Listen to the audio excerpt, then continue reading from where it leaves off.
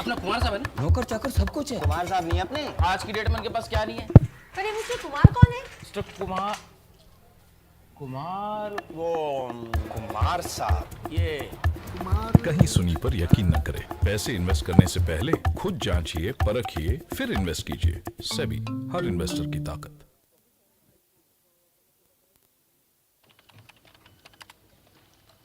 Hi sir. वो मेरा dividend warrant अभी तक नहीं आया। उसके लिए तो आपको रिटर्न एप्लीकेशन फाइल करनी पड़ेगी। आप रिटर्न एप्लीकेशन दे चुके हैं? Oh good good good good good good. Ginger tea, masala tea, anything? क्या नाम बताया आपने? वसंत कुमार काबरा। बसंत ओ काबरा बोले तो बंगाली। हरियाणवी। सर आपका एग्जैक्ट प्रॉब्लम? मेरा डिविडेंड वारंट अभी तक नहीं आया सर। Just a second. हाँ जी। ओह सर आपका डिविडेंड वारंट ना अब तक नहीं आया sir. No response to your investment complaints? Complain to the right authority. Log on to scores.gov.in and get a response to your investment complaints. SEBI, her investor की ताकत। बकवास है।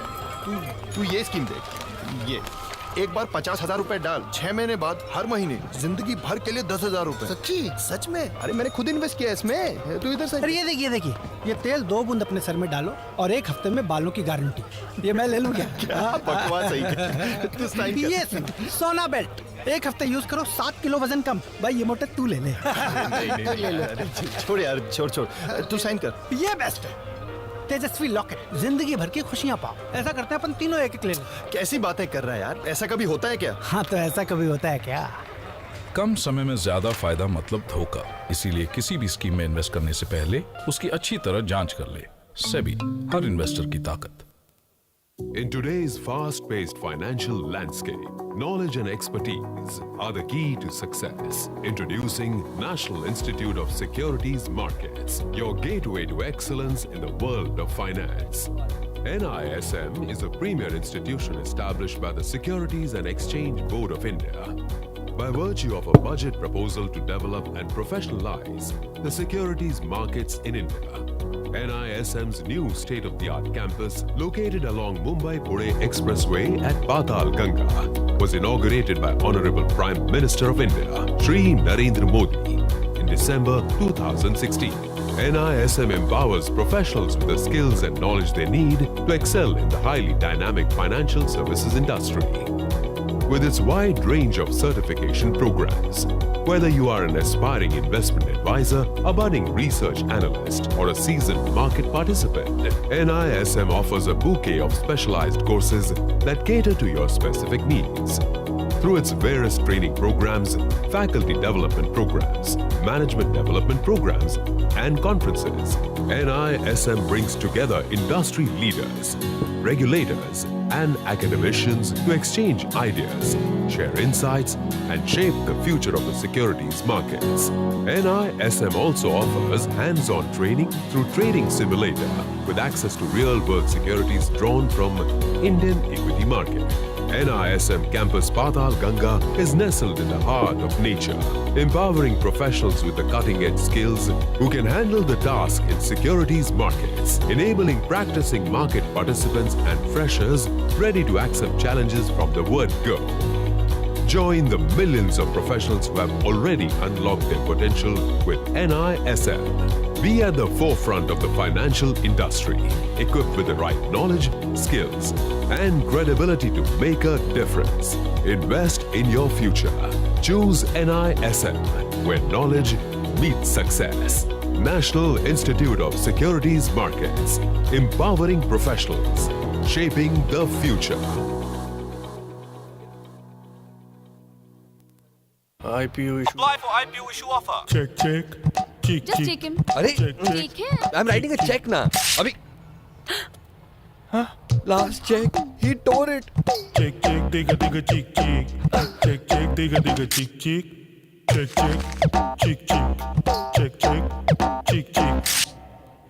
Oh, check, digga, cheek. Check. Check, digga, cheek. Arre, check, digga, cheek. Now, no check hassles and no waiting for refunds. Because from January 2016, IPO payments can only be made through ASPA and not by check. SEBI, her investor की ताकत। They say that the zebra is the oldest animal in the world. Wow. Ask why? Why? Because it's still black and white. One more joke. Invest rupees 20,000 and get 200% appreciation in 2 months.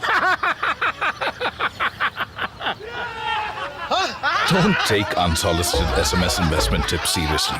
Acting on it benefits someone else, not you. Issued in public interest by SEBI. SEBI, her investor की ताकत. Now, none of that KYC fuss. And no more margin payment. Sir, And how's the missus? At her mother's. She's happy when she's there. And no more worrying about tax payments. And no one even gets to know our names. This is called Dabba trading.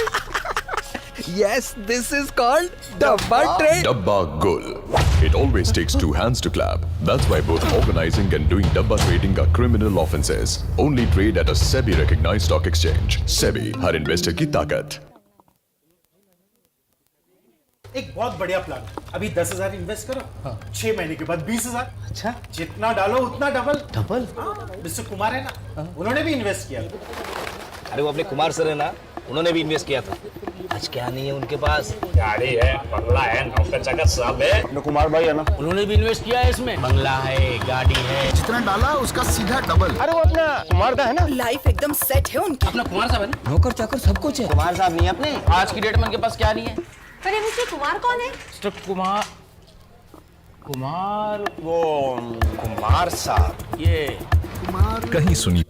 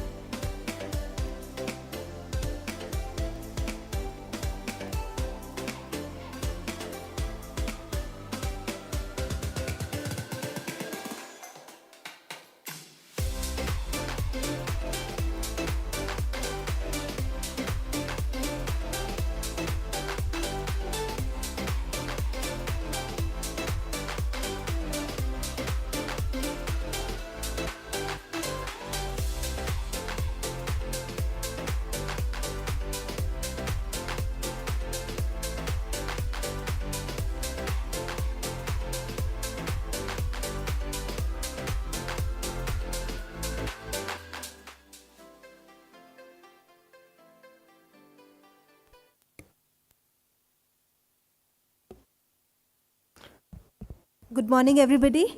Welcome you all to the Central Regional Round of the NISM SEBI National Financial Literacy Quiz, being hosted today at the Symbiosis University of Applied Sciences at Indore. So it's heartening to see all of you come here for the postgraduate round.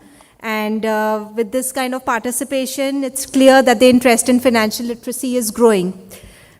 So now, as you all may be aware, NISM and SEBI have started the National Financial Literacy Quiz 2025 as part of their broader advocacy efforts to strengthen financial literacy among young learners.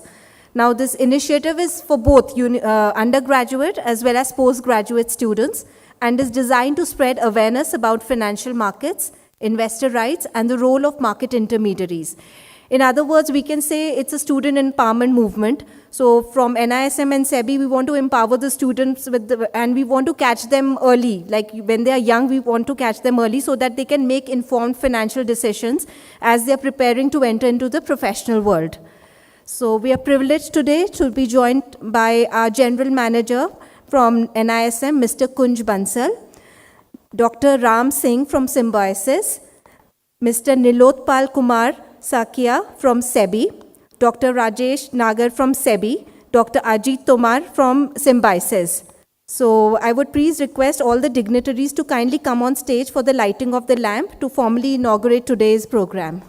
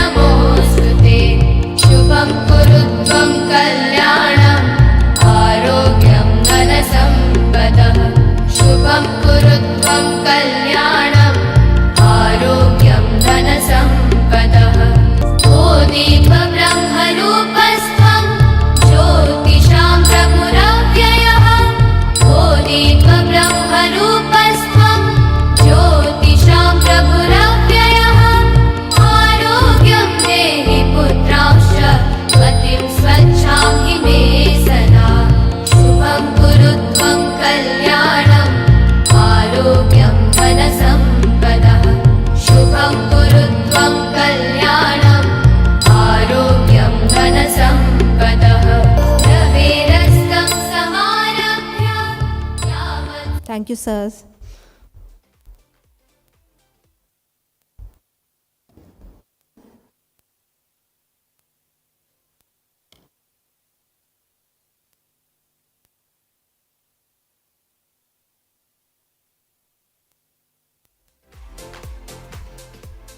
Now I request Kun sir to please come up on stage for the inaugural address.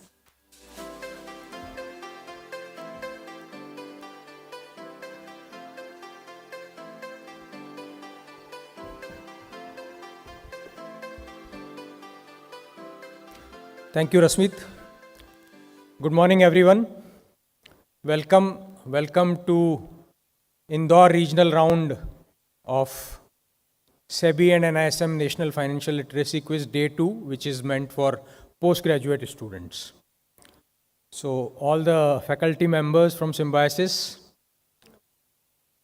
my colleagues from NISM, SEBI officials, students, your parents, some of them have come with parents, friends, family, faculty members, and a lot of SEBI and NISM smarts and resource people are here. So welcome to all of you.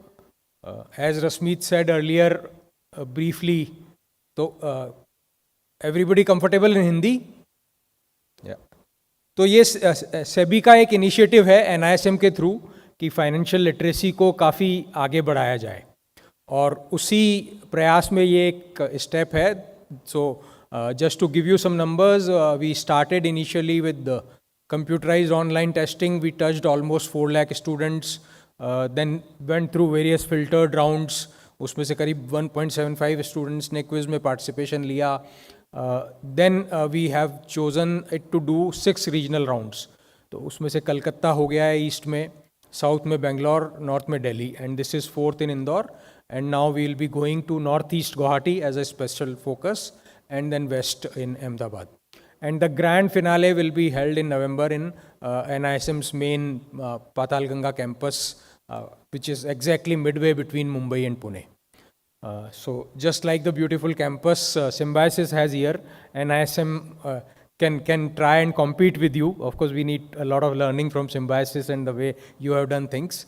But it's a beautiful campus. So all the teams who are present here, please fight, please compete ferociously, but compete ethically. That is more important than trying to cut corners and trying to reach at places where you will not be able to keep running in the long term. So in the long term, if you are to be successful, if it has to be sustainable, if you have to keep running, you have to know your skill, you have to know your subject, you have to have your knowledge, and then keep doing it ethically. So these are some of the things which are more important. Other than the NFLQ, we have been doing a lot of initiatives. तो हमने अभी एक reel making competition launch किया हुआ है, in case some of you haven't heard about it. So you can prepare, especially for today's generation, those kind of communication mediums, those kind of modes are more something that probably feel closer to your heart. So that's the reason you have to make a reel related to financial topics, not about your travel blogging or eating or food and restaurant and all. I'm sure there is a world out there for that also, but since for us the purpose is financial literacy, financial awareness, so choose any topic of your interest related to mutual fund, related to capital market, related to equities, related to SIP, SWP, related to derivatives, related to cyber frauds. Again, cyber fraud is specific to financial markets, not कि आपका फ्लिपकार्ट पे order honour नहीं हुआ या Amazon पे किसी ने आपको चीट कर दिया. Not to do with that, because we want to keep it focused. So that reel making competition is on till the end of this month. Parallelly, we have launched an ideathon competition. So there again the focus is financial market, but more specifically on the cyber frauds related to. So I'm sure today we all read, रोज अखबार में आता है, news channels में आता है कि इसका 1 करोड़ का नुकसान हो गया, उसको इस तरह से बेवकूफ़ बना दिया गया, उसने इधर पैसे डाल दिए और बाद में कहाँ गए कुछ पता नहीं पड़ा. तो try and study all those cases, and most important thing is that you have to provide some solutions to the problem, that how it can be handled. Not that you have to completely design the prototype of the solution, but you have to at least give an idea that how such problems can be tackled. So these are a few of the things that are really important.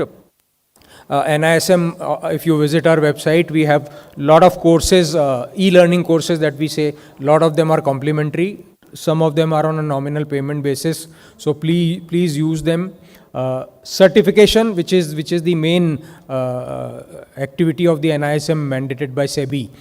आज आप, especially today, we have postgraduate students. So you will, compared to yesterday where we had undergraduate student, you are more closer to coming in working life, either through jobs or through your own entrepreneurship or other modes. So especially if you are planning for jobs in the BFSI or within that more specific capital market segment, today you have to be certified.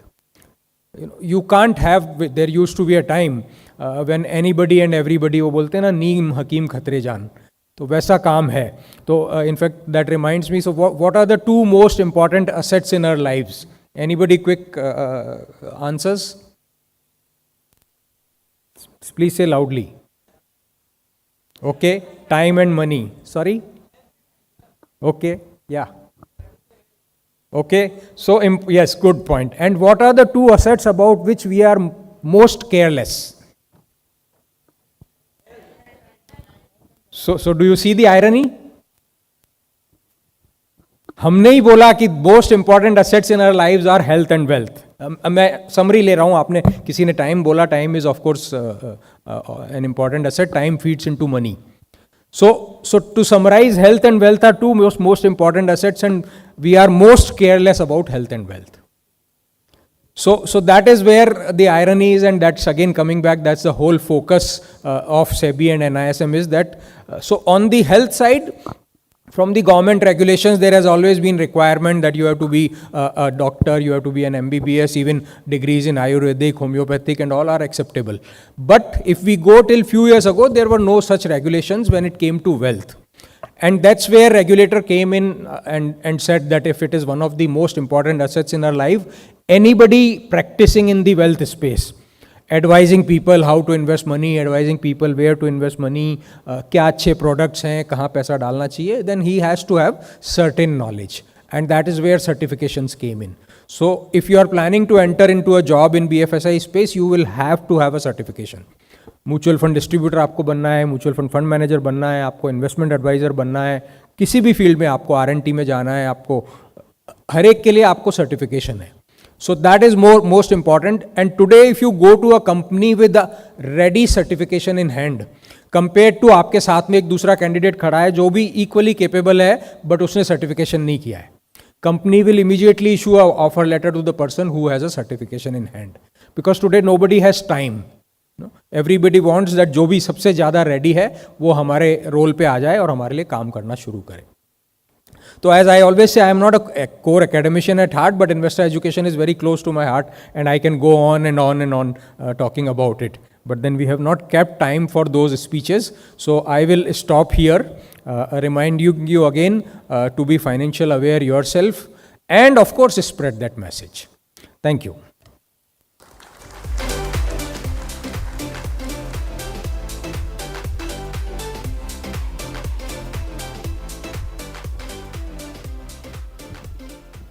Thank you, sir, for the important takeaways.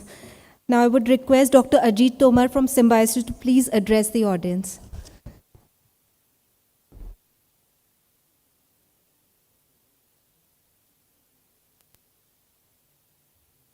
Good morning, everyone. It's my honor and privilege to extend a welcome note on behalf of our university's authorities. When we talk about university authorities, so it starts from Honorable Chancellor Sir, then Pro-Chancellor Ma'am, Vice Chancellor, Registrar Office. So on behalf of School of BFS, I would like to welcome the dignitaries present over here from NISM, SEBI, various institutions from MPCG, and the students, my faculty team members, and the students. I will just say that best of luck for the day. This is the second day of the event. First day we have seen the event that was very competitive event under UG teams where almost 60 teams competed with each others.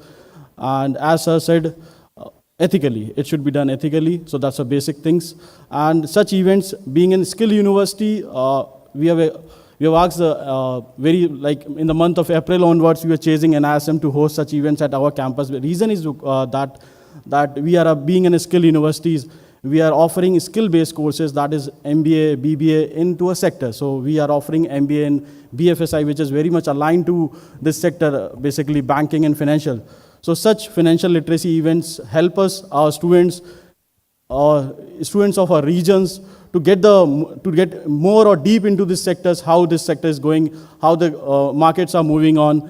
So with these words, I would just say all the best to each one of you, compete well, and let's see that some of the regional teams reach to national level teams, and we would expecting and crossing fingers that the national event should be won by the regional teams only. That's what the motive. Thank you.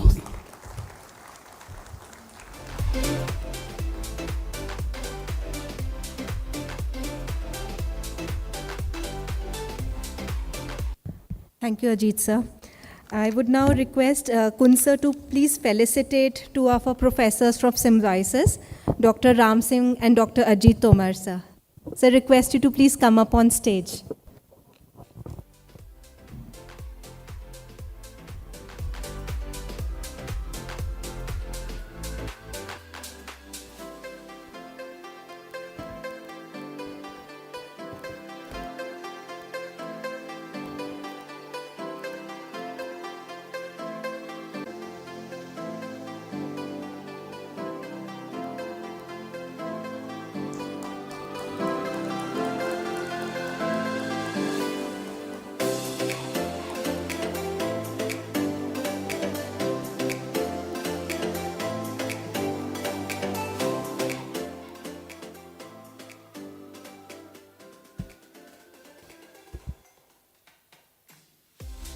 A big hand for Dr. Ajit Tomar. He's been supportive since April. We've been after him for various things. So thank you so much, sir, for this. Thank you, sir. Thank you, Kunsar. Okay. So now we can draw the curtains and the team can do the setup.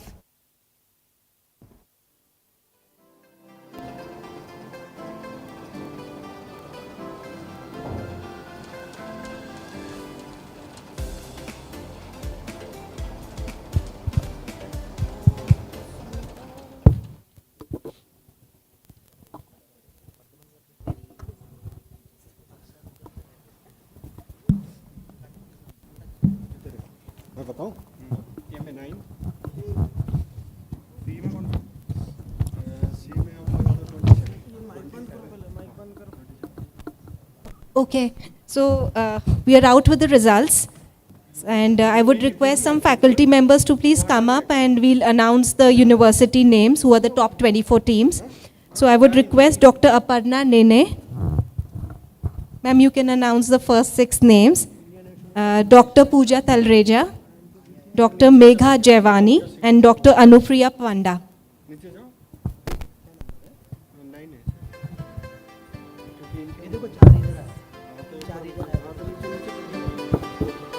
Good morning, everyone. So here the names are. The first team that would come up is IIM Raipur, followed by IIM Indore, Jagran Lake City from my city, SVKMS NMS Indore, ITM University Raipur, and Symbiosis University of Applied Science, your own college. Congratulations to you all.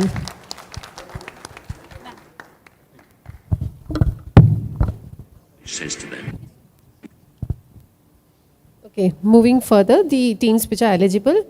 Acropolis Faculty of Management and Research. Then we have Guru Ghasidas Vishwavidyalaya Bilaspur. Then Pandit Jawaharlal Nehru Institute of Business Management Ujjain. International Institute of Professional Studies Devi Ahilya IIPS. Then Jaipuria Institute of Management. We have these guys here, na? So why you're not making noise? Are you not happy? Then Maharaja Agrasen International College, Raipur. Yes, correct. Congratulations.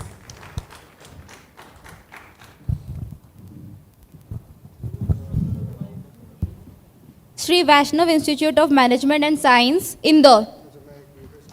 Please show some excitement, guys. Madhav Institute of Technology and Science, Gwalior. VIT Bhopal University, Bhopal. School of Economics, Devi Ahilya Vishwavidyalaya, Indore. School of Commerce, Devi Ahilya Vishwavidyalaya, Indore. OP Jindal University, Raigad. So the next 6 teams who have made up to the next round of quiz are Prestige Institute of Management and Research, Gwalior. Institute of Professional Education and Research, Bhopal. Sagar Institute of Science and Technology, Bhopal. Mandsaur University, Mandsaur. Indore Institute of Management and Research, Indore. And then Prestige Institute of Management and Research, Bhopal. Give a huge round of applause to all the teams who have made up to this round. Thank you. Thank you, ma'am. So I'll just tell student-wise, like the format will be, all of you, the upcoming team who will be playing has to be seated on the left-hand side of the auditorium. So this is for a better coordination, and we don't want to hunt for all of you around. And since all the 24 teams are here, please be there till the end. Like even for the prize distribution, all of you just be seated on the left-hand side, all these 24 teams. So I'll just announce the names. From IIM Raipur, we have Aman Kumar Saha and Dharmendra Yadav. Are you here in the auditorium? If you can come on the left-hand side and please be seated there. Then we have ITM University Raipur, Ritika Mandhan and Prachi Sharma. Are you here? Ma'am, please come there. We have Rohit Bhatt and Aditya Pathak from Pandit Jawaharlal Nehru Institute.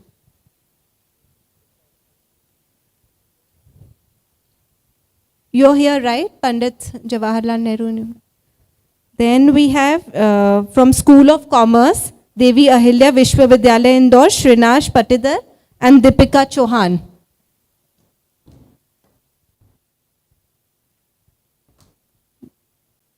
Okay.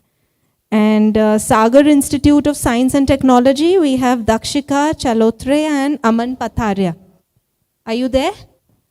Please come on the left-hand side. So now for the other teams also, I'm announcing beforehand that, 15-20 minutes before, in fact, once team 1 moves on in the stage, team 2 should be seated here, and likewise team 3 and team 4.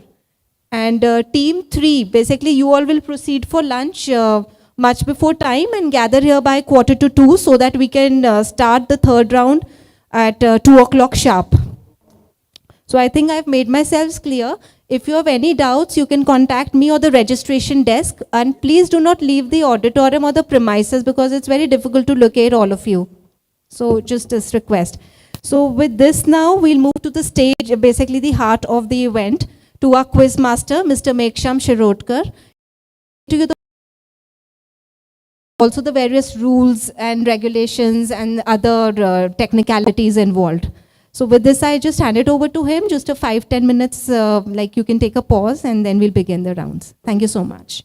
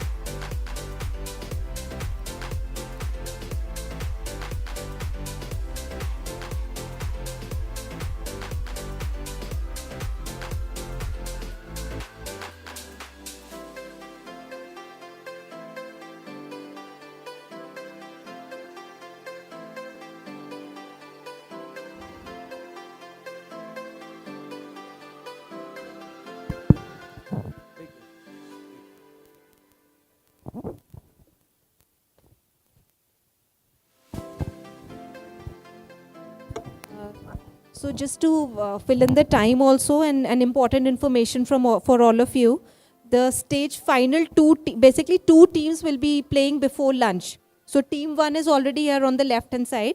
Team 2 also, I'll also tell you like who all are put together. I'm Indore, Mohit and Sharath. Then Symbiosis University, we have Venkatesh Tiwari and L. Sudhir. Then IIPS, that's International Institute of Professional Studies, Devi Ahilya Vishwavidyalaya Indore. So you're playing in the second team.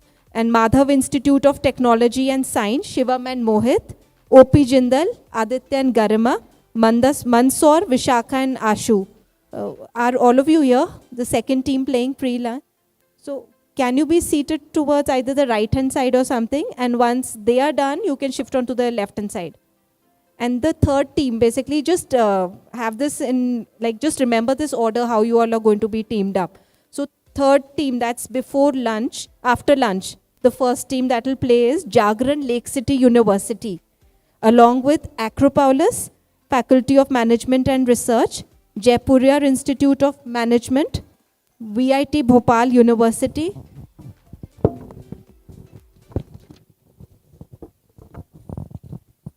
Prestige Institute of Management and Research, Prestige is Gwalior. Yeah. You are there? Oh, okay. So you are third team. Just remember your names, Astha and Abhishek. And along with you, the sixth team is going to be Indore Institute of Management and Research, Aman Khan and Mohammad Aman. Okay. And the last team which is going to play is, just remember your names please, SKVM NMIMS, along with Guru Ghasidas Vishwavidyalaya, Maharaja Agrasen International College, School of Economics Devi Ahilya Indore, Institute of Professional Education and Research IPR Bhopal, and Prestige Institute of Management and Research, this is Bhopal. So this is team 4. If you have any clarifications, we are going to paste this on the registration desk. So you can just check your names, but very promptly you all have to be on the left hand side of the auditorium, so we don't need to chase you all. Thank you.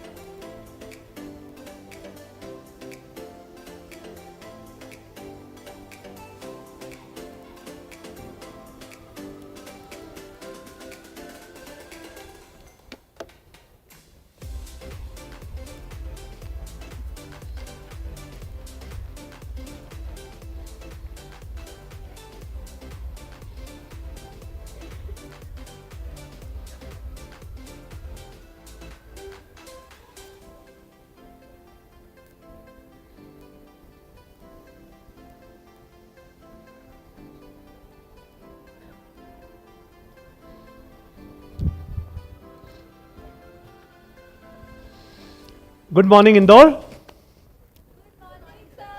That's the best part. I like this crowd already. All of you are too silent for my liking. All right, let's try this once again. Good morning, Indore. Much better. Otherwise, I was going to sledge you by saying that yesterday's undergraduate crowd was far more enthusiastic. But okay, good start. Great. So good morning, everyone. My name is Meghasham Shirodkar. I shall be your quiz master today. We are here for the central regional rounds in the postgraduate cohort of the National Financial Literacy Quiz 2025, brought to you by the National Institute of Securities Markets, a capacity building initiative of the Securities and Exchange Board of India, SEBI as we call it. This year, the National Financial Literacy Quiz has been a much more expanded version, as Kunj sir was telling you. It is run over the course of 3 engaging rounds, each of which are designed to test the financial knowledge as well as problem-solving skills of young India, people like you. Today, we are here for the central regional round in the postgraduate cohort. Yesterday, we had a scintillating round of 4 quizzes in which we've already identified 10 teams who will represent central zone in the national finals in the undergraduate cohort. Today, we are here to find out 10 more teams from the slightly elder batch, postgraduate cohort, who will represent central zone in the national finale to be held at the spectacular NISM campus near Navi Mumbai. This year, we traveled to 6 zones all across India. This is the 4th, north, east, west, south, central, and the northeast as well. We began in the city of Joy in the east. We traveled down south to India's Silicon Valley in Bengaluru. And just a couple of weeks back, we had a really good round of quizzing with about 100 teams in Gurugram for the north zone. Now we're here in Indore, India's cleanest city, so clean that they had to think up a new category so that some other city could win, right? And I was listening to the teams which qualified, and I was glad to see that there are teams from Raipur, Gwalior, Bhopal, Indore, etc., etc. So it all promises to be a really, really exciting day of quizzing. And what is even better, we've started half an hour ahead of time, so I can give you the full 1 hour for lunch, so you can come back re-energized for the second half of the day. So here's how we're going to do this. You already sat through a proctored round in the morning, and the top 24 teams have been identified. These teams will go through 4 rounds of semi-finals, 6 teams each, and at the end of it, we will have 8 teams, the 2 winners from each semi-final, and then the next 2 teams in the order of scores. So 10 teams who will represent Central Zone in what promises to be a cracker of a national finale in Navi Mumbai. And as again, one of our guests from Symbiosis said, we hope that the national champion should be somebody from here, somebody who's sitting today in the audience, right? So thank you so much. I hope that happens. And yesterday, just no pressure, but yesterday there were 2 teams which finished with 230 and 225 points in the regional semi-finals. So that's like the benchmark for the postgraduate cohort now. You must be wondering how we divide the 24 teams into the 4 semi-finals. The easiest way would be to take the first 6, then the next 6, and then the next 6, and then teams 19 to 24. But then that would make the level of competition very uneven, right? Because then as you go on further down the line, it becomes easier and easier for the other teams. So what we decided was we will make something which is even competition across all 4 semi-finals. So what you will see happening now is for the first semi-final, the teams which you see displayed here, they are the teams who achieved ranks 1, 5, 9, 13, 17, and 21 in the proctored round. So we've taken 1 team from each of those groups across the board. The teams who come up for the second semi-final, they will be ranked 2nd, 6th, 10th, 14th, 18th, and 22. And logically, 3rd, 7th, 11th, 15th, 19th, and 23. And the 4th semi-final will be teams ranked 4, 8, 12, 16, 20, and 24. Across the 3 cities that we've done this so far, north, east, and south, this has thrown up some really exciting competition and far better than what we had hoped for. So I just hope that the postgraduate cohort today can keep that going, because yesterday, as I said, was a really thrilling round of competition. Without further ado, I will call up the 6 teams who will walk up on stage for the first semi-final. Boni, jisko hum bolte hain, wo unse karenge.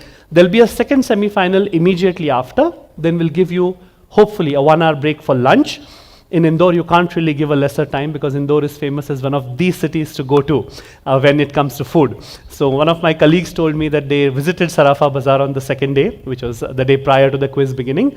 And when I told this to the folks at home, they said that before you think of stepping out anywhere for food, look at your waistline and then don't step out. So I have yet to go to Sarafa Bazaar, but hopefully I'll do that a little later today. I will call out the teams who will walk up here. We will explain the rules to them and then we will kick off. So let's start with the teams. At table A, team A, we will have Indian Institute of Management, Raipur, represented by Aman Kumar Shah and Dharmendra Yadav. Aman and Dharmendra, if you're here, you're team 1. Please welcome each and every team with the warmest of applauses. Please come up. Your partner is also here, I hope, somewhere. Lovely. At table B, ITM University, Raipur, represented by Ritika Mandhan and Prachi Sharma. The first all-ladies team on stage. Round of applause for them. Very, very nice. Your team B. To their immediate left at table C will be the team from Pandit Jawaharlal Nehru Institute of Business Management, Ujjain, represented by Rohit Bhatt and Aditya Pathak. Rohit and Aditya, welcome to the stage. That finishes half of the first semi-final. At table D, team D is Sri Vaishnav Institute of Management and Science, Indore, Priyanshi Mangal and Khushi Pal. Already half of the stage is full of ladies. Woman power, please welcome them on stage. You can come up from the left. They are team D. Team E is School of Commerce, Devi Ahilya Vishwavidyalaya, Indore, Shreyansh Patidar and Deepika Chauhan. Shreyansh and Deepika, welcome to the stage. And last but certainly not the least, team F, Sagar Institute of Science and Technology, Bhopal, represented by Dakshika Chalotre and Aman Patharia. Dakshika and Aman, welcome to the stage.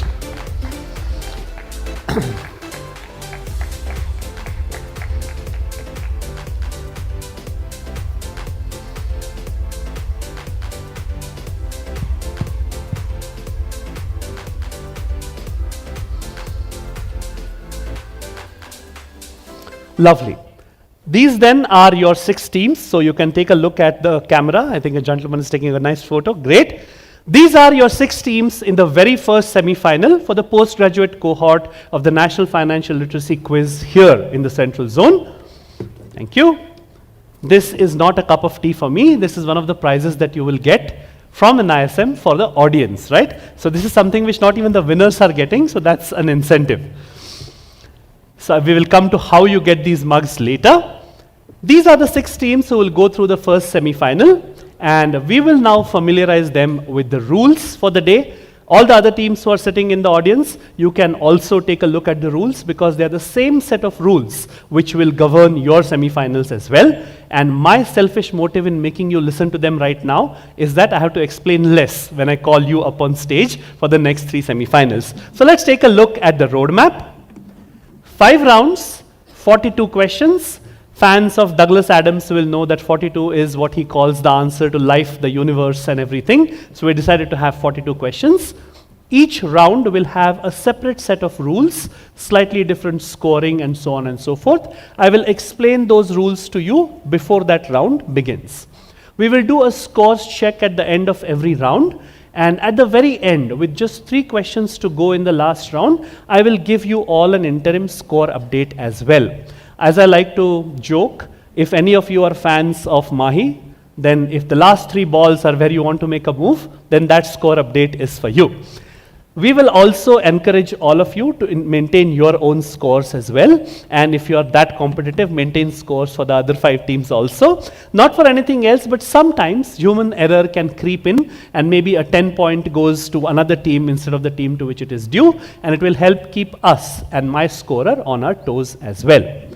Audience, where does the mug come in? This is where it comes in. We will have audience questions after every round. And except for the multiple choice questions round, any question that the teams cannot answer passes to you as well. There is just one condition. You do not shout out or murmur the answers amongst yourself when it is going on.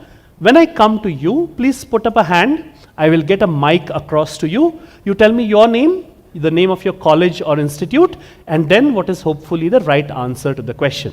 If you give me the right answer, you get either a chocolate, or if the question is that good enough, you get one of these really cool mugs from the NISM.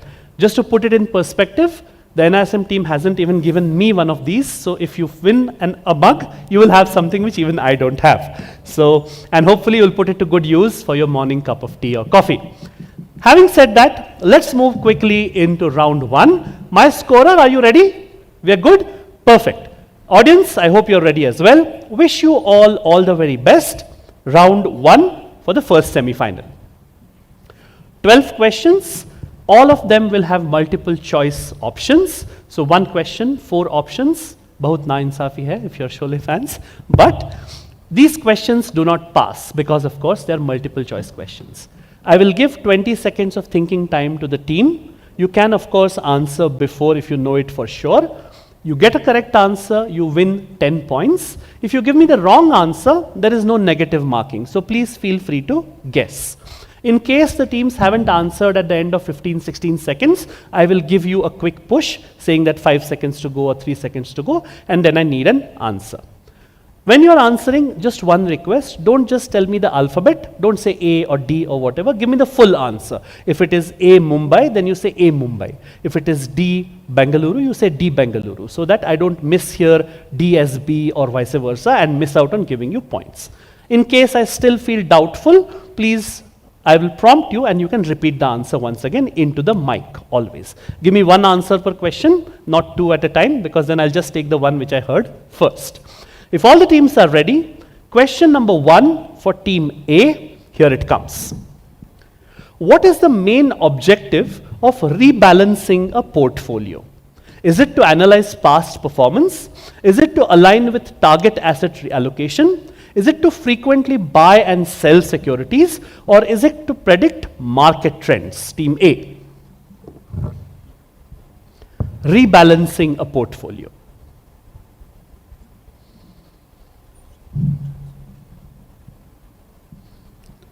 B, to align with target asset allocation. And that aligns perfectly with 10 points. They start off with 10. 10 points to team A. Very, very nice. ITM University, your question. Which of the following is ranked last, both in terms of profit sharing as well as receiving liquidation proceeds if it comes to liquidation? Is it the lenders? Is it the employees? Is it equity shareholders? Or is it government creditors? Team B. It's C, equity shareholders. Is correct. 10 points to the ladies as well. Equity shareholders are ranked last, both when it comes to receiving profits as well as liquidation proceeds share also. 10 points to team B for Bravo. Team C, Pandit Jawaharlal Nehru Institute, your question. What is the settlement method for USD INR futures? So the dollar rupee futures, and these are your options. Is it physical, which means that it is based on actual delivery? Is it that it can be both cash or physical? Is it a gold indexed transfer, or is it cash only? Team C. So this is B, can be cash or physical. Not really, it can be only cash because dollar rupee futures are always mandatorily settled in cash. No worries, you don't win 10 points, but you don't get a negative as well. And there will be another question coming your way in the second cycle. Team D, here's your question. The database of distinctive numbers, or DN as we call it, of equity shares of listed companies are created and maintained by which of these? Is it by the issuer company? Is it created and maintained by the custodians? Does SEBI do it? Or is it done by the depository? Team D.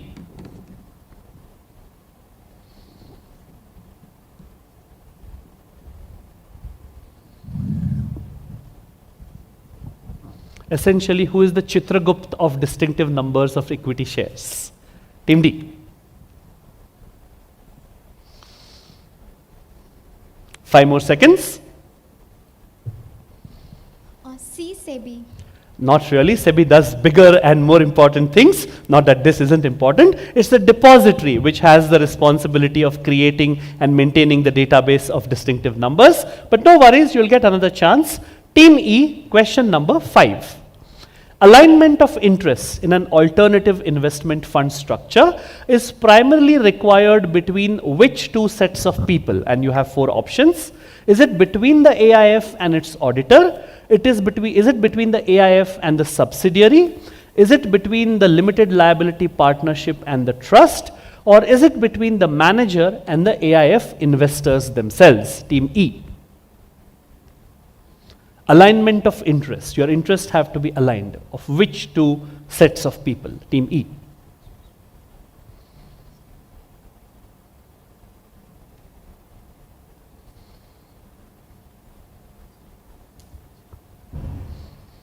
5 more seconds. Can you repeat the full answer? The AIF and the subsidiary? Not really. An alignment of interest needs to exist between the manager and the AIF investors so that there could be no potential conflicts and their interests are aligned perfectly so that the AIF can function the way it is meant to function. 3 misses in a row. Let's see if F can break that trend. Question number 6. What is the term for issuing new shares to existing shareholders without any payment or consideration called? Is it a special dividend? Is it an interim dividend? Is it stock dividend? Or is it a cash dividend? Team F. This is one of the questions which I think can be logically worked out. Team F. New shares to existing shareholders without taking any payment from them. Team F. 5 more seconds. It's C, stock dividend. Will fetch you 10 points. Nice answer, stock dividend. Usually you get dividends without giving any consideration for them, even when it comes to mutual funds and stuff. In the same way, you get some extra shares without paying for them, provided you are an existing shareholder.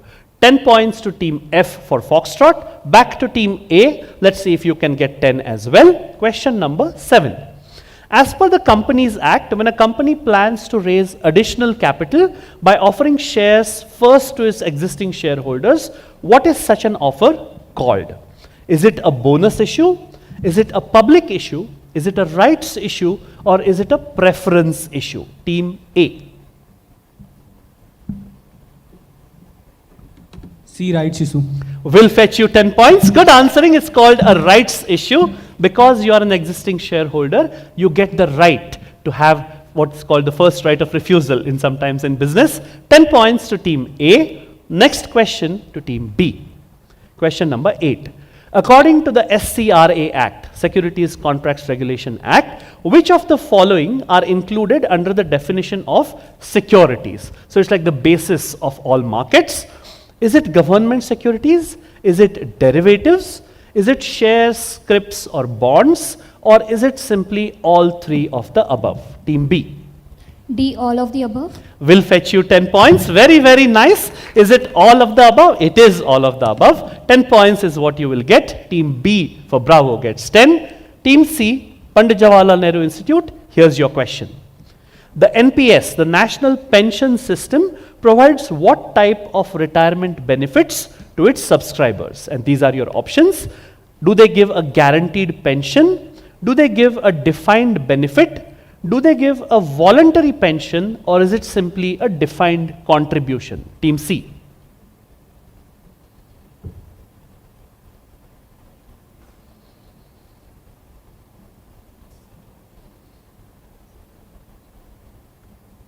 Five more seconds. Sir, it's A, guaranteed pension.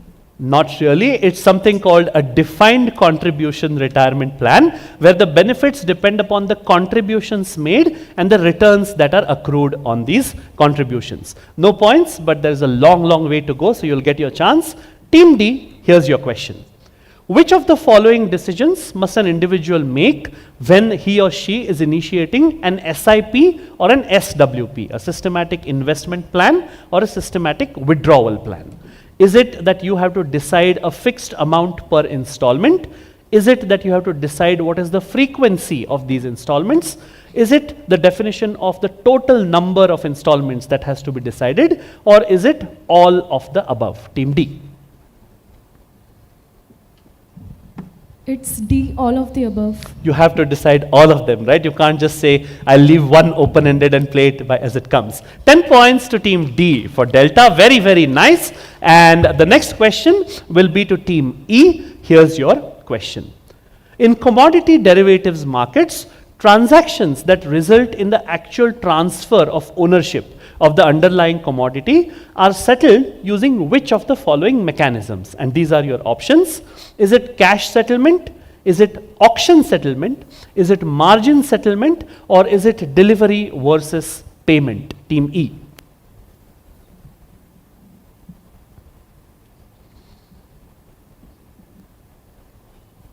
(20 seconds) ticking away.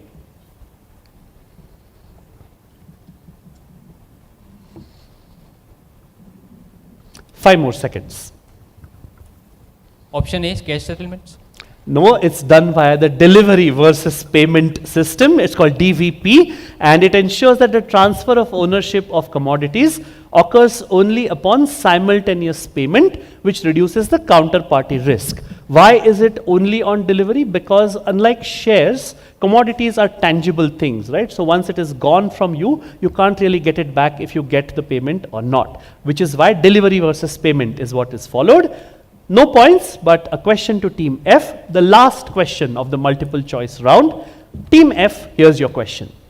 Under the current federal structure in India, regulatory oversight of spot market transactions in agricultural commodities primarily falls under which authority's jurisdiction? And these are your options. Is it under the authority of the central government? Is it under SEBI's jurisdiction? Is it under the jurisdiction of each state government? Or is it under the jurisdiction of the Forward Markets Commission, or FMC as we call it? Team F. You know what a federal structure is, right? Central government at the center and state governments at the state level. Team F. It's option D, Forward Market Commission. Not really. It is done by the individual state governments, because the constitution says that the spot market trade is a state subject. So there is a list called the union list and the state list. This falls under state list. No points, but that brings us to the end of the multiple choice questions round. Let's have a question for the audience while the scores are being totaled. Let's see an easy one to start off with. So we'll give a chocolate for this probably. So we all know that the Indian currency is called the rupee, right? So way back in the 1500s, that was when the first rupee was issued, done by an emperor called Sher Shah Suri, who introduced a silver coin called the rupiah. And that is how ultimately we came to what we call the Indian rupee. What I want to ask of you for a chocolate is, how did the rupiah get its name? Why was it called the rupiah?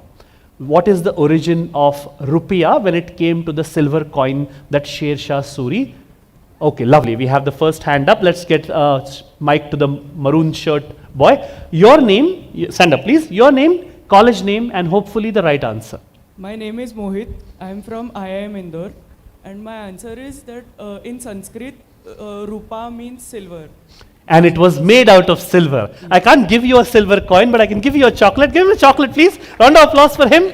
And are you one of the 24 teams who will come up here later? Lovely. So hopefully you can win some cool prizes for that as well. That was the first audience question. Let's take a look at the scores. Lovely.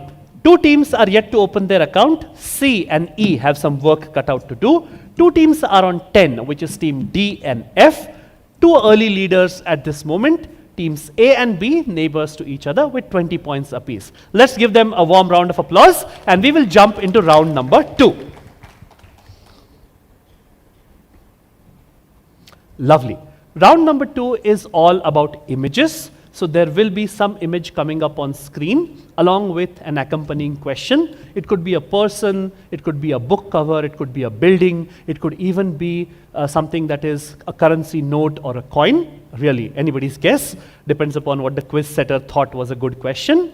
There will be a question attached to it. Giving the correct answer gets you 15 points. There are no negatives if you give me the wrong answer, so please feel free to guess away. We will begin with team 1. And since these are not multiple choice questions, these questions will pass. How do they pass? I give 30 seconds of thinking time only to the first team, the direct team as we call it. If they give me the right answer, they get the full 15 points. We move on to the next team. If you don't give me the right answer, or if you say pass, which I hope you don't do because there's no negatives, so why not guess? Then we move to the next team with the full 15 points intact. If they give me the right answer, they get 15. And the next question will go to the next team. So that's a system we call infinite bounds in Indian quizzing. It ensures that no team, no matter how strong they are, gets 2 or 3 questions one after the other in succession. So mathematically, it will ensure that once you've answered a question, you have to wait for the full cycle of teams before the next question comes to you. What happens if none of the teams answer a question? I go across to the audience, you put up a hand, I give you a mic, you give me the right answer, you get a chocolate or a mug, and then we go back to the same team with the next question. We will do this only for 2 questions in succession. In the extremely rare event that these teams don't answer 2 questions successively, the next question will move on to the next team. Clear? At any point in time, if you have a doubt about how I have passed, please feel free to stop me and ask. In the same way that SEBI is very transparent, this quiz is also very transparent when it comes to rules and regulations. We will begin with team A. Question number 1, here it comes. Located off the western Indian coast, which location or thing do you see portrayed here on this Indian 1 rupee note that was released or that came out in 2015? Team A. I will accept either one of 2 answers. If you give me the exact name of that structure that you see there, you get points. If you tell me what that area is called, I also give you 15 points. Team A. You have 30 seconds, ticking away. Other teams, if the question passes, I won't give you time, so just keep your mics handy and don't switch off the microphones because then it takes time to come back and forth. 10 more seconds, team A. The 1 rupee note obviously is India's legal tender. The rest are all kind of promissory notes. That's why there's a promise printed on them. Yes, team A. Oil rig near Mumbai in Arabian Sea. Oil rig near Mumbai? In Arabian Sea. In Arabian Sea. Passes to B. Pass question, so I need an answer immediately. Is it Sahibmati Port? No, Sabarmati, sorry. not Sabarmati Port. Passes to C. Sir, it's an image of Bombay High on Okay. western coast. Bombay High is what I was looking for. The oil field at Bombay High, and that actual oil rig is itself called Sagar Samrat. So as you can see, I would have accepted either one of the answers that you see on screen. C opted to give me Bombay High. Bombay High is strategically very, very important to us as a country because it is one of the few places in India where you can actually get petroleum. So as you can see, the 1000 rupee note which got defunct, which was then withdrawn, also had Sagar Samrat somewhere in the middle. 15 points to team C for Charlie. The next question by the law of infinite bounds will go to team D. Here's your question. This financial institution, founded by Maharaja Hari Singh in 1938, was India's first state-promoted bank. Headquartered in a union territory, it now operates over 1000 branches all over the country. What bank has this logo? Team D. Jammu and Kashmir Bank. Beautiful. 15 points to the girls. Very, very confident. They didn't even take those 30 seconds. This is, of course, the J&K Bank or Jammu and Kashmir Bank. I tried to throw in a googly there by saying it's located in a union territory because of the political ramifications that are going on, but they knew their answer pit-pat. 15 points to team D for Delhi. The next question goes to team E. As you can see here, this is a chart pattern named after a geographical formation, something that we learn about in geography, a very common English word. It is formed when prices gap up or down, trade in a range, and then gap in the opposite direction. If you can see those 2 circles, that is the key word. Why is it named after something that you see in geography? Because it leaves the price action isolated from the rest of the chart.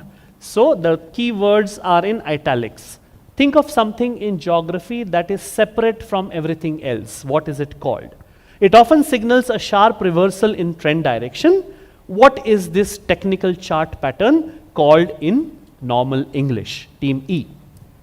And it is named after something that we learn about in geography, something that is isolated from everything else. Team E.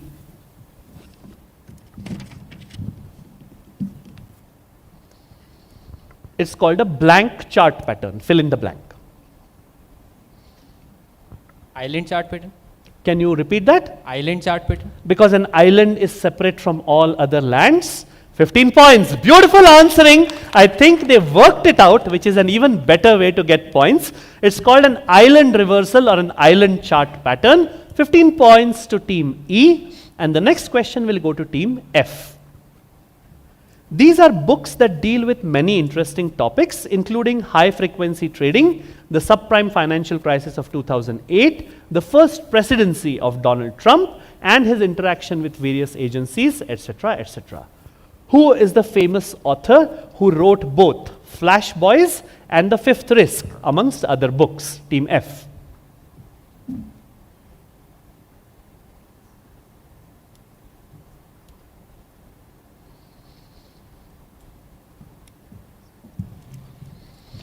Fifteen more seconds.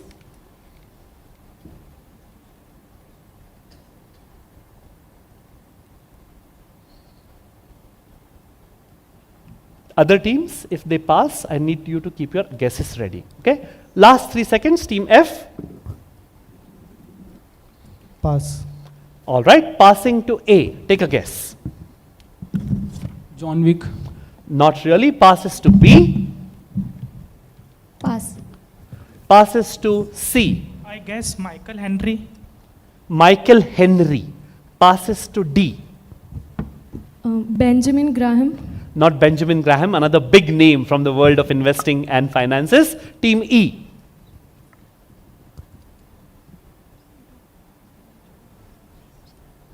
Charlie. Not Charlie. Passes to, it was your question, right? Team F. All right. For a mug this time. The first hand I saw go up was the gentleman in the orange shirt. So let's get a mic to you.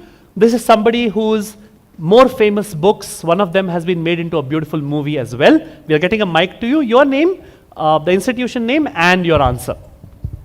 Hello, sir. My name is Dr. Mosam. I'm from MIT's Gwalior. Okay. Is it Michael Lewis? It is Michael Lewis, the author of Moneyball and Liar's Poker as well. Let's give him a mug from NISM. I hope that will find pride of place in the staff room when you have your morning cup of tea or coffee. Michael Lewis, who wrote that really famous book called Moneyball, which is about how instead of hiring stars to play in your baseball team, you can actually use the power of numbers to hire the most efficient team who can win you trophies. Michael Lewis, and that's how he looks. Now you know. The next question, because nobody got it, will go back to Team F. Here's your question. This former governor of the Reserve Bank of India has been a member of the Rajya Sabha, has also been a deputy RBI governor before becoming governor, and he also headed the committee that established the value of the poverty line that is presently in use. Simply tell me, what is his name?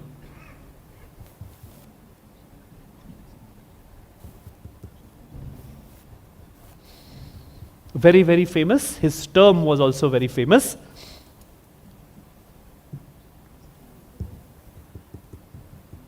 "30 seconds, ticking away.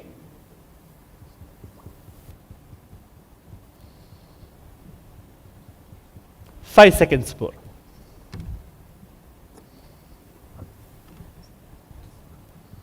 Pass. Passes to A, into the mic. D. Subbarao. Not D. Subbarao. We featured Subbarao sir in yesterday's quiz. So passes to B. IG Patel. Not IG Patel. Passes to C. Pass. Passes to the ladies at D. Sanjay Pancholia. Not really. Passes to E. Into the mic. Take a guess. S. Das. Not Shaktikanta Das either. Let's go to the lady in the black blazer there. We'll get you a mic to my left, to the far left. She's sitting alone there. We'll get you a mic, your name, the college name, and your answer. And we'll give you a chocolate now, okay?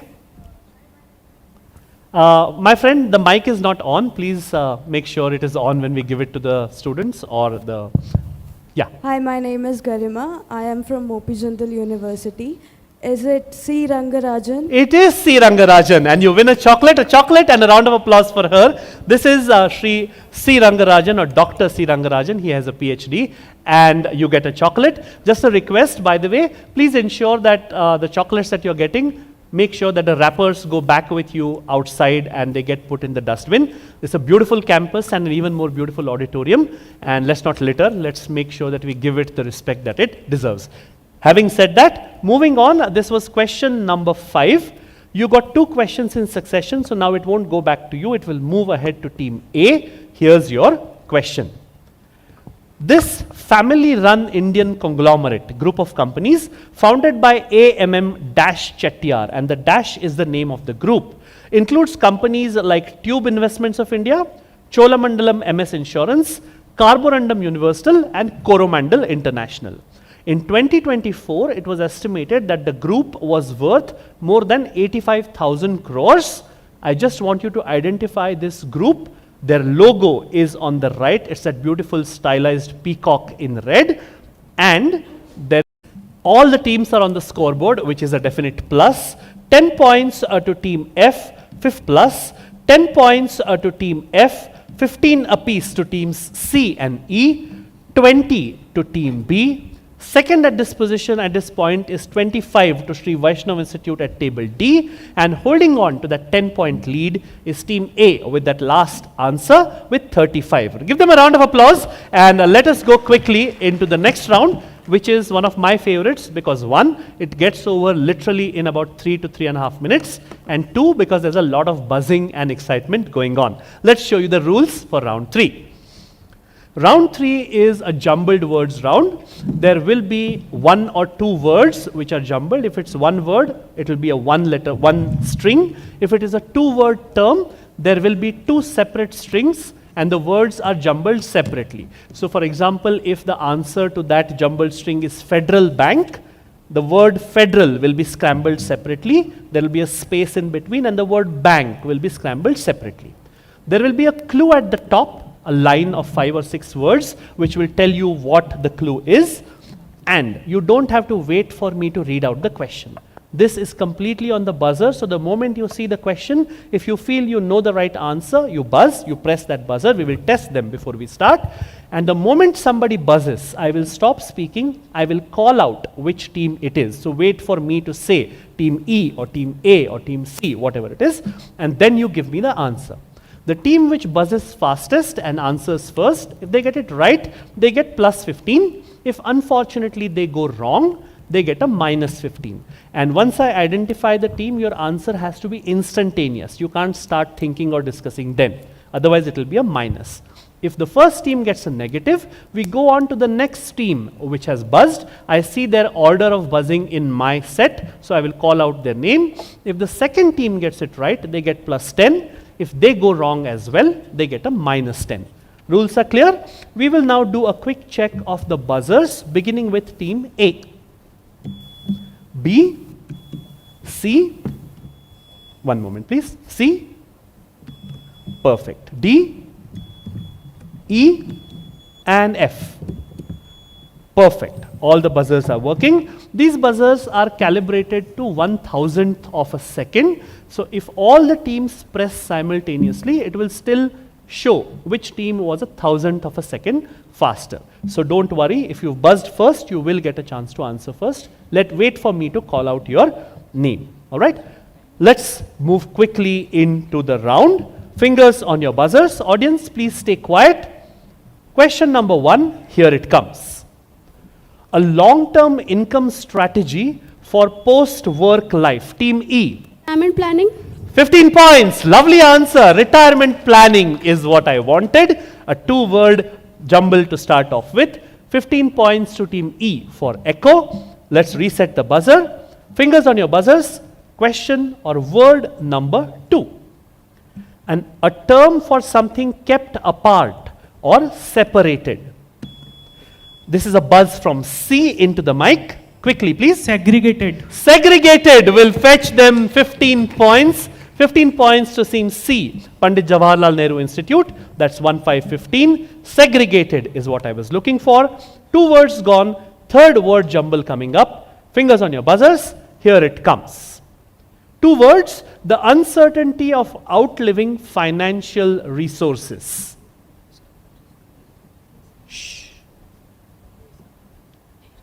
I'm going to give you the 2nd word because it's all right. Team D into the mic. Longevity risk. 15 points. Beautiful. Longevity risk is what I was looking for. If you live long enough, you're worried that your financial resources may not keep up with the amount of time you're spending on God's green earth. Beautiful answering by the ladies at team D. D gets 15. No negatives yet, which is a huge plus. No pun intended. Moving on. Fingers on your buzzers. Question number 4. A portfolio that evolves with age or goals. The 2nd word is fund. So I just need the first now. What is the entire, all right, it's a buzz from C into the mic, please. Life cycle fund. 15 points. Life cycle fund is correct. Life cycle fund, 15 points for team C. For Charlie, Pandit Jawaharlal Nehru Institute, they seem to be liking the jumbled words round. That's 4 questions gone. 5th word coming up now. The degree to which something is successful in producing a desired result. This is a buzz from D. Effectiveness. Very, very effective answer. 15 points to team E. This is effectiveness. Team D, sorry. Team D for Delta gets 15. And I'm so sorry, I got carried away. You get 15, which means that there's just one question to go. Question number 6, coming up on your screens now. Upfront capital required to open a leveraged position. This is a buzz from E. Yes. Initial margin. 15 points. They started this round and they will finish it. Initial margin is correct. I believe, if I remember correctly, this is the first ever jumbled words round across 4 cities where there has not been a single negative. So round of applause for them. Very, very nice. Just goes to show the caliber of teams here in Indore and the Central Zone. Like Sir said, I really, really wish you keep this going in the national finals as well, whichever of you goes through. But for now, I will ask an audience question and then we will do the scores. So if you look, and I think this is for a mug, an NISM mug, so added incentive. So if you look at commodities markets worldwide, there is a certain metal whose trade or the value, or not value, the frequency and the bulk, the ups and downs of trade in that metal has historically been seen to be representative of where world economy is headed. So if trade in that metal is really going booming, then it means that the world economy is doing well. If that metal is being traded low or it's really suffering, then it means that the world economy is headed for a recession or at least a downfall. And why is that? Because this metal finds use in almost every single aspect of our lives, not just now, but in the past as well. Because of this, this metal is also nicknamed Dr. Blank in the world commodity markets. Which metal am I talking about? Let's go to the lady in the black blazer here. Let's get a mic to you. Your name, the institute name, and the metal.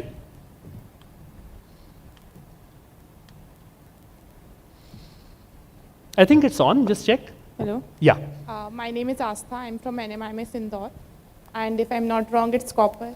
Dr. Copper, very, very nice. Let's give her a mug from NISM. It is called Dr. Copper because copper finds use in every single thing from mobile phones to electric circuits and so on and so forth. A nice NISM mug for you to take back to your college. Let's take a look at the scores. Lovely. We have 2 new leaders. The board has been appended. Still 10 points to team F, 20 points to team B. Now the team which was leading has slipped down to 3rd position. IIM Raipur on 35, 2 people at 2nd position, which is 45 apiece to Pandit Jawaharlal Nehru Institute and School of Commerce Indore. But on the back of what was a really rocking jumbled words round, the ladies at team D are the new leaders with 55. Give them a round of applause. Very, very nice answering. And we will move quickly into the 4th round. This also happens to be the fastest frequency of rounds that we are seeing, which is a function of how good the teams have prepped. So let's take a look at round 4. Round 4 is all about slogans, taglines and quotes by famous people. I will show you a tagline or I will show you a quotation. It could be a question saying whose tagline is this, in which case it could be a company or a country or whatever.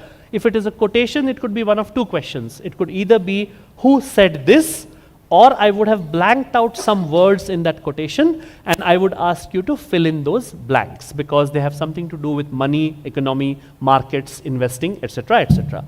We began with team 1 for the first passing round. So we will now flip across to team F. For this, we will start with F and we will go counterclockwise. So now it will flow F, E, D, C, B and A. The time for each direct question remains the same, which is 30 seconds. In case it passes, the other teams don't get thinking time. If you answer a question correctly, there is a little more points that you get. It's plus 20 if you get it right. No negatives if you get it wrong. So again, please feel free to guess. Audience, I will come to you if they don't answer. We will flip between chocolates and mugs depending on the level of difficulty of the question. Team F, if you are ready, for 20 points, the first question in round 4 is this. One app for everything money, and that's not a shortcut by me, that's how they write it. One hyphen app for everything money.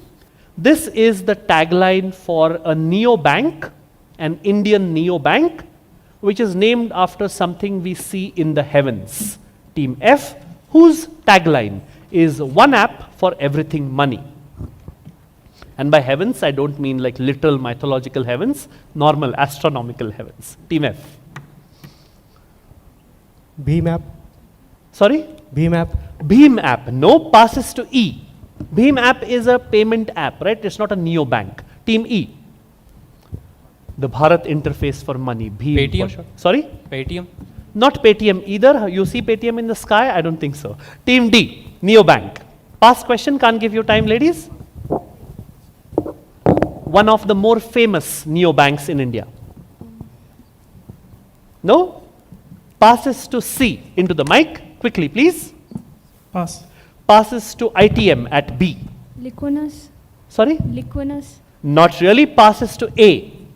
Payments Bank. Not Airtel Payments Bank. I don't see Airtel in the heavens. I don't know about you. But it was a question for you. So for a chocolate, let's go across to the lady in the blue top. Yes. Can you please stand up? We'll get a mic to you. Please ensure the mic is on. Your name, the name of your college, and the answer. Hello everyone, myself Astha. I am from Prestige Institute, Gwalior, and probably the answer is Jupiter. It is Jupiter. Let's give you a chocolate. This is Jupiter, one app for everything money. Jupiter is one of the bigger neo-banking companies in India today, and this is their homepage. So that's where you see their tagline. Nobody got this, which means that we go back to Team F. I think it's a quotation this time made by a very famous person who founded a very, very famous company as well. Here's your question. This person said, bull markets are born on pessimism, grow on skepticism, mature on optimism, and die on euphoria. Really beautiful way to express how a bull market runs. This is a quotation by a very famous person who established one of the biggest banking and fund managing entities of its kind in America. The company as we know it today is made up of his last name and the last name of a very, very famous US statesperson from history. I just want his name. Even if you give me the last name, it's fine. Team F. 30 seconds. The firm that he founded, it is made up of, it has a two-word name. The first word is his last name, or rather no. The second word is his last name. And the first word, funnily enough, is the name of a very famous US statesman from history who has got nothing to do with the company. But this person loved the way that historical figure talked about investing and compound interest. Team F.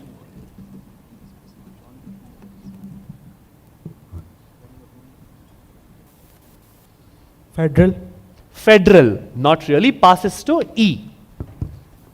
Just the last name will do. Chase? Not Chase, because you're talking about JP Morgan Chase. Very nice guess, I love that. Passes to the ladies at D. Lincoln. Lincoln, which would make the firm what? Abraham Lincoln. Not really, but again, a nice guess. American statesman, kind of fits. Team C. I anyways wanted the other person's name, right? Not the US statesman's name. Passes to C. John Soros. George Soros, like the Bank of England fame. No, passes to B. Just give me the name of the person, not the American statesman. Smith. Adam. Nice. Smith is one of the most common last names in the English-speaking world, but no, passes to A. We have to answer second person, right? You just have to answer the financial guy, not the US historical figure. Okay. The firm name is made up of US historical figure's last name and this person's last name. Only the last name will do. Morgan Stanley? Not Morgan Stanley either. I thought somebody will crack it by now. Let's go to sir, and this time not a chocolate, we'll give you a mug, so you have to keep it in your office. Let's get a mic to the front row. And please make sure it is on so he doesn't have to test it. Yeah, we have a mic to your right, sir. Here, yeah. Myself, Professor Mehta from Ujjain. Sir John Templeton. Sir John Templeton is correct. Franklin Templeton is what I was cluing you. Franklin Templeton is named after Benjamin Franklin, who had nothing to do with the company, and John Templeton. So Franklin Templeton. John Templeton was a huge fan of the frugality or the saving spirit, which Ben Franklin was famous for. So when he had a company, he wanted it to have Benjamin Franklin's name as well, which is why the firm is called Franklin Templeton. And of course, who here doesn't know about Franklin Templeton, right? JP Morgan Chase and both, what was the other guess? Morgan Stanley were really nice guesses, but unfortunately wrong guesses. Nobody gets points, which means that now we move ahead to Team E with the next question. This is an online lending platform named like one of the famous, the last part of its name is like one of the more famous Indian e-commerce companies, one of the largest Indian e-commerce companies of its kind. And the first part of its name is simply what it does, which basically it lets you borrow money, right? So what is that called, and what is a part of the name of one of India's most biggest or famous e-commerce companies? Put that together, whose tagline?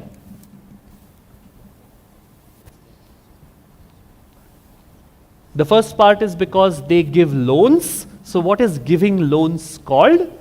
And the next part is because it's like a basket of loans. So it uses part of the name of one of India's biggest e-commerce firms, Team E.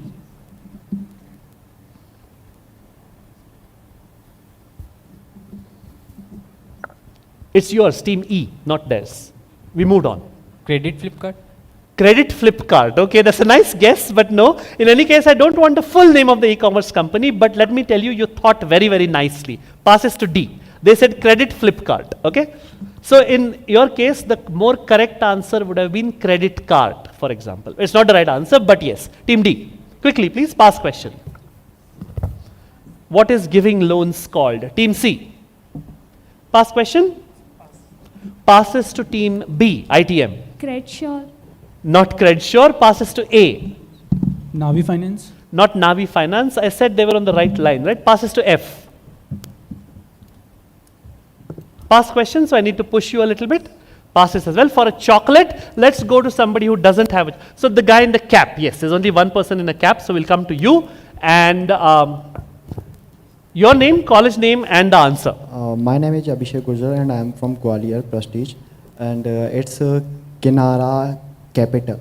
No, not really. We'll give it to the guy next to you, so passing the mic is easier. Your name, college name, and answer. My name is Tushar Gupta. I am from Prestige Institute of Management, Indore, and I guessing the answer is lending card. Because giving loans is lending. Yes. Cart from Flipkart. Lending cart will get you a chocolate. This is lending cart. I was trying to clue it. You are on the right lines, but I couldn't give it to you for credit Flipkart, right? So lending cart will give you a chocolate. And the next question will go back to Team E. I love the fact that they're smiling in spite of getting it wrong.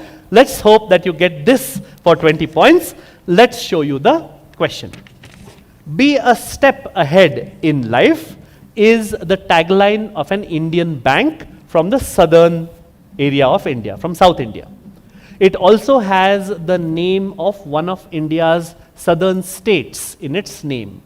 Which bank's tagline is be a step ahead in life? Kerala Bank? Not Kerala Bank, passes to D. Telangana. Sorry? Telangana Bank. Not Telangana Bank, passes. Now they are going through all the southern states. Passes to C. Canara Bank. Not Canara Bank either, passes to B. Telangana Bank. Not Telangana Bank. They said Telangana, so I could have given it to them. Team A.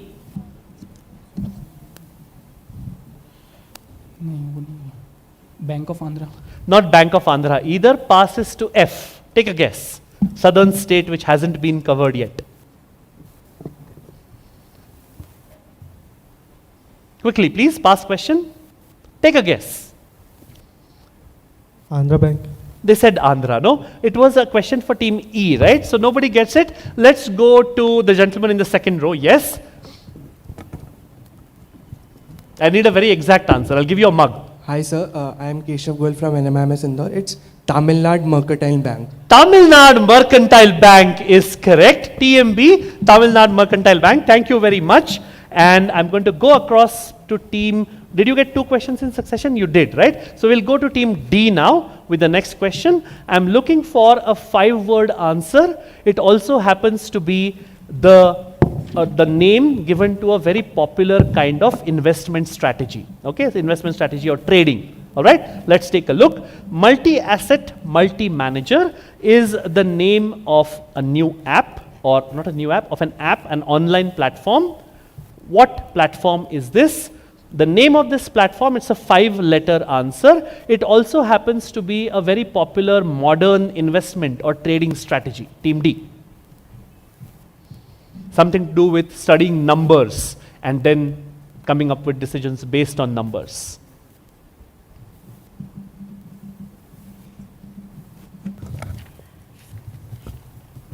Five letters, that's all. And the reason why it is all in small case is because even their brand name is all in small letters. Team D. Very, very famous kind of trading strategy also. 5 letters. Team D. 5 more seconds. One of the screens seem to be giving an error. Team C's screen down here. So please take a look. Not that screen, your name screen. All right. Team D. Go ahead. Take a guess. What is a trading strategy that is based on hard number crunching called? No? Passing to C. Into the mic. Take a guess. Quant. Quant. Guessing or guessing from the fact that quant strategy is based on crunching numbers. Lovely. 20 points to you. This is quant, multi-asset, multi-manager. 20 points to team C. And the level of these taglines was such that we had to wait for the question coming so far in order for the first points. 20 points to team C. Let's move to the last question of this round, and then we have the 5th round to go. Team B, here's your question. If you have trouble imagining a 20% loss in the stock market, you shouldn't be in stocks. This is a quotation by a very, very, very famous investor who founded a company that is known for being at the forefront of investing for a very long time. Team B, whose quotation is this?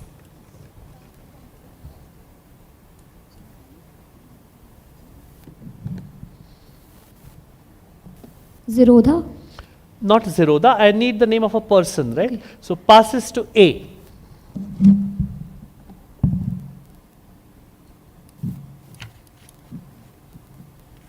Warren Buffett? Not Warren Buffett. That's the default guess for legendary investing. Passes to F. This gentleman popularized the idea of index fund investing. Team F.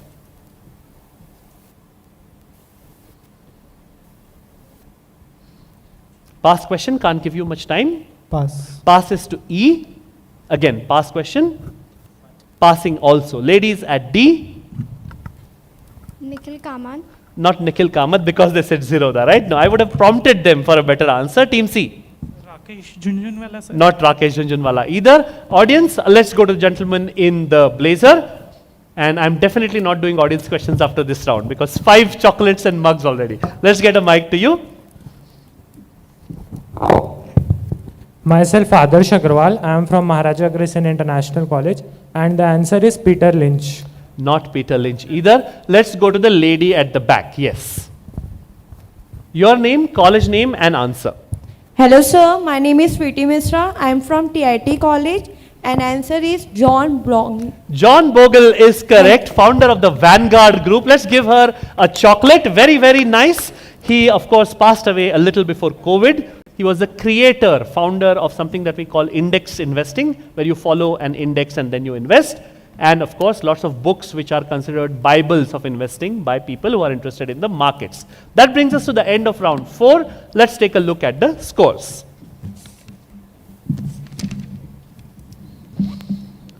Lovely. Scores have remained sort of stationary except for the 120 pointer that was gotten by team C, which puts them at 65. It makes them leaders at this point. 55 to the girls at D, 45 to their neighbors at E. Then we have 35, 20 at 10 to A, B and F.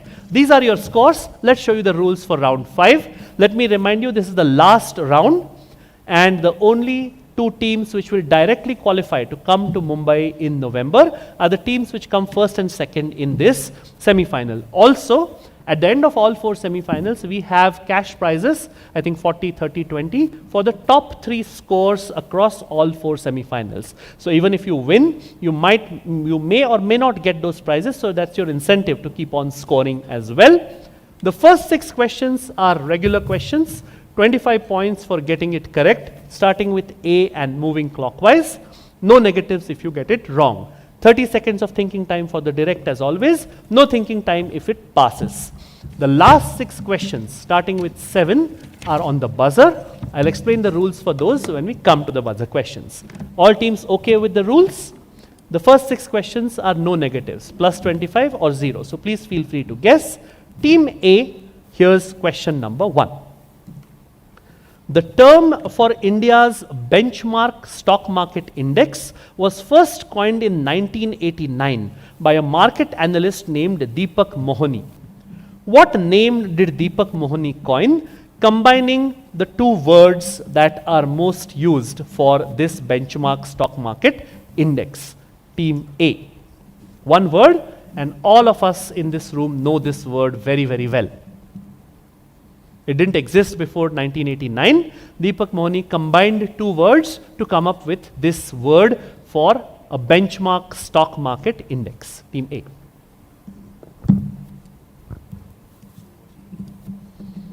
Ten more seconds. Sensitivity index. Sensitivity index. Those are 2 words. No? I want a 1-word answer. Quickly, please. Last 3 seconds. Sensitivity index. Sensitivity index is your answer, in spite of the fact that it is 2 words. Passes to B. Pass question, need to rush you. So pass. You're passing this? Passes to C. Sensex. Sensex is correct. He came up with the word, 1-word answer. Sensitive index is something which existed before. He coined the word Sensex. That's all that was required. 25 points to team C, which is why I gave you a chance, right? Give me 1 word. Team C gets 25, C for Charlie. The next question goes to team D. Which Asian country operates a sovereign wealth fund, the entire country's finances or treasury being operated, which is known as Khazana Nacional? It manages strategic investments on behalf of that country's government. Which Southeast Asian country am I talking about? Team D.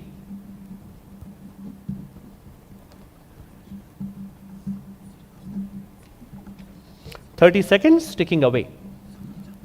And look at the fact that it is called Khazana Nacional. Nacional, of course, is national, but what kind of country would use a word like Khazana, which sounds very similar to Urdu, Hindi, etc., etc.?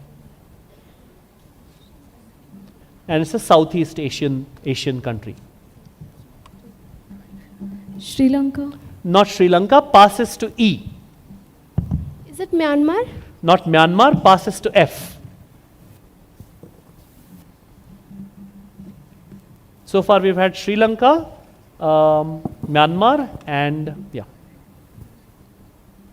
Indonesia. Not Indonesia, but a much better answer geographically, passes to A. Not Bangladesh either, and please answer into the mic. Team B. Singapore. Not Singapore, passes to C. Malaysia. Into the mic.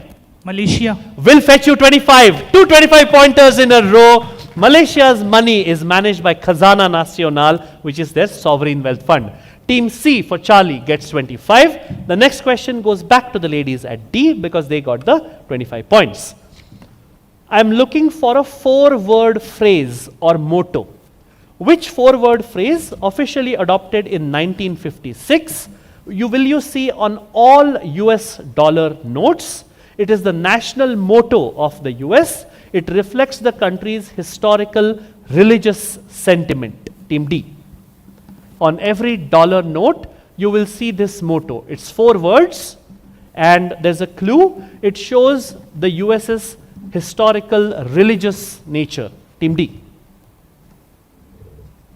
For example, on Indian notes, you would see Satyameva Jayate, right? What 4-word English phrase do you see on every US dollar note? Team D. In fact, you see it on every US coin as well. I believe the answer slide has a coin image also. Team D. 15 more seconds.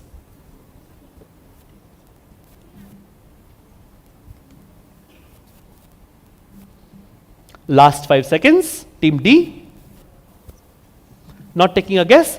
Passes to E. It's 4 words long. So give me a 4-word answer. Pass question. Can't give you much time. No? Taking a guess. Passes to F. Pass. Passes to Team A. We the people of America. We the people of America. Nice, but no. Passes to B. There is no religion there, right? In We the people of America. Something to do with religion. Team B. Pass question. I need to. Passes to C. Can they make it 3 25s in a row? Pass. No, they can't. It was your question. We will go to ma'am in the front row. Let's get a mic to the very first row to my left. Let me remind you, while the mic goes across, we have audience prizes throughout, and we will be announcing the prizes for the overall day's play at the end of the day. And if a team is not there when the prizes are announced, we will not keep that prize in abeyance. We will move on to the next team in order and give them the prize. So please make sure you are here throughout all 4 quizzes, and especially at the end of the 4th quiz. Ma'am, the answer. I think in God we trust. In God we trust. Let's give ma'am a chocolate. Very, very nice. In God we trust is what is found on every US dollar note. It reflects their religious sentiment as a country, and as you can see, it's there on coins as well. Very, very nice answer, and I hope that sweetens the answer for you as well. The next question is question number 4, back to Team D. Which major Indian financial newspaper is published by the publishers of The Hindu and is known for its in-depth coverage of markets and the economy? In fact, it pays tribute to the fact that it is from the house of The Hindu by calling itself The Hindu blank. So the name of the newspaper is The Hindu blank. Just I want a blank. Team D. And just to make it even edgier for you, the next team is really excited about this. So you might as well want to answer this before they do. Team D. One of the top 5 or 10 business newspapers in India. Team D.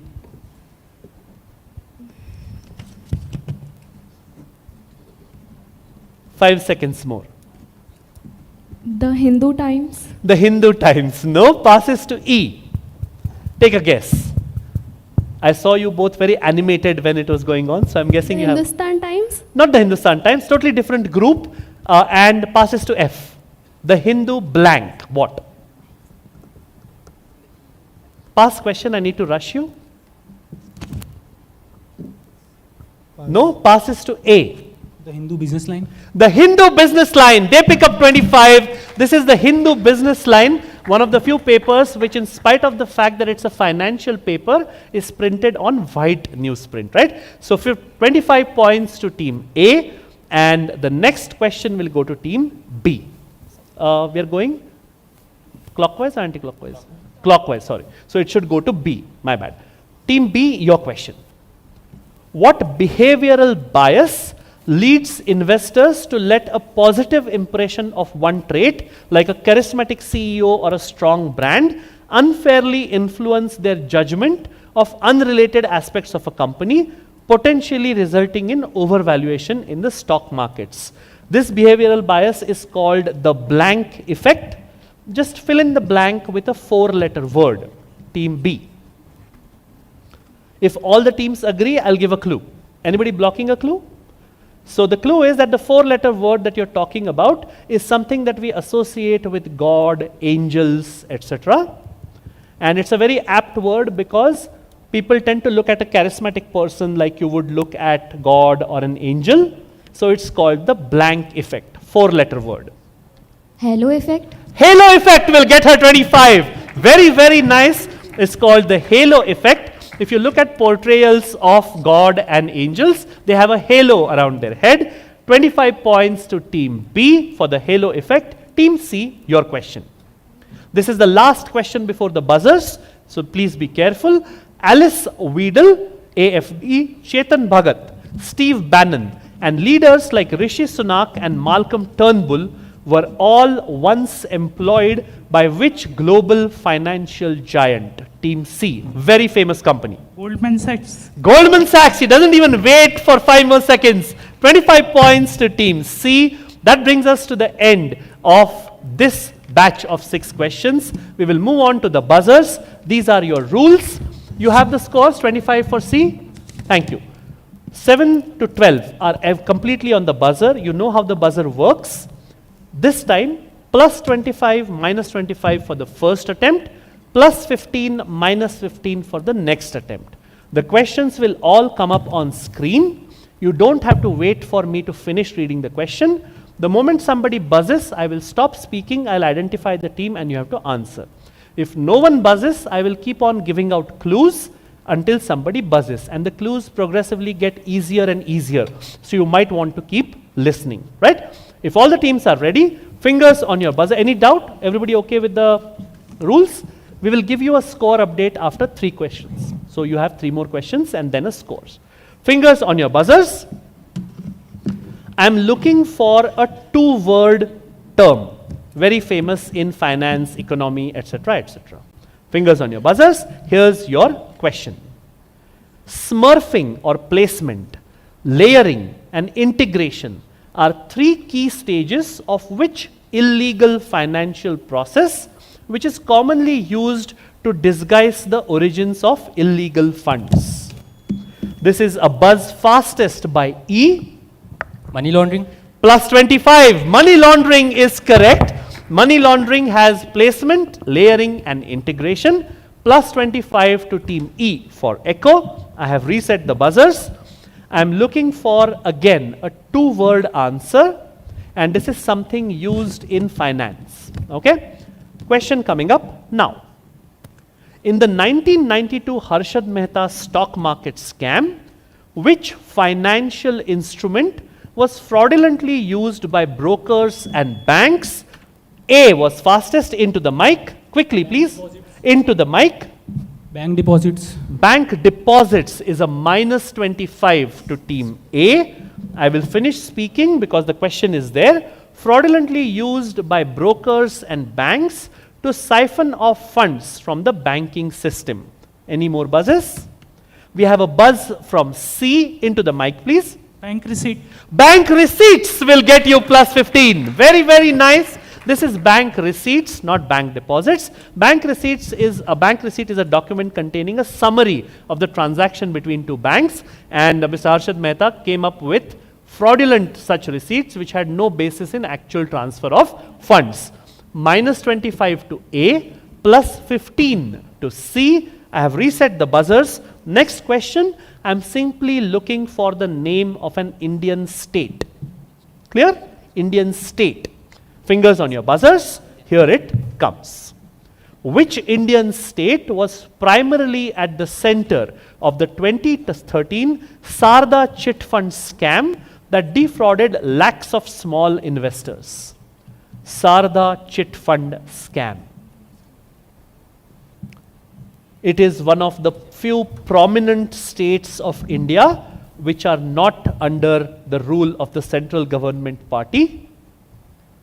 And one of the people who lead this party in the Rajya Sabha happens to be a very, very famous quizmaster as well.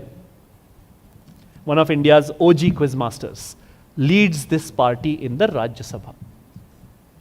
This party which is in power at this state. And this party is not in power in any other state of the country other than this state. Okay, we have a buzz finally. Team E, shh. Team E, which state? West Bengal. Lovely, 25, very, very nice. West Bengal, it is Derek O'Brien, India's OG quizmaster, along with Siddharth Basu and the rest. Bonvita quiz contest. He is the Rajya Sabha leader of the Trinamool Congress, which is in power only in West Bengal. 25 points to Team E. That's a lovely, lovely risk if it was a risk. Moving on to the score update, let's take a quick look at the scores. Just 3 more questions to go. 155 for Team C, that's Pandit Jawaharlal Nehru Institute. 95 to E, who are not far behind. Then we have 55 to Team D, 245s for A and B, and a 10 for Team F. Let me remind you, the top 2 teams go through directly to Navi Mumbai in November. So that's what you have to play for. Let's go back to the 10th question. Fingers on your buzzers. I'm simply looking for a one-word answer. One English word. Okay? Let's take a look at the question. What 8-letter word or term describes a company's capacity to meet its long-term debt obligations and financial liabilities? No buzzes. The opposite of this word, we have a buzz from F. Into the mic. Solvency. Beautiful. Give them a round of applause. 25. This is solvency. They move from 10 to 35. And if they get the next 2 as well, that will put them squarely in 3rd or maybe 2nd position. I don't know yet, but we will take a look. Solvency gets them 25 to Team F. The second last question of the quiz for the first semi-final coming up. Are you ready, all teams? Coming up now. This English word has Arabic roots. Originally, it meant to notify. Over time, it made its way into English, taking on a new significance which has everything to do with markets and trade and so on and so forth. Which English word is this that a very, very prominent global leader uses a lot during his ongoing current public speeches? We have a buzz from A. What English word? Into the mic quickly, please. Circular. Circular. And which prominent global leader uses the word circular in his speeches? Notification. Not really. That's a minus 25 to Team A. I'm going to wait for 3 more seconds for a buzz. Anybody buzzing? One English word used now in trade, and a very prominent global leader, political leader, uses it in his speeches very much these days. No? Buzz closing in 3, 2, and 1. Let's go across to Sir here in the 2nd row. We'll get a mic to you. Your name, I think you are from our host Symbiosis as well, and the answer. Hello sir, I am Dr. Mukesh Hojani from IT Ministry, and the answer is deal. Answer is? Probably answer is deal. Deal. Yes. That's a nice guess because you got the leader right, so I'll give you another chance. It's not deal, but it is. What word is the great Donald Trump using a lot in his speeches nowadays? Trade deal. Sorry? Trade deal. No? So I'll go across to ma'am there, in the blue top, yes. In the middle. Ma'am, you already had a chance yesterday. We'll first go to ma'am next to you, yes. The tariff. Tariff is correct. Let's get a mug to ma'am. This is tariff, and let's have, I have a small video which I would like you to see. Let's see. Audio? No, he's not your president. You know, most psychopaths in history, they would declare war without warning. This guy declares peace without warning, without telling the parties who are fighting. You know, the soldiers are on the field. I feel so bad for them. Soldiers are out on the battlefield. They are seeing one post online, okay, war is over. What are you saying? What do I do with this drone now? I don't know. We'll see if there's a wedding around. We'll shoot some footage from it. You know, the late Baba Siddiqui had this thing where he used to do this iftar party every year, where all he would do is get Salman and Shah Rukh together and they would hug. I think this is what Donald Trump's vibe is, basically. I think in a few months he's also going to have an iftar party. Except it's Donald Trump, so it won't be an iftar party, it will be a tariff party. Aha! Yes! Tariff is what I was looking for. Because what is iftar if not reciprocal tariff? Tariff is what I was looking for. Very nice answer. That brings us to the very last question of this semi-final. Fingers on your buzzers, all teams. This is a 2-word answer that I want. 2 words, okay? Here's your question. Which segment of the financial market facilitates the trading of short-term debt instruments? Team B, into the mic. Money market. Plus 25. Beautiful answering. Money market is what I was looking for. That brings us to the end of what has been a very entertaining first semi-final. I think it has set the bar very high for the other 3 semi-finals to follow. Plus, you let me finish on time, so my thanks to you as well. Let's quickly go and take a look at the scores. Let me remind you, the top 2 teams go through directly, and the other teams will have to see if they fit in the last 2. September 30th, 2025. And here's the exciting part. There's prize money worth over 4 lakhs rupees for students and 1 lakh rupees plus for faculty mentors. So assemble your team, bring your best ideas, and be part of the movement to strengthen India's financial systems. Let's outsmart fraud together. Thank you. And these are your scores. Let's have a round of applause for Team A. They were leading at one point, but they got a couple of unfortunate minuses. 20 is what they finished with. Let's give them a round of applause. Thank you. 35 to Team F, Sagar Institute of Science and Technology. They get 35. 55 to Sri Vaishnav Institute of Management and Science from Indore. 70 to Team ITM University from Raipur at B on the back of that 25. Then we have the team which will finish second and still go to Navi Mumbai. 95 to School of Commerce Indore at E. Very, very nice. What makes me even more happy is that right from the first get-go, a lady will make her way to the national finals and winning this quiz semi-final, going through as champions of semi-final 1, 155 to Pandit Jawaharlal Nehru Institute of Business Management Ujjain. Round of applause for you. You can all carry on down. We will get the next 6 teams up. I'm going to call out the names of these teams, and you can make sure that you wait to the left. Yes? There's a change? Okay, no worries. Thank you so much. You've been wonderful. Thanks a ton.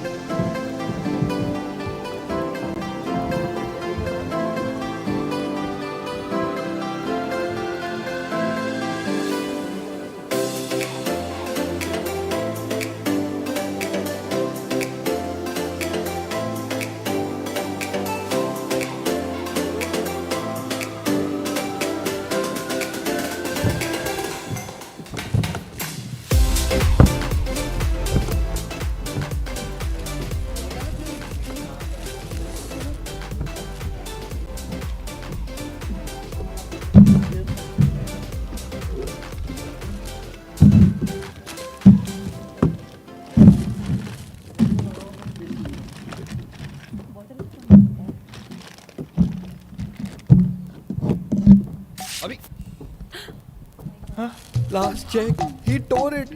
check check digga digga chick chick, check check digga digga chick chick, check check chick chick, check check chick chick. Oh check check digga digga chick chick, check check check check, check check digga digga chick chick, arey check check digga digga chick chick. Now no check hassles and no waiting for refunds because from January 2016 IPO payments can only be made through ASBA and not by check. SEBI, her investor की ताकत. They say that the zebra is the oldest animal in the world. Wow. Ask why? Why? Because it's still black and white. One more joke. Invest rupees 20,000 and get 200% appreciation in 2 months. Don't take unsolicited SMS investment tips seriously. Acting on it benefits someone else, not you. Issued in public interest by SEBI. SEBI, her investor की ताकत. Now, none of that KYC fuss. And no more margin payment. Sir, tea. And how's the missus? At her mother's. She's happy when she's there. And no more worrying about tax payments. And no one even gets to know our names. This is called Dabba trading. Yes, this is called Dabba trade. Dabba Gul. It always takes 2 hands to clap. That's why both organizing and doing Dabba trading are criminal offenses. Only trade at a SEBI recognized stock exchange. SEBI, her investor की ताकत. एक बहुत बढ़िया plan. अभी 10,000 invest करो. 6 महीने के बाद 20,000. अच्छा. जितना डालो उतना डबल. डबल? हाँ. मिस्टर कुमार है ना? उन्होंने भी इन्वेस्ट किया था. अरे वो अपने कुमार सर है ना, उन्होंने भी इन्वेस्ट किया था. आज क्या नहीं है उनके पास? गाड़ी है, बंगला है, नौकर चाकर सब है. अपने कुमार भाई है ना, उन्होंने भी इन्वेस्ट किया है इसमें. बंगला है, गाड़ी है. जितना डाला उसका सीधा डबल. अरे वो अपना कुमार दा है ना, लाइफ एकदम सेट है उनकी. अपना कुमार साहब है ना, नौकर चाकर सब कुछ है. कुमार साहब नहीं है अपने. आज की डेट में उनके पास क्या नहीं है. पर मिस्टर कुमार कौन है? मिस्टर कुमार वो कुमार साहब ये कहीं सुनी पर यकीन न करें. पैसे इन्वेस्ट करने से पहले खुद जांचिए, परखिए, फिर इन्वेस्ट कीजिए. सेबी, हर इन्वेस्टर की ताकत.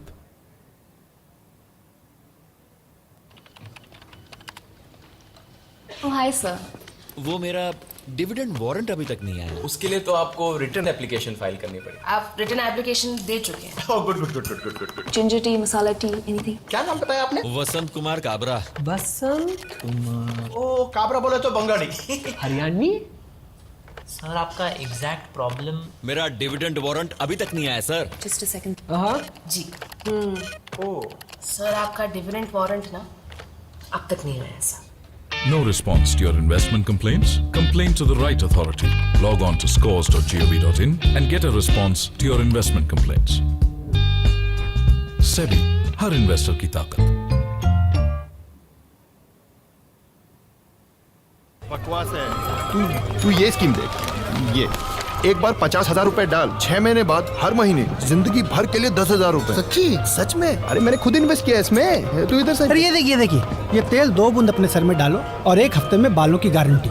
ये मैं ले लूं क्या? क्या बकवास है. तू साइन कर. ये सोना बेल्ट 1 हफ्ते यूज करो, 7 किलो वजन कम. भाई ये मोटे तू ले ले. छोड़ यार, छोड़. तू साइन कर. ये बेस्ट है. तेजस्वी लॉकेट, जिंदगी भर की खुशियां पाओ. ऐसा करते हैं अपन तीनों एक ले. कैसी बातें कर रहा है यार. ऐसा कभी होता है क्या? हाँ तो ऐसा कभी होता है क्या? कम समय में ज्यादा फायदा मतलब धोखा. इसीलिए किसी भी स्कीम में इन्वेस्ट करने से पहले उसकी अच्छी तरह जांच कर ले. सेबी, हर इन्वेस्टर की ताकत. In today's fast-paced financial landscape, knowledge and expertise are the key to success. Introducing National Institute of Securities Markets, your gateway to excellence in the world of finance. NISM is a premier institution established by the Securities and Exchange Board of India. By virtue of a budget proposal to develop and professionalize the securities markets in India, NISM's new state-of-the-art campus, located along Mumbai-Pune Expressway at Patal Ganga, was inaugurated by Honorable Prime Minister of India, Shri Narendra Modi, in December 2016. NISM empowers professionals with the skills and knowledge they need to excel in the highly dynamic financial services industry. with its wide range of certification programs. Whether you are an aspiring investment advisor, a budding research analyst, or a seasoned market participant, NISM offers a bouquet of specialized courses that cater to your specific needs. Through its various training programs, faculty development programs, management development programs, and conferences, NISM brings together industry leaders, regulators, and academicians to exchange ideas, share insights, and shape the future of the securities markets. NISM also offers hands-on training through Trading Simulator with access to real-world securities drawn from Indian equity market. NISM Campus Patal Ganga is nestled in the heart of nature, empowering professionals with the cutting-edge skills who can handle the task in securities markets, enabling practicing market participants and freshers ready to accept challenges from the word go. Join the millions of professionals who have already unlocked their potential with NISM. Be at the forefront of the financial industry, equipped with the right knowledge, skills, and credibility to make a difference. Invest in your future. Choose NISM, where knowledge meets success. National Institute of Securities Markets, empowering professionals, shaping the future. IPO issue. Apply for IPO issue offer. Check. Just check him. अरे Check him. I'm writing a check ना अभी last check he tore it. Check digga cheek check digga cheek cheek check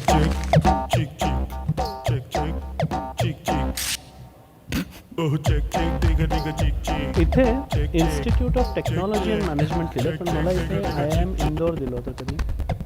check digga cheek. Now no check hassles and no waiting for refund. ठीक दिसतंय. सुजीत है ना?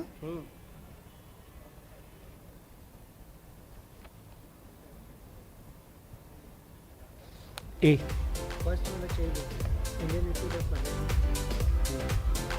Institute of technology. तो क्या करेंगे यहाँ पे, क्या नहीं ये रखना है, ये गलत आया है.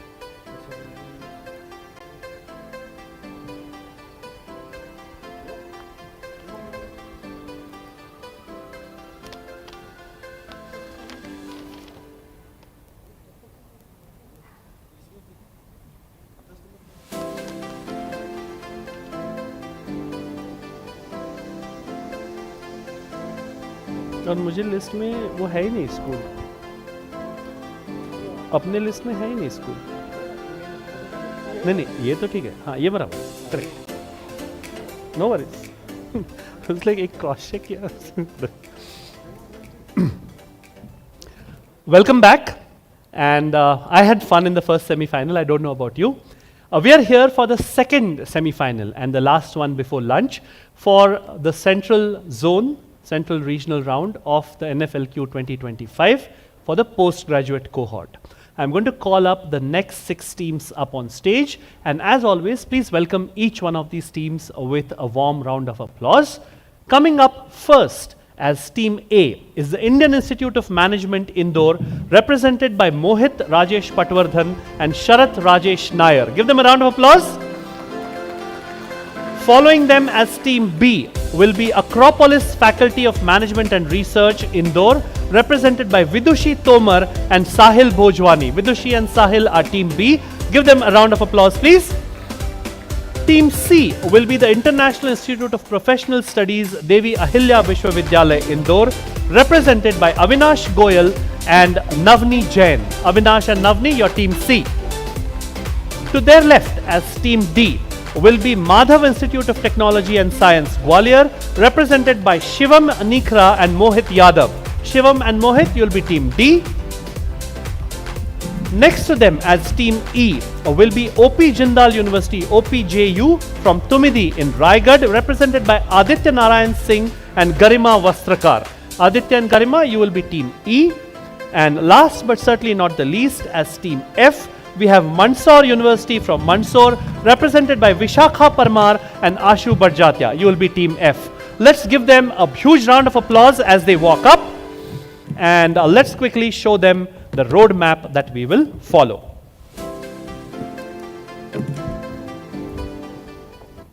All right? Lovely. This is the second semi-final. Rules remain the same across all 4 semi-finals. These are the rules. 5 rounds, 42 questions, rules for each round explained beforehand. Audience will stay quiet until I come to you, and you get either a chocolate or a really cool mug that you can take back and flaunt for the rest of the year. Right? Please stay quiet until I ask you to answer, and I will make sure that your doubts are satisfied, if any. Clear? Round 1 is multiple choice questions. We will begin with team 1 and go clockwise. Remember, these questions do not pass. You have 20 seconds of thinking time. Of course, you can answer immediately if you know it by heart, or you can take a guess because there are no negatives. 10 points for getting it right, no negatives for getting it wrong, and there are 12 questions, so each of you will get 2 questions in this round, irrespective of whether you answer it correctly or not. Please try and give me the full answer, not just the alphabet. Question number 1 for team A is this. What must be the private placement memorandum or PPM of an AIF that must be mandatorily disclosed? And these are your options. What must the private placement memorandum of an AIF mandatorily disclose? Is it the management fee structure? Is it the amount of investment being made by the investor? Is it details of the individual asset securities? Or is it the minimum guaranteed return that the AIF will give? Team A.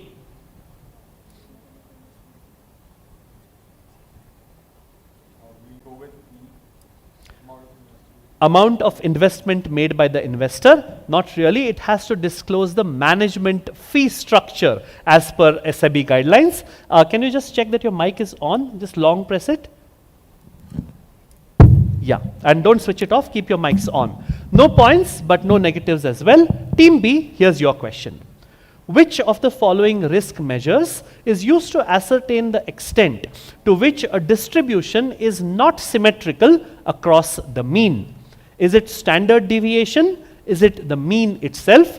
Is it something called skewness, or is it something called kurtosis? Team B. Not symmetrical, that's the key word if you want to work it out. Answer C, skewness. Because something which is not symmetrical is skewed, right? Lovely answering. 10 points to team B, and that's a visual representation of skewness, what it looks like. B for Bravo gets 10. Team C, here's your question. A company has to refund the money collected in a public issue if the issue does not gather this subscription in the issue, and you have some numbers. Is it 80%? Is it 50%? Is it 1/4, that is 25%, or is it 90%? Team C. Typically when an IPO, a public issue happens, if it is not subscribed up to this percentage, you cannot go ahead with the allotment, you have to refund the money. Team C. A 80%? A 80%, it is slightly more than that. 90% is what has to be minimum received. So no points, but no negatives either. Team D, your question. Under the SEBI AIF Regulations 2012, annual reporting by a Category 1 AIF to its investors must be made in what time frame, with what frequency? Is it within 180 days from the close of the financial year? Is it towards the end of the fund tenure? Is it after the final close of the AIF? Or is it within 90 days after the balance sheet date? Team D. So it is mandatory that you have to do your annual reporting in this time frame. What time frame? Team D. Again, something very logical. If it is mandated, then it needs to have a logical base to it. Team D. Sir, B, towards the end of fund tenure. That's not a very specific thing. No, SEBI would typically be very specific. It is within 180 days from the close of the financial year. Earlier it used to be, we follow this April to March. Sometime we are planning to move to January to December like the US as well. No points. We will move on to team E with question number 5. Other than the designated stock exchange and the lead manager, Which of the four that you will see on screen is primarily responsible for finalizing the list of persons who are entitled to allotment of securities post issuance? And these are your options. Is it the depository? Is it the RTA, registrars to the issue? Is it the bankers to the issue? Or is it the stockbroker himself or herself, team E? Other than the designated stock exchange and the lead manager, we are looking for the third entity, team E.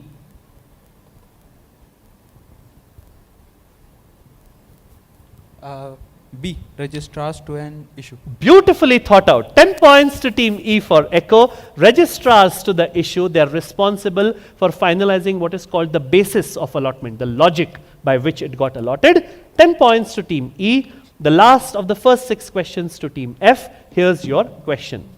Which of the following qualifies as a qualified institutional buyer, a QIB, under SEBI regulations? And these are your options. Is it SEBI registered mutual funds and venture capital funds? Is it SEBI registered foreign portfolio investors and SCBs or scheduled commercial banks? Is it insurance companies and pension funds? Or is it a combination of all three of the above? Team F. Option D, all of these. Is correct. That is 10 points. All of these qualify as QIBs under the current SEBI regulations. 10 points to team F.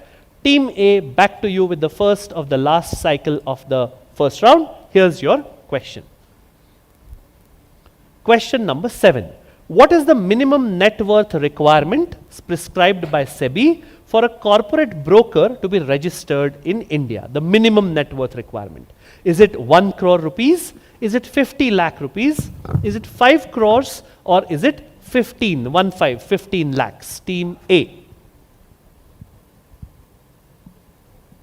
You cannot just one day think that, okay, now I'll be a corporate broker. You need to have a minimum net worth according to SEBI. What is that minimum net worth? 5 more seconds, team A. We'll go with 1 crore. 1 crore, it's actually 5 times that. 5 crores is what the minimum requirement net worth for a corporate entity applying to be a stockbroker is. This is to make sure that not just anybody ups and becomes a corporate broker. Next question to team B, no points on this one. Next question to team B. Executing a securities transaction without the genuine intent to complete it or to transfer ownership is an example of which of these underhanded practices? Is it called insider trading? Is it called money laundering? Is it called front running? Or is it called FUTP, fraudulent and unfair trade practices? Team B.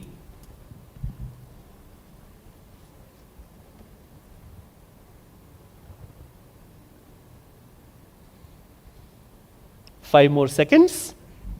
C, front running. C, front running? Not really. It is something that comes about when you try and get ahead of the market and corner some shares. We are looking for the last one, which is FUTP, fraudulent and unfair trade practices. I think they had a quiet discussion which one they should go with, and unfortunately they went with the wrong one. No worries, no negatives for you. Team C, your question. In a standard interest rate swap agreement, what is typically exchanged between counterparties at the end of each settlement period, whether it's quarterly or whatever? Is it that each party pays both principal and interest? Is it that each party pays only the principal amount? Is it each party paying only the interest amount? Or is it D, only the difference of interest is paid by one party to the other? Team C. C, each party pays only the interest amount? No, one party pays only the difference of interest to the other is what I was looking for. In swaps, typically the difference of interest is paid, the rest is not taken into account. No points again, but we go across to D. Hopefully they will break this trend. As per SEBI's classification, companies ranked in what range of market capitalization are categorized as large cap? And these are numbers, okay? So let's take a look. Is it the first to 50th companies by market capitalization? Is it the first to the 100th companies by market cap? Is it first to 150th by market cap? Or is it actually 251 onwards by market capitalization? Team D.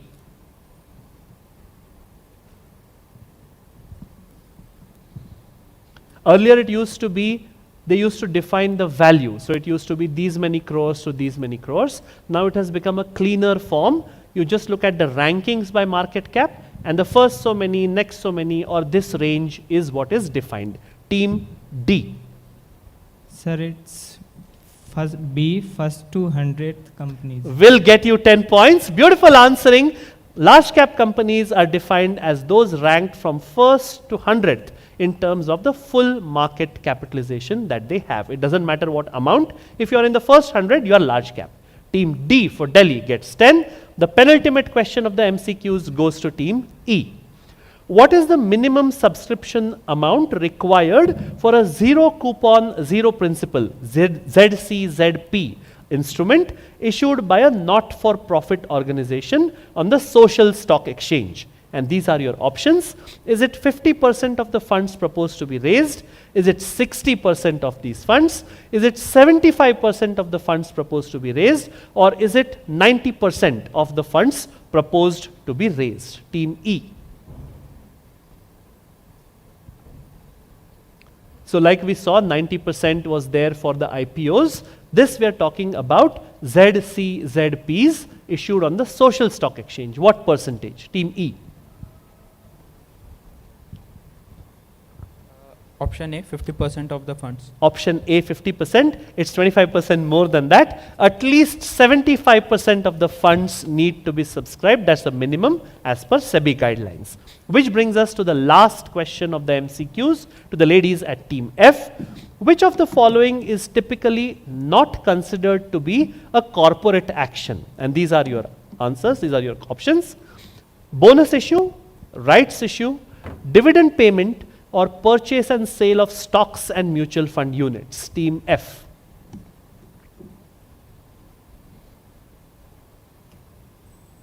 Typically when you are listed, then throughout the year you do something, you periodically do stuff that is classified as a corporate action. 3 of these are one or the other type of corporate action, which is the odd one out. Team F. Last 5 seconds. Option A, bonus. Option A, bonus. It's actually option D at the other end. Purchase and sale of stocks and mutual fund units, because these are not, this is an investor activity, not a corporate action. Investors typically buy and sell units and stocks. That brings us to the end of the first round. My scorer tells me that he's ready with the score, so we will do audience questions in the second half post lunch, so that I can give you a little more time to eat, right? And being in Indore, that's the most important thing. The quiz comes second sometimes. Let's take a look at the scores. All right, we have 2 teams yet to open their account, which is A and C.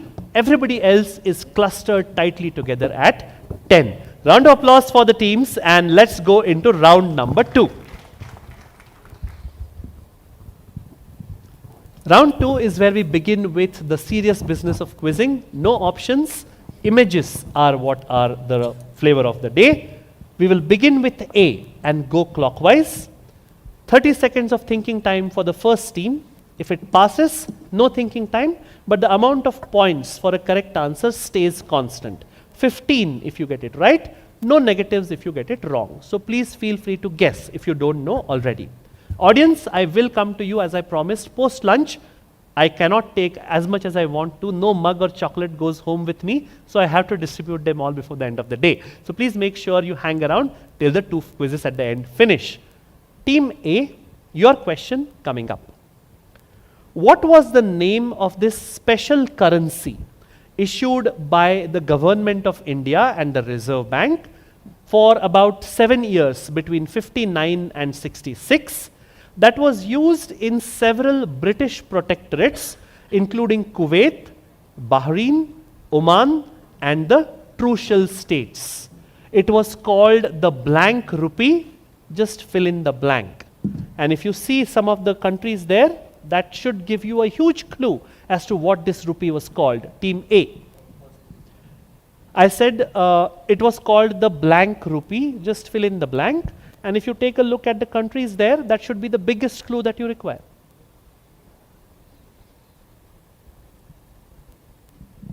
The Commonwealth rupee. The Commonwealth rupee. No, passes to Team B. Pass question, so I will rush you a little bit. Pass. Take a guess, no?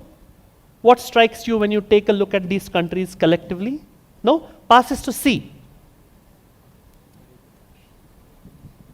Pass. Passes to D. Take a guess. Asian. Asian, no, but at least you didn't say pass. Passes to E. Pass question, go for it. Arab rupee. Arab rupee, much better answer, but not right. Let's see if the ladies at F will crack this. So far we've had Asian and Arab, all up to you to get it right. What rupee? Indian rupee. Not the Indian rupee, it was a question for you, right? Audience, yes, shout out please. Sorry? No, not HA, that was the Hajj rupee, yes?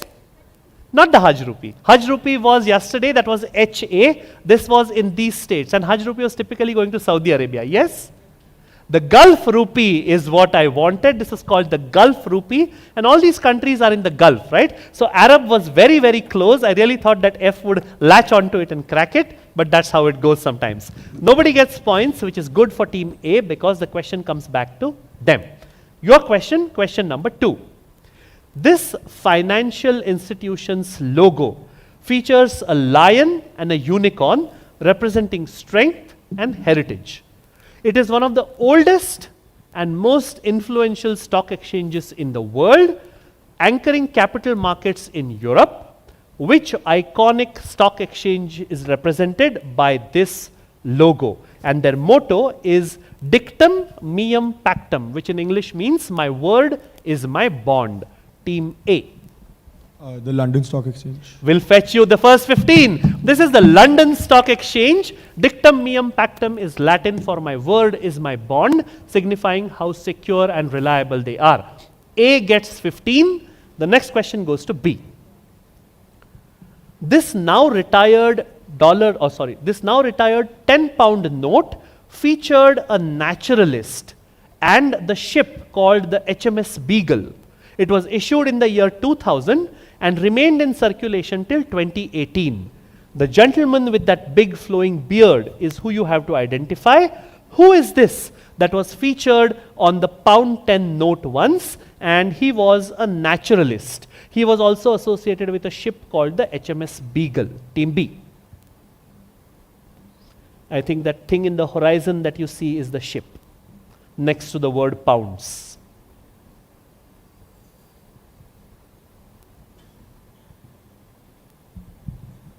It's thesis. Sorry? Thesis. Thesis. Yes. No, passes to C. I just want the guy's name. Pass. Passes to D. Quickly, please.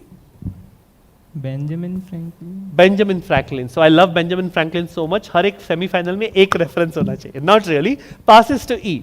Benjamin Franklin was American, right? So the Bank of England wouldn't typically put it on the note. Team E.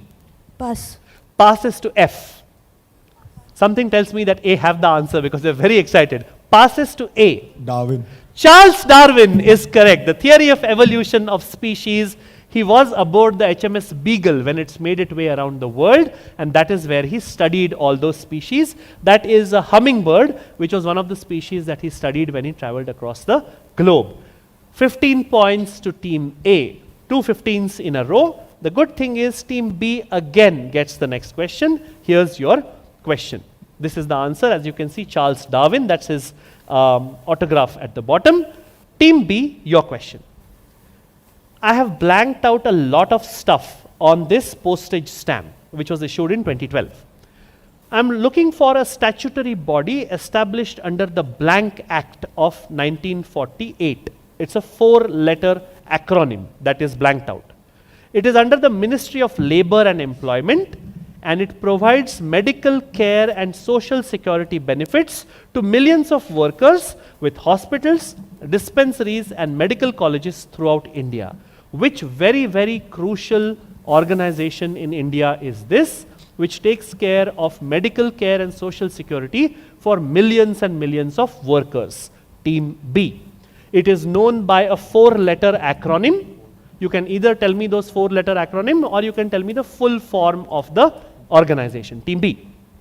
Insurance Regulatory Development Authority. The IRDAI, that's Yes. 5 letters, no, not 4, passes to C. And the IRDAI actually came about after an act in the 1990s, not in 1948. Team C. Pass question, so I need to rush you. Pass. Passes to D. Pass. Passes to E. Ayushman Bharat. Ayushman Bharat, much more recent. This happens to be way back in 1948. Passes to F. Back to A. Want to take a guess? Is it ESIC? 3 15s in a row. Beautiful answering. This is the ESIC, the Employees State Insurance Corporation, and it's a lifeline for people who are not covered by the traditional forms of insurance for which you have to pay a lot of premium. 15 points to Team A. B, you're lucky because it means that you again get the next. Here's your question. This is a rare reversal pattern which resembles a geometric shape, where the price action first broadens and then contracts, as you can see by the orange box. Often seen at market tops, and it signals a potential trend reversal. Just like we saw the island chart pattern, what is this chart pattern called? Because it resembles a geometric shape. Team B. Head and shoulder pattern. Head and shoulder is not really a geometric shape. No, passes to C. Diamond pattern. Will fetch you 15. Diamond pattern is correct.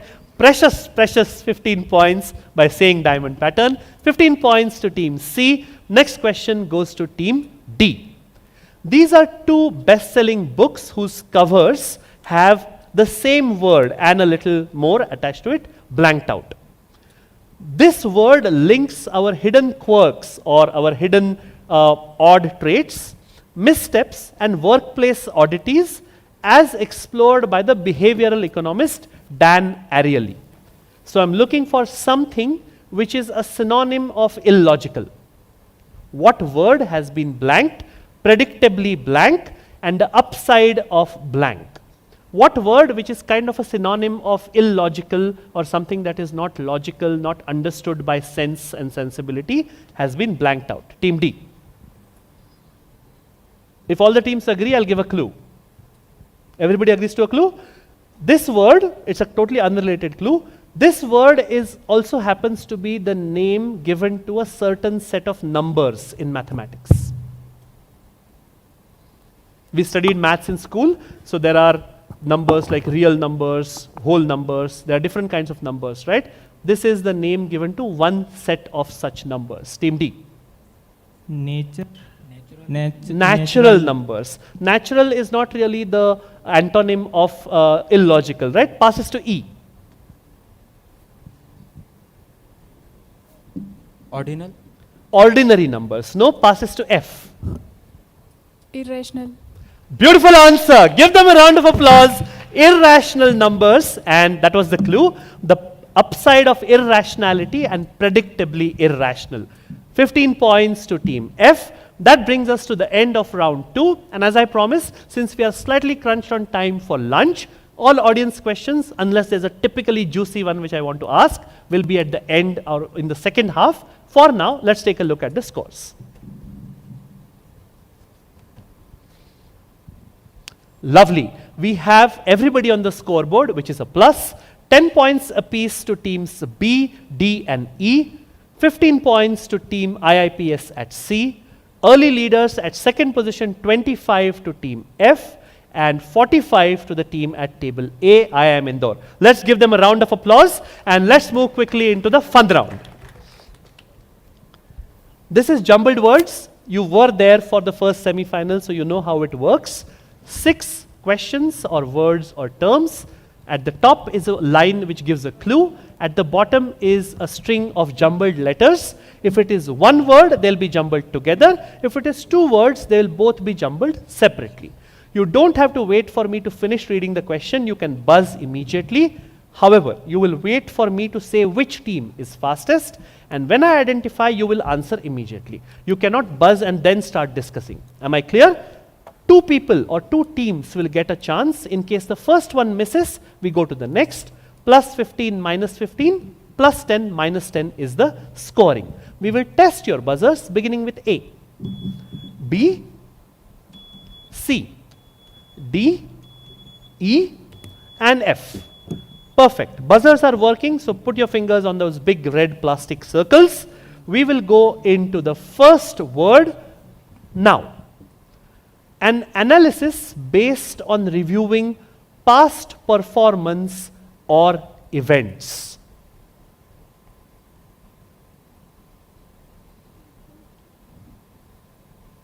It is also a word used for something that you do later on which affects stuff that happened earlier. So we say that if you are doing something now, there's a buzz from A into the mic. What's your answer? Retrospective. Retrospective will get them 15. Very, very nice. I was trying to clue with retrospective effect. 15 points to team A for alpha. Let's move on to word number 2. Here it comes. 2 words. Priority share of profits typically allocated to certain investors. A buzz from A again into the mic. Preferred return. Preferred return will get them their 15 again. Preferred return is what I was looking for. 15 points to team A. Again, resetting the buzzers. Third word or pair of words as it may be, coming up now. A steep decline in portfolio value, team F. Into the mic. Downward. Downward, that's a minus 15. It's not downward. Minus 15 to team F. Next fastest was A. Into the mic. Quickly, please. Drawdown. Drawdown will get them 10. This is drawdown. Minus 15 to team F. Plus 10 to team A. I'm resetting the buzzers. This is turning out to be a runaway round for team A. So I would suggest don't let them run away with this. Make sure you pick up some points as well. Fingers on your buzzers. Question number 4. Thorough background check before proceeding. Team C. Due diligence. Due diligence will get them 15. She took my advice to heart. She is not letting them run away with this. Plus 15 to team C for Charlie. Due diligence is what I was looking for. And the next question is question number 5. Coming up now. Allocation of units or shares. E was fastest into the mic. Allotment. Allotment will get you 15. Allotment, 15 points to team E for Echo. And the last question of this round is coming up. Fingers on your buzzers. Here's your question. Non-physical organizational resources. This is a buzz from A. Intangible assets. Plus 15. Intangible assets is what I was looking for. That brings us to the end of round 3. And we will quickly go into round 4 after taking a look at the scores.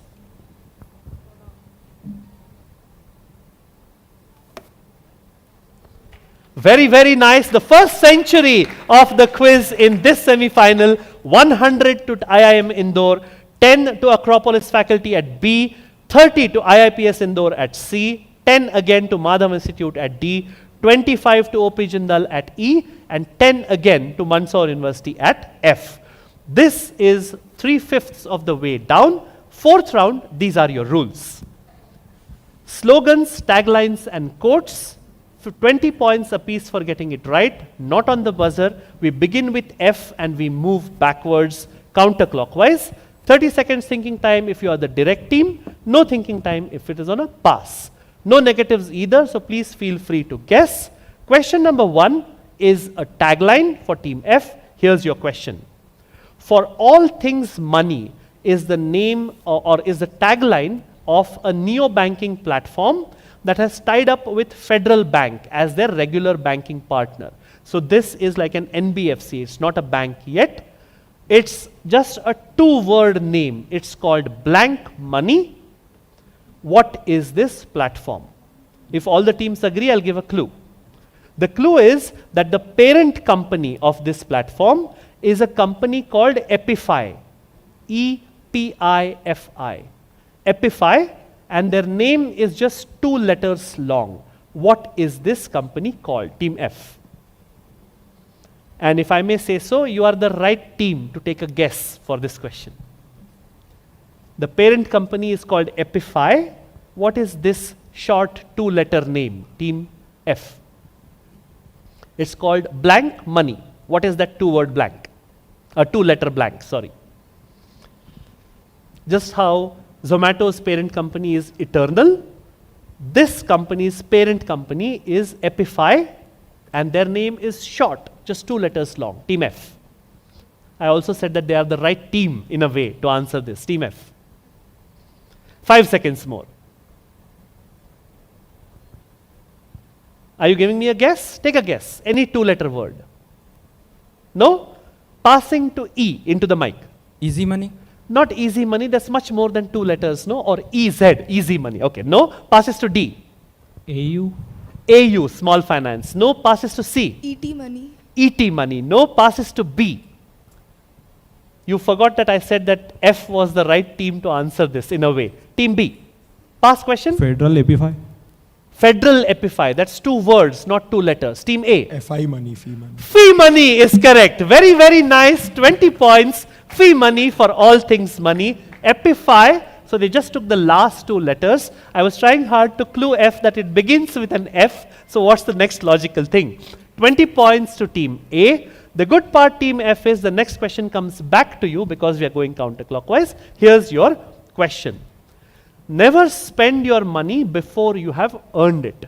In today's day and age, when BNPL, buy now, pay later, is all the rage, these are golden words to live by, and these come from way back, almost 200 years back, said by the 3rd President of the United States of America.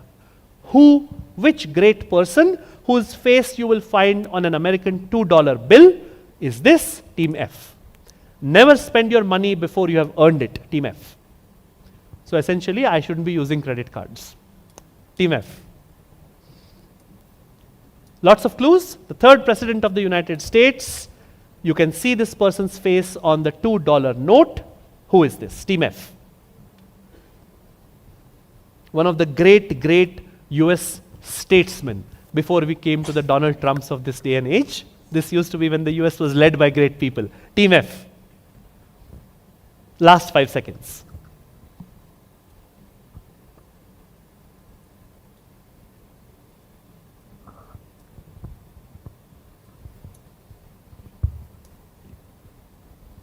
All right, I need an answer now. Not guessing, passes to E. Benjamin Franklin. Not Benjamin Franklin for the 3rd time today. Team D. If I'm not mistaken, Benjamin Franklin is on the $20 bill. I don't remember too accurately, but definitely not the $2 bill. Team D. Abraham Lincoln. Not Abraham Lincoln, passes to C. Dead American presidents. Yes. Benjamin Graham. Not Benjamin Graham, definitely wasn't US president. Team B. Pass. Passes to A. FDR. Not Franklin Delano Roosevelt, much later on. This passed all the way around. Audience, shout out, yes. Thomas Jefferson is correct. This is Thomas Jefferson, who you will see on the $2 bill, which means that we go back to Team F with the question. Let's show you your question. Here it comes. Long-term wealth creators is the name or the tagline of a mutual fund which is called blank mutual fund. 3-letter answer. First and the 3rd letter are the same. Team F. Which mutual fund, one of the newer mutual funds of India, has this tagline? Long-term wealth creators. 3-letter answer. First letter and the 3rd letter are the same. Team F.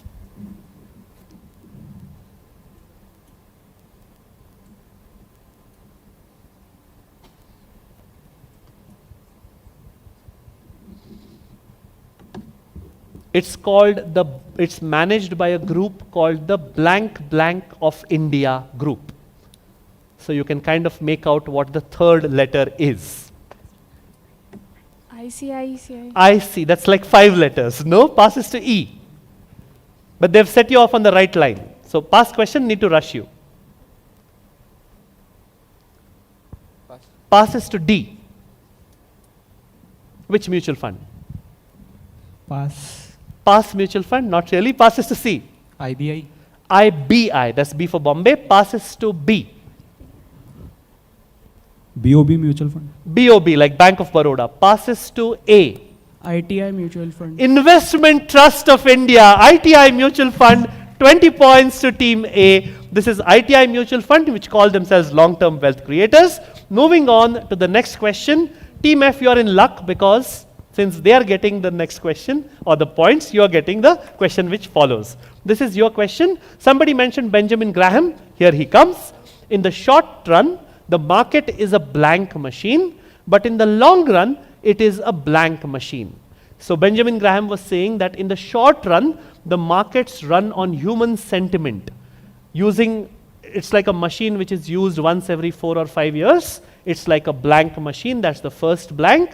But in the long run, it looks at actual weight, actual value. So it's like a blank machine, that's the second blank. Which two words fill the blank? Team F. And unless nobody gets it, I want both words correct for a full 50 or full 20 points. Team F. I gave 2 big clues. In the short run, it is like a machine which is governed or which runs by human sentiment, human emotions used once every 4 or 5 years. But in the long run, it actually looks at the real weight, real value. So it's like a blank machine, another blank. Which two machines? You can kind of work this out by logic. We have 5 minutes now, if I'm not mistaken. Perfect. Team F, last 5 seconds. I cannot really give more clues because everything I could clue, I have clued. Team F. Time. Which blank? The first blank. Second one. Second blank. So what's the first blank?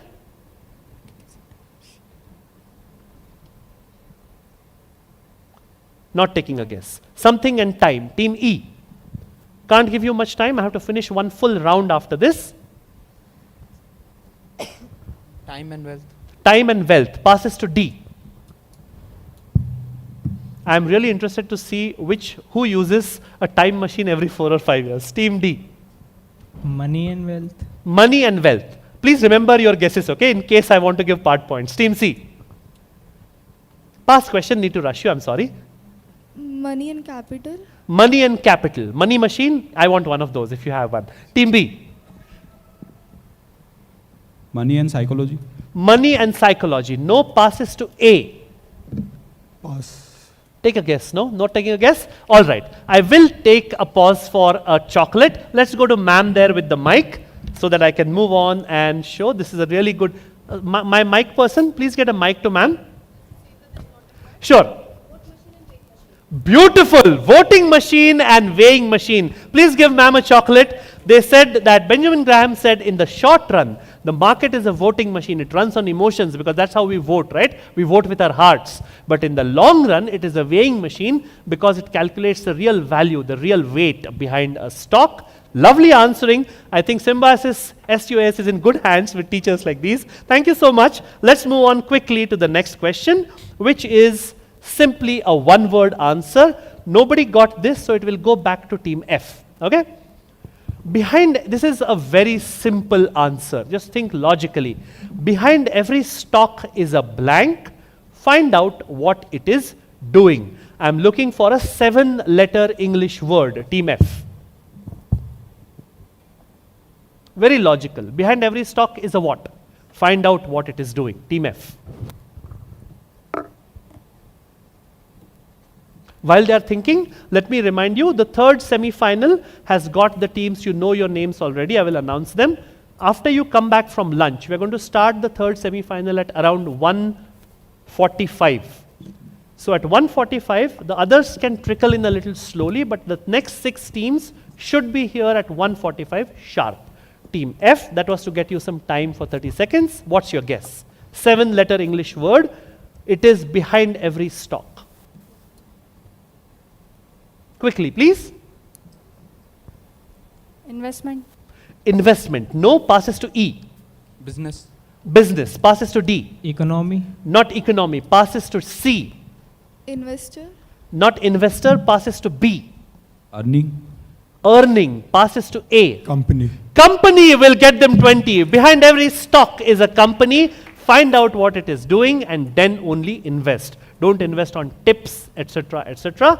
20 points to team A. And the last question of this round goes to team F. Payments made easy is the tagline of a very, very famous Indian POS company. POS is point of sale, those machines where we use our credit cards in a shop or wherever. So this is one of the bigger Indian POS companies. Their company name is made up by two words joined together. The first two letters are a contraction of something that is simple and fast. And the last 5 letters are actually what we do with a card at a machine, team F. It's a 7-letter name. The first 2 letters are like a short form for something that is simple and fast. And the last 5 letters are actually what you do with a card at a machine, team F.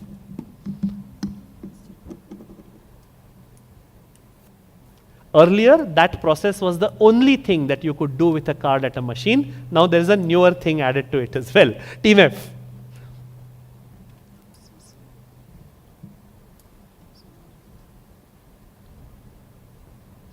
All right, I need an answer now. Paytm. Paytm. No, that's just 5 letters. I need a 7-letter answer. Team E. Tap and pay. Tap and pay. No, passes to D.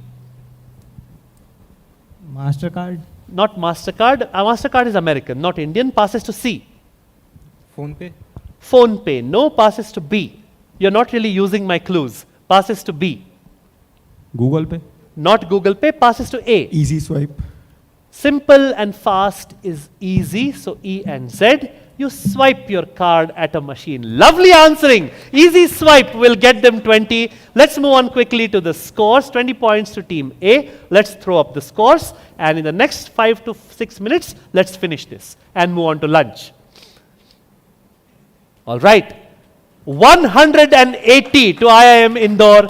30, which is the second, to IIPS Indore. 25 is third to team E. And then a bunch of 10s for B, D and F. I'm not that good in math, but if you put the other 5 together, I don't think we will reach 180. Such is the caliber that IIM Indore has shown today. But let's see what the last round has in store. Back to round number 5.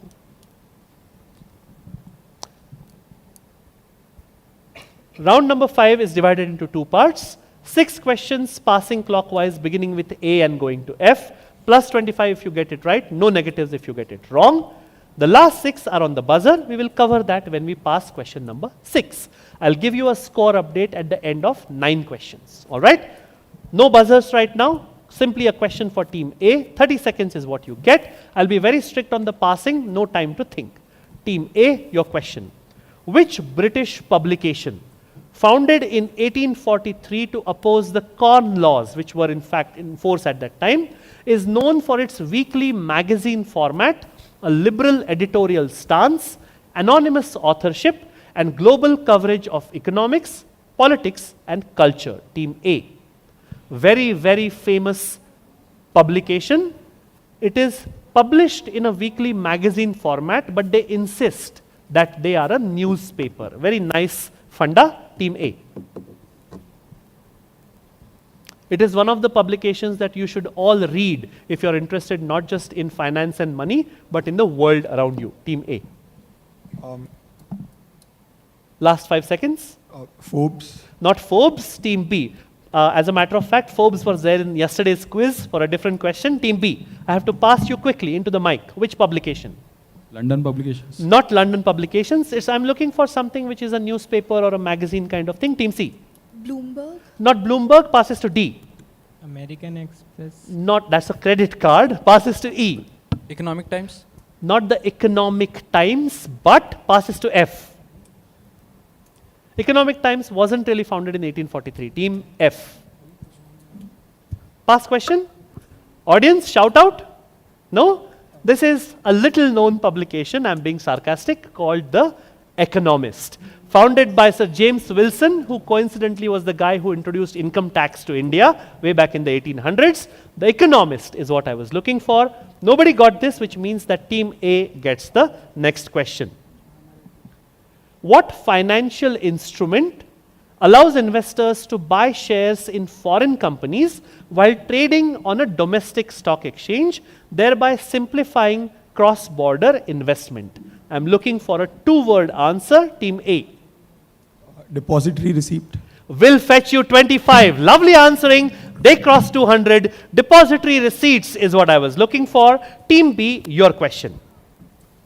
Which financial product, again a two-word answer, allows senior citizens aged 60 years or more to unlock the value of their home and receive regular income without selling it or making monthly repayments? Team B. It's a two-word answer. So instead of buying a loan or buying a home by taking a loan, you're actually pledging your home to a bank or a financial company. They give you the money, you continue to live in that home, and it goes to the company after you pass away. So you get your full lifestyle until the day you're alive. You don't have to pay a single rupee back. Your repayment is your entire house, which goes to them after you pass away. Team B. Deferred payment. Not deferred payment, or what? Sorry, you said? Deferred pension scheme. Not deferred pension. Passes to C. Pass. Passes to D. Pass. Passing to E. Passes to F. Home loan. Not a home loan. That's what you do when you get a home and then you pay every month, right? Passes to A. Is it a reverse mortgage? It is a reverse mortgage. It's something called a reverse mortgage.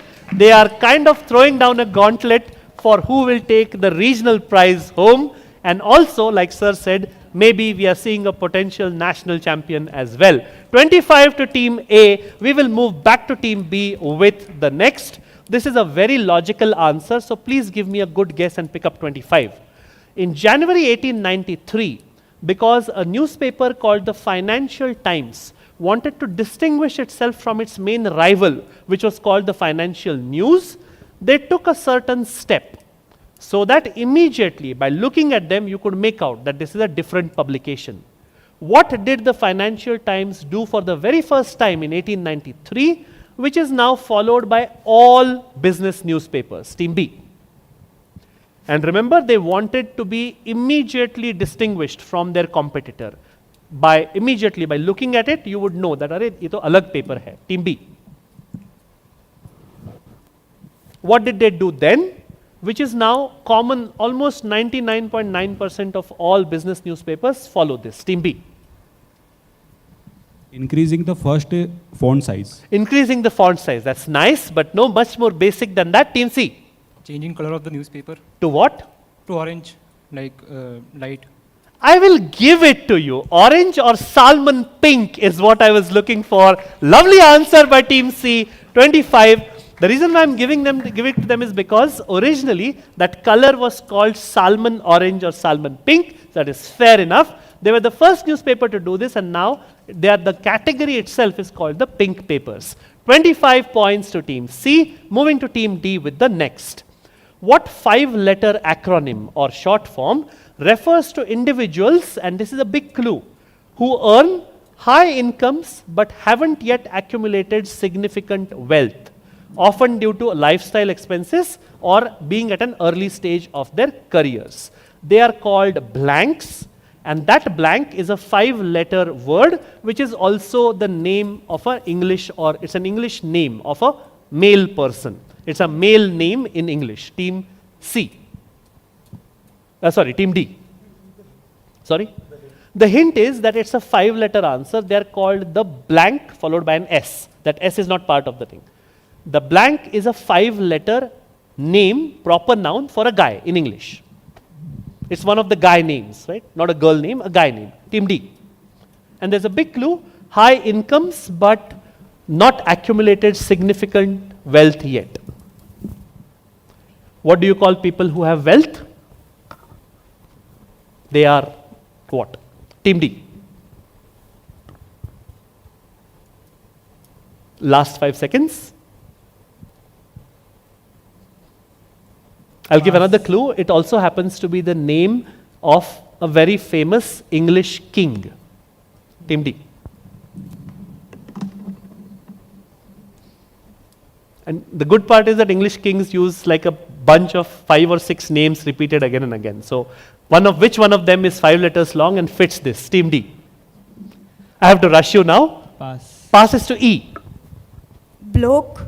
Bloke. No, bloke is a common noun used to refer to a guy. I'm looking for a proper noun like a name. Passes to F. Pass. Passes to A. Henry. Henrys is what they are called. High earners, not rich yet. Henrys is what I was looking for.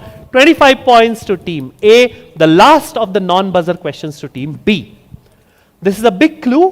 Which multi-continental country moved from the old lira as a currency to the new lira in 2005? Team B. Not many countries which are multi-continental, right? I'm looking for one of them.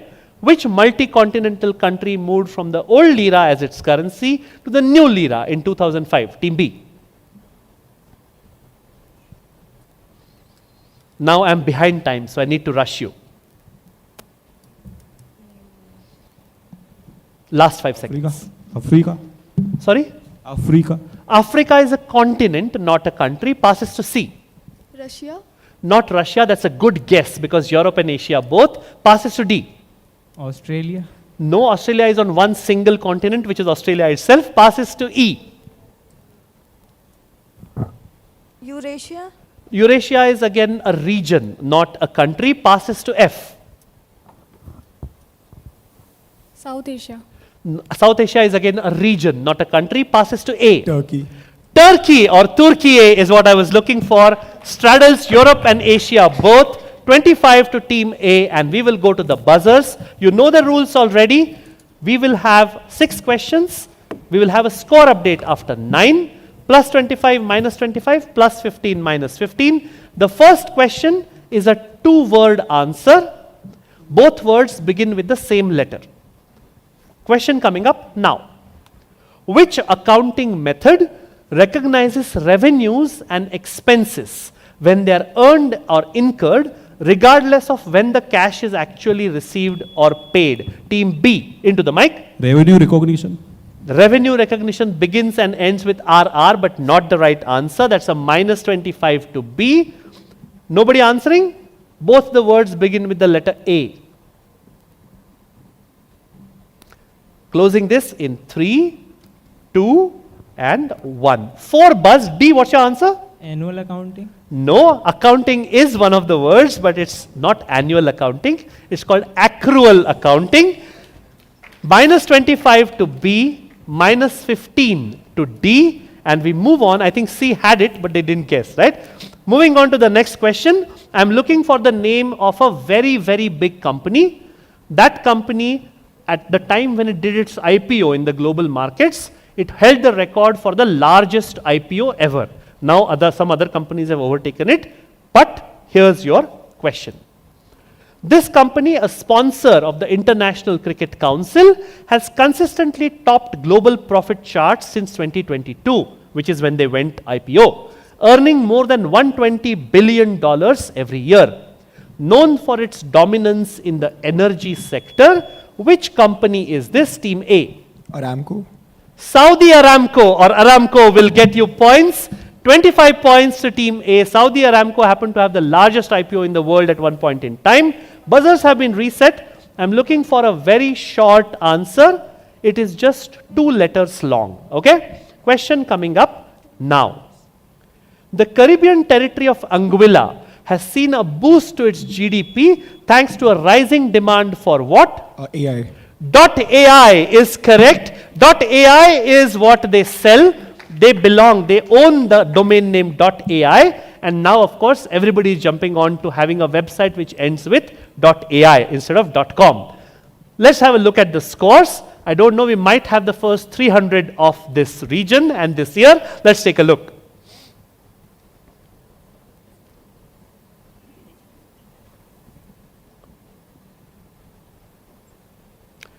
$330. Round of applause to IIM Indore. Very, very nice. A couple of minuses have made their way onto the stage. -0, -5 and -15. The next team, second in order, is 55 for IIPS Indore. They'll be wanting to hang on to that and go to Mumbai and then look at IIM Indore again. We have 25 to team OP Jindal University at E.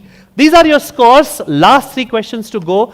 Let me tell you, this is the first time in 4 cities that any team, UG or PG, has breached the 300 figure. So very, very nice answering. Let's go on to the last 3 questions. Question number 10. This is a question which I should see more buzzes for.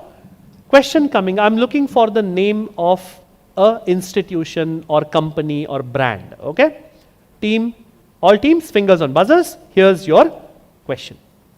Under a government notified scheme effective April 1, 2019, Vijaya Bank and Dena Bank were merged into which public sector bank? Team D. Into the mic quickly, team D.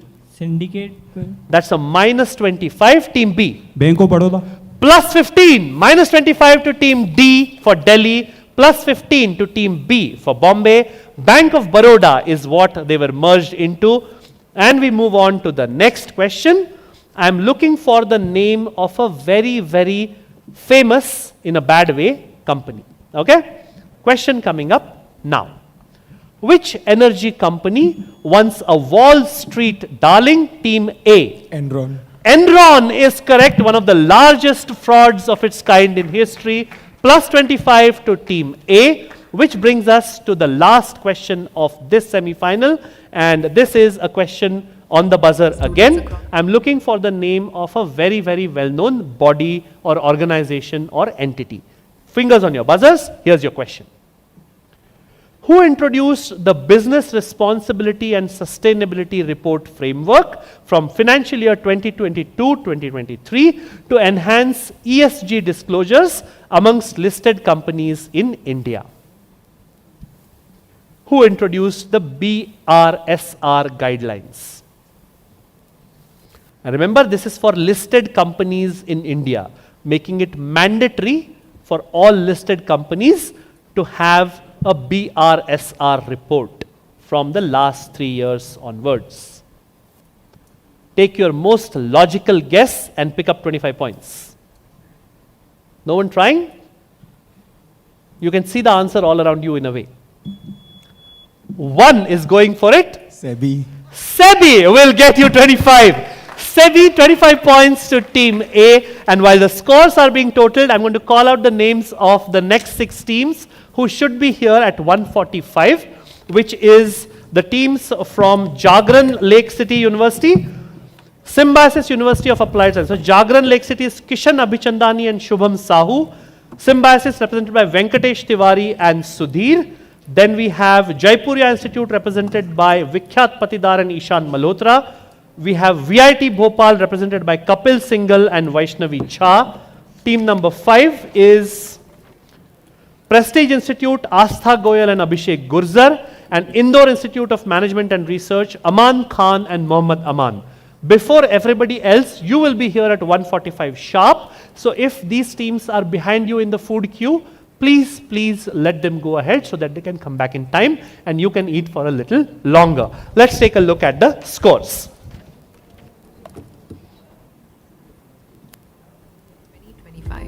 This is the Ideathon, which is another way to win prizes from NISM. Teams of 2 to 4 students can participate, and you're welcome to have a faculty mentor on board.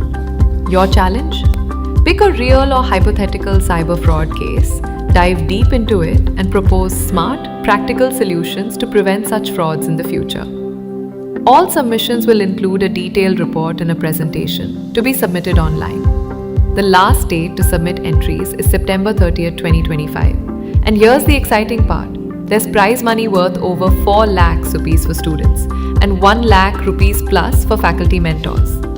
So assemble your team, bring your best ideas, and be part of the movement to strengthen India's financial systems. Let's outsmart fraud together. NISM presents an exciting opportunity for students across India. Lovely. One more question and we would have seen 400 crumble today maybe. Let's have a round of applause beginning with Madhav Institute of Technology and Science, Gwalior. They unfortunately picked up a minus again, but brave buzzing by them. Following them is Acropolis Faculty of Management and Research, Indore, who are still on 0. 10 points to Mandsaur University at table F. Then we have 25 to OP Jindal University Timidi at table number E. The one team which qualifies by doing very little but doing it sensibly is IIPS Indore at C, who qualify to go across into the national finals, but making sure that they have broken down doors to get there with a bang. The team which wins this semi-final and maybe the regional PG round at Indore as well. 380 to IIM Indore at table A. Round of applause for you. You can carry on down. The 6 teams I've called out will be here at 1:45. The others can reach 10-15 minutes later, 2 p.m. But these 6, you have to be here at 1:45. Thank you so much, and I will see you in 45 minutes.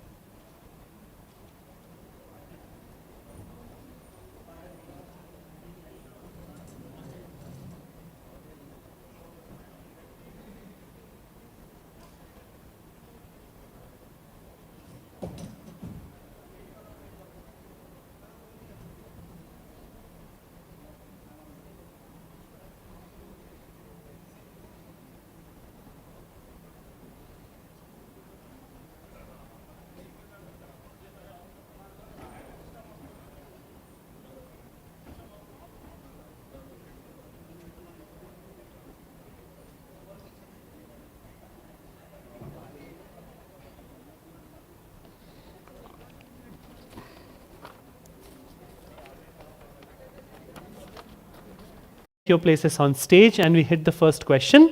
Hopefully, we should have enough of an audience to applaud you as well. Welcome back to the post-lunch session here in the postgraduate cohort of the National Financial Literacy Quiz 2025, the central regional round here in Indore. We are back with the third semi-final in what promises to be a roller coaster round so that we identify the top 10 teams who will represent Central Zone in the national finals. I'm going to call out the teams who will take their place on stage as the teams for the third semi-final, beginning with Team A, Jagran Lake City University Bhopal, represented by Kishan Abhichandani and Shubham Sahu. Kishan and Shubham, please come up on stage. Joining them at table B will be Symbiosis University of Applied Sciences Indore, BFSI, Venkatesh Tiwari and L. Sudhir, the home team, as you can make out from the warmer round of applause they are getting, your team B. Team C will be Jaipuria Institute of Management Indore, Vikhyat Patidar and Ishan Malhotra. Are you here? Vikhyat and Ishan, please come up, your team C. On the second half of the stage at team D will be VIT Bhopal University Bhopal, Kapil Singhal and Vaishnavi Jha. Let's give Kapil and Vaishnavi a round of applause. Welcome to the stage. To their left at team E will be Prestige Institute of Management and Research Gwalior, Astha Goyal and Abhishek Gurjar. Astha and Abhishek, welcome to the stage. And last but certainly not the least, an Indore team, Indore Institute of Management and Research, IIMR, Aman Khan and Mohammad Aman. Please welcome to the stage. Let's welcome them with a round of applause. And while they settle down, a quick announcement for Sharath Rajesh Nair, who belongs to IIM Indore. He has forgotten his ID card, I think, here. So if he's here, please collect it from one of my colleagues here. Or if somebody from IIM Indore is here, please pass it on to Sharath. Thank you.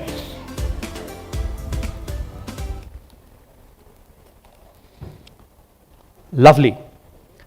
These are your 6 teams. They will, of course, take part in the third of our semi-finals today. We've already seen 2 really, really high-quality semi-finals. In fact, the second one was worth watching, going miles to see, because we saw a national record of 380 points put up by IIM Indore. Let us see if these teams throw down a challenge to them as well.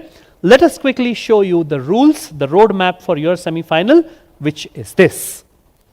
5 rounds, 42 questions divided across these 5 rounds. For each round, there is a slightly different set of rules, which I will explain before we start the first question of that round. And at the end of every round, you will get a scores update for all 6 teams, which is a cumulative score of all the rounds that have gone before. We will try and give you a scores update at the end of 9 questions in the last round, so that the last 3 questions, if you want, you can adjust your strategy accordingly. Audience, we have about 20 more prizes to give out to you. Some of them are these cool mugs by the NISM, and there are some sweet chocolates so that they will make your time here worthwhile. I will repeat again before we start off, all the prizes for the regional round, including chocolates, including certificates, including checks, will be given out only at the end of the 4th semi-final. So in case you are one of the prize winners or hope to be, please make sure you are present here when the 4th semi-final ends, because the law of the quiz demands that if you are not here and when we call out, we will simply move on to the next team in order, and you might miss out on both a prize as well as a chance to be in Navi Mumbai in November. Having said that, moving on to happier things, the 6 teams here, you know your rules. We will take you quickly into the first round, which happens to be the multiple choice round, a warm-up of sorts. These are your rules. 12 questions, each question will have 4 options. 3 will be incorrect, 1 will be correct, and you will get 20 seconds of thinking time per question. These questions do not pass. 10 points if you get it right, no negatives if you get it wrong. So please don't pass it, please say something. And while saying that something, you know the drill, please tell me the full answer, not just the alphabet, A, B, C or D. Please give me the full answer, because I'm not as young as you are, probably double your age, so my ears are not quite what they used to be. So I would hate to miss out on giving you points if you've given me the right answer. We will begin with team A and move clockwise, but the questions don't pass, so it really doesn't matter which direction we are moving. Team A, your question, question number 1. As per SEBI issue of capital and disclosure requirements regulations, what is the maximum percentage of post-issue capital that can be reserved on a competitive basis for the employees of that company? And these are your options. Is it 5%? Is it 1%? Is it 2.5%? Or is it 2%? Team A. It can be less than this number, but it can never be more than this number when you are reserving it on a competitive basis for employees. Made zero, primarily due to which of the following mechanisms being in play? Is it collateralization by the initiating counterparty? Is it a gross bilateral settlement procedure between counterparties? Is it position and volume limits enforced by the exchange? Or is it D, interpositioning and guarantee functions of the clearing corporation? Team B. So we're going with option A, collateralization by the initiating counterparty. It's actually all the way across. Thumb rule of quizzing is, if you don't know an answer and you have to guess in multiple choices, always try and go for the longest thread of text that you see, because if somebody has taken the trouble to type out that much, it has every chance of being the right answer. Can't give you points. We are looking for interpositioning and guarantee functions by the clearing corporation. But again, like I told your neighbors at A, no negatives. So treat this as a trial ball and move on. Team C, Jaipuria, here's your question. What is the primary purpose of the PRC matrix, potential risk class matrix, for debt schemes? Is it to determine the maximum return that a debt scheme can generate? Is it to classify debt schemes based on their investment strategy? Is it to disclose the maximum interest rate and credit risk that a fund manager can take? Or is it simply to regulate the issuance of debt securities? Team C.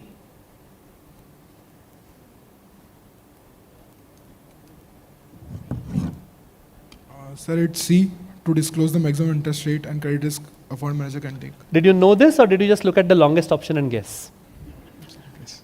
I'm just kidding. 10 points. Whichever way you got it right. It is to disclose the PRC matrix. The primary function is to disclose the maximum interest rate and credit risk that a fund manager can take. It's very important that you disclose that. 10 points. The first points of the semi-final to team C for Charlie. Next question to VIT Bhopal at team D. When does a bulk deal happen or occur on a stock exchange? Is it when a single transaction exceeds a value of 1 crore rupees? Is it when the quantity of equity shares bought or sold exceeds 0.5% of the total listed shares of a company? Is it when an institutional investor trades a large block of shares off market? Or is it when all transactions in a day for a stock are put together or aggregated? Team D.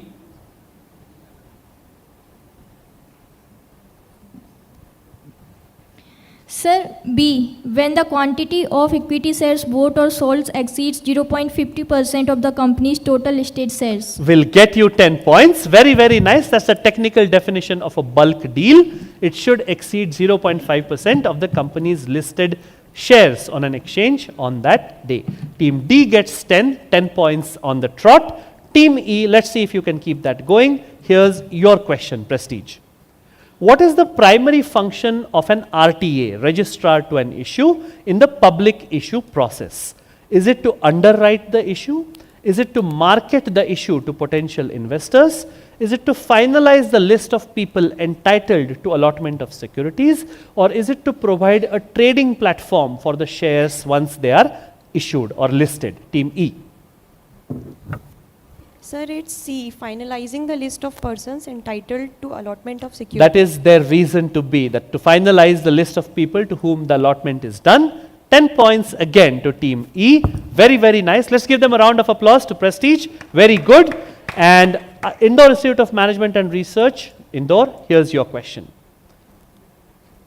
What is the purpose of a put option in a bond? Is it that the right for a holder to sell in the open market before maturity? Is it the right to convert into equity? Is it the interest rate adjusts with, is it that the interest rate adjusts with the market? Or is it a right for a bond holder to sell the bond back to the issuer before maturity? Team F. Sir, it's option D, right for bondholder to sell the bond back to the issuer before maturity. In call and put options, in a put option, that is what it means, right? 10 points to Team F. A put option lets the bondholder sell the bond back to the issuer before maturity, but at a set date. 10 points on the trot to 4 teams, C, D, E, and F. Team A, you missed your question. Let's take a look at question number 7. At what price are mutual fund units typically sold during an NFO, new fund offer? So like stocks have an IPO, mutual funds have an NFO. When a mutual fund sells units for the very first time, it's not called an IPO, it's called an NFO, new fund offer. Team A, these are your options. Is it the market price? Is it the net asset value, the NAV? Is it the face value, or is it the discounted NAV? Team A.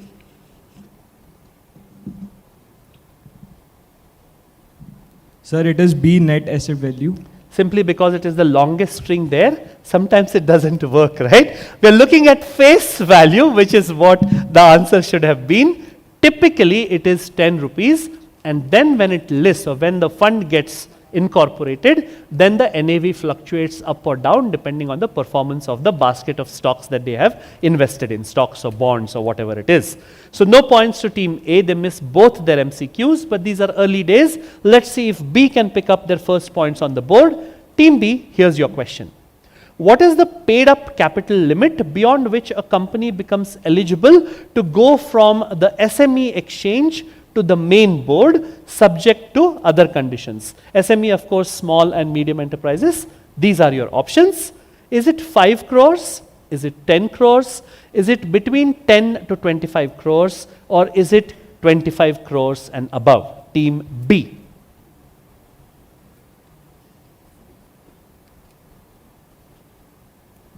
20 seconds, ticking away. Option D, 25 crores. Option D, 25 crores. It's actually a little less than that.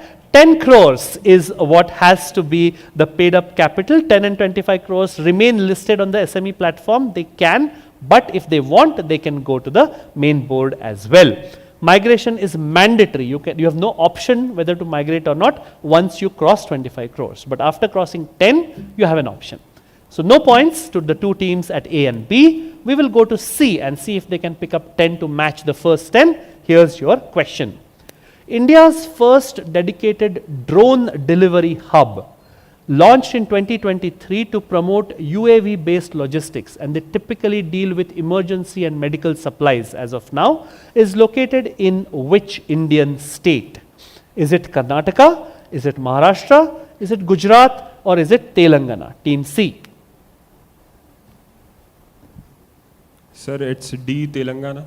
Beautiful answer. That's 10 points to you. It facilitates faster medical and essential deliveries, like I was saying, via drones. Drones, of course, are the new in thing. Nowadays, the talk is that very soon we'll have pizzas and Amazon orders getting delivered at our doorstep via drones as well.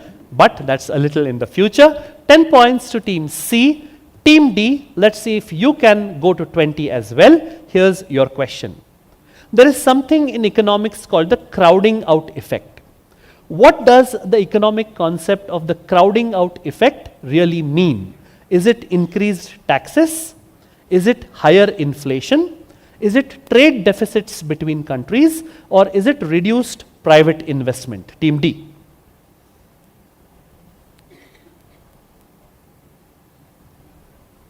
Crowding out effect. So because there are too many of something gets crowded out or pushed out and it becomes less. Team D. B, higher inflation. B, higher inflation. Not really. When there are too many investors or big investors, some of the smaller ones get crowded out. Reduced private investment is what we were looking at. But the good part is this was not from 0 to 10, but you were already at 10. So no points, but no negatives either. Team E, the penultimate question of the multiple choice round is this. There is something called a Bharat Mala project, which India, the central government, is launching or has launched. What is the primary objective of the Bharat Mala project? And these are your options. Is it to promote rural employment? Is it to improve primary education outcomes or results? Is it to integrate transport and logistics infrastructure? And is it to expand foreign trade zones?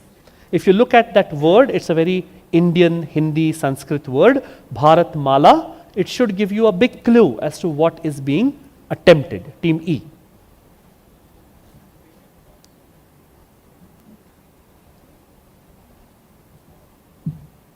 Think of what mala means in English or of how a mala works, and that should be your clue. Last 5 seconds. Team E.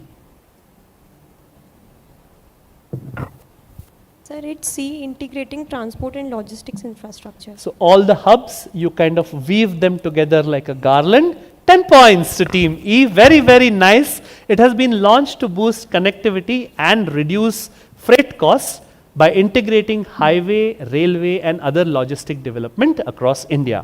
10 points to Team E for Echo. Last question of this round to Team F. Here's your question. There was an economist named James Tobin, after whom the Tobin tax has been named.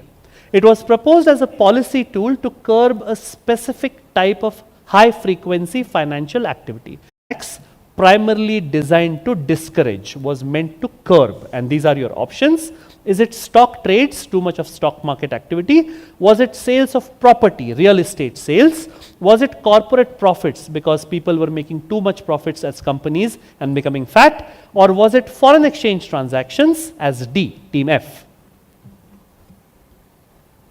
Think of what kind of transactions, if they happen too much, can cause a nation's economy or a nation's interests to get harmed. Team Option C, Corporate profits. Corporate profits. If there are too much profits, then a nation's interest can get harmed. There is something else that can harm a nation's interest more, which is if foreign exchange is getting traded too much. Forex transactions is what the Tobin tax was meant to curb, because of that small tax, people will not trade foreign currencies too much and harm their own internal currency in the process. Which brings us, sorry? Sir, it's not visible. Okay, the same problem that we had yesterday. Team F, the tabletop screen is not visible. You can ignore that and look at the big screen. If it doesn't get fixed, we'll try and get a person back to the wire. Other teams also, if there is a wire passing under your feet, be slightly careful so that your screen doesn't get affected. All right. So that brings us to the end of round 1, and we will have a check of the scores. But yes, like I promised, I will ask an audience question so that you can get a chocolate. We have some chocolates and some mugs. I will announce before the question whether it's for a chocolate or a mug, and you can then decide accordingly. All right. So let's ask you a question. When we discuss financial literacy and economy and money and managing our own money, one of the biggest things that has come to light and which we should guard against is phishing, right? Being scammed online. So when it comes to being scammed online, and especially when it comes to Indians being scammed online, it has been found that almost 80 to 85% of such scamming calls were originating from one single location.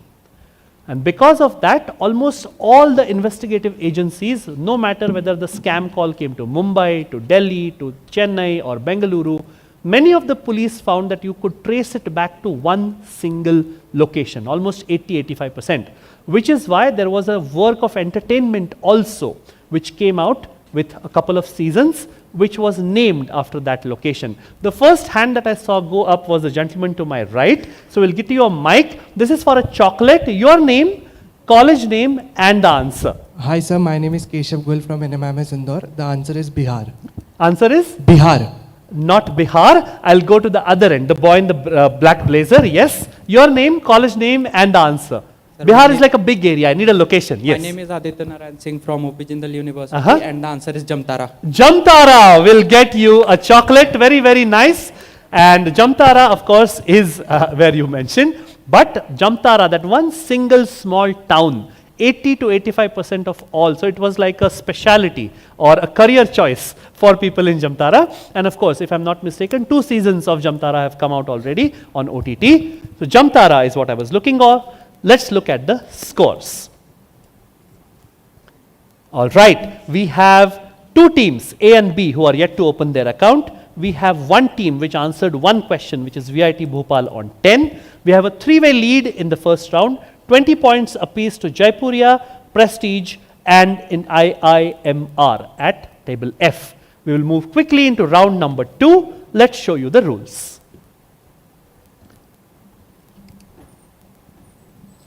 Round 2 is image identification. There will be a photo or a visual, and there will be a question. It could be a person, a currency note, a building.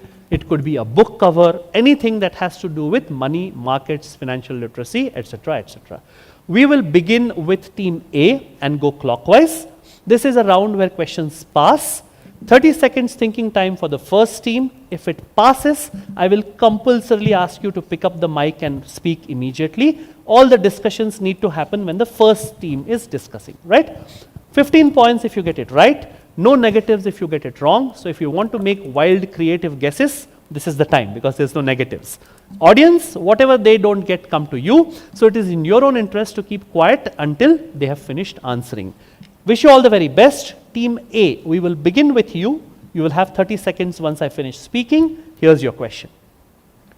This old series Indian 20 rupee currency note featured a view of the North Bay along with the North Point Lighthouse, which you can see in the distance if you squint hard enough. Which Indian state or union territory was being commemorated by this really beautiful, colorful 20 rupee note, which is not in circulation any longer, by the way? Team A. Sir, Andaman Nicobar. Andaman and Nicobar Islands is correct. North Point Bay and North Point Island are in Andaman and Nicobar. Beautiful, beautiful union territory. If you haven't been, forget your foreign trips and first make sure you know your country well enough. This is one of the places to go. And if you see this, that is the exact location which is on the note up to that lighthouse which you can see pointing out of the green in the top picture. So this is the old 20 rupee note, and there was an urban legend that the then Prime Minister Indira Gandhi herself wanted a currency note of this color because she really loved the way that color popped out. 15 points to team A, and we go to team B for the next. There is a big clue in that picture somewhere for the answer.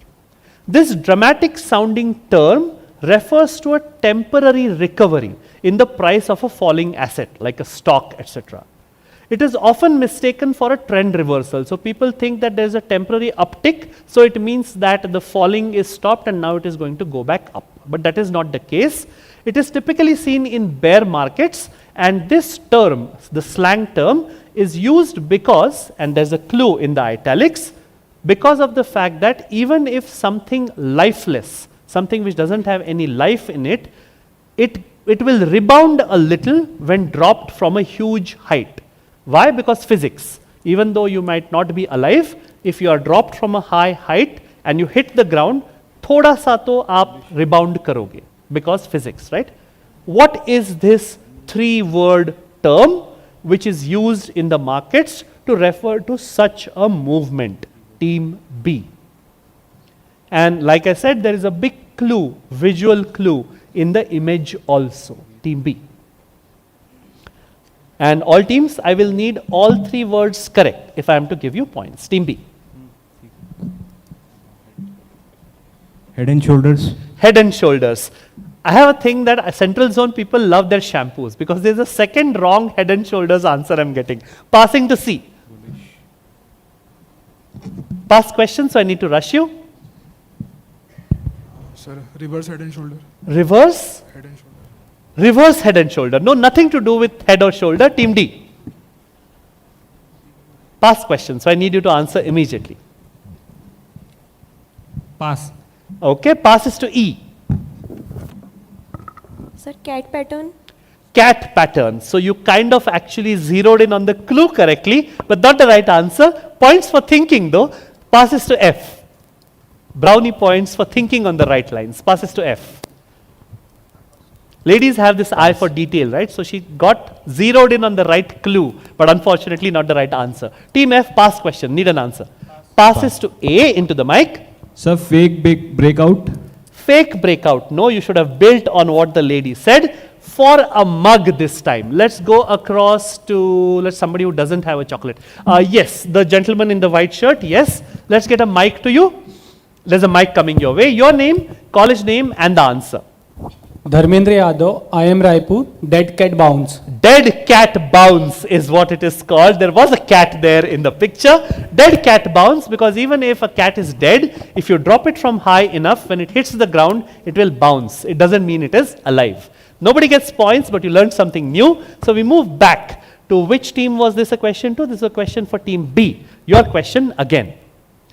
This bank functions as the apex bank for a certain Indian state's cooperative banking structure and supports primary agriculture credit societies in that state. Started in Patna in 1914, it was recently in the news for expanding digital banking in spite of the fact that it's a cooperative bank at the state level. Identify this apex cooperative bank, team B. And by apex, I mean in that region, not India.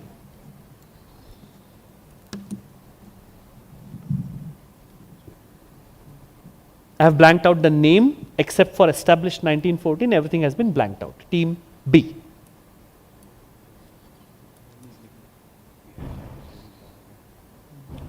Seven seconds to go. Bihar State Cooperative. Bihar State Cooperative Bank, because Patna, right? Lovely, 15 points, very, very nice. This is the Bihar State Cooperative Bank Limited. Mostly in the Indian cooperative banking structure, each state's apex bank is named as state name followed by state cooperative bank. Lovely, simple, logical thinking. 15 points to team B. Team C, Jaipuria, gets the next. This pattern of stocks movement shows increasingly volatile price swings forming, and this is a clue, a broadening structure with higher highs and lower lows. So the broadening structure are those two dotted lines that you see in the green and the red chart both. So this is bullish and bearish for green and red. This indicates rising market uncertainty and is also known as a broadening pattern because the lines are broadening out. What is the slang or common name for this chart pattern? Named after a certain object related to sound. Team C. And that object also has a shape exactly like this, narrow at the beginning and then broadening out. Team C. It is an object or a machine that has something to do or everything to do with sound. Team C. Sir, support and resistance? What does support and resistance have to do with sound? Nothing, no? Passes to D. Think loud. Team D. Parallelogram? Parallelogram. Again, that's math more than sound, but passes to E. Breakout of a structure. Sorry? Breakout of a structure. Mega? Breakout of a structure. Breakout structures. No, passes to F. I gave a big clue when I said think sound, think loud. Team F. Line bar chart? No, passes to A. Past question can't give you time. Jagran? Sir, trumpet? Trumpet, I will give you a chance to give me a better answer. Because it's not called a trumpet chart, but it's called a synonym for trumpet. Please hold on. No? 3, 2, and 1 passes to B. Sir, megaphone. Megaphone will get you 15. Very, very nice. I could not give you for trumpet because it's not called a trumpet pattern, but I could give you a chance to give me a better answer. But they poached this. 15 points to team B. Megaphone pattern is what it is called, because if you see that picture on the left, that's what a megaphone looks like. 15 points to you. That brings us to the fifth question. This is your question. This is one of my favorite questions of the quiz because it's so simple and so logical. Team C, there was a beautiful book called The Box by Mark Levinson. That's a book cover. Economist Mark Levinson chronicled how this innovation that came out first in 1956 reshaped global economics and turned Asia into the world's factory. So instead of people all over the world making things in their own countries, they could kind of outsource it all to Asia because of this innovation, according to Mark Levinson. What is this transformative object? Team C. And he called it the box. Team C. Container. Container or shipping container is correct. 15 points to team C. He said that a shipping container was the thing because of which you didn't have to manufacture stuff at home all the time. You could just make it outsourced to a country far away. And because of how much stuff a shipping container can contain, it can be shipped with minimal cost back to your place of sale. 15 points to team C for Charlie. Team D, VIT Bhopal, here's your question. A futuristic diamond-shaped logo made of interlocking triangles, often appearing in gray or black. So this colorful one is actually an exception. It represents a blockchain known for powering smart contracts and decentralized apps. Which very, very big famous cryptocurrency's logo is this? Team D.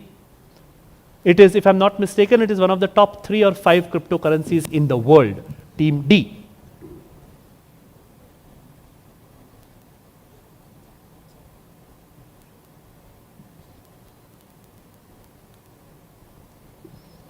Ten more seconds. Bitcoin? Not Bitcoin. Bitcoin has got that $sign with a B in it, right? Passes to E.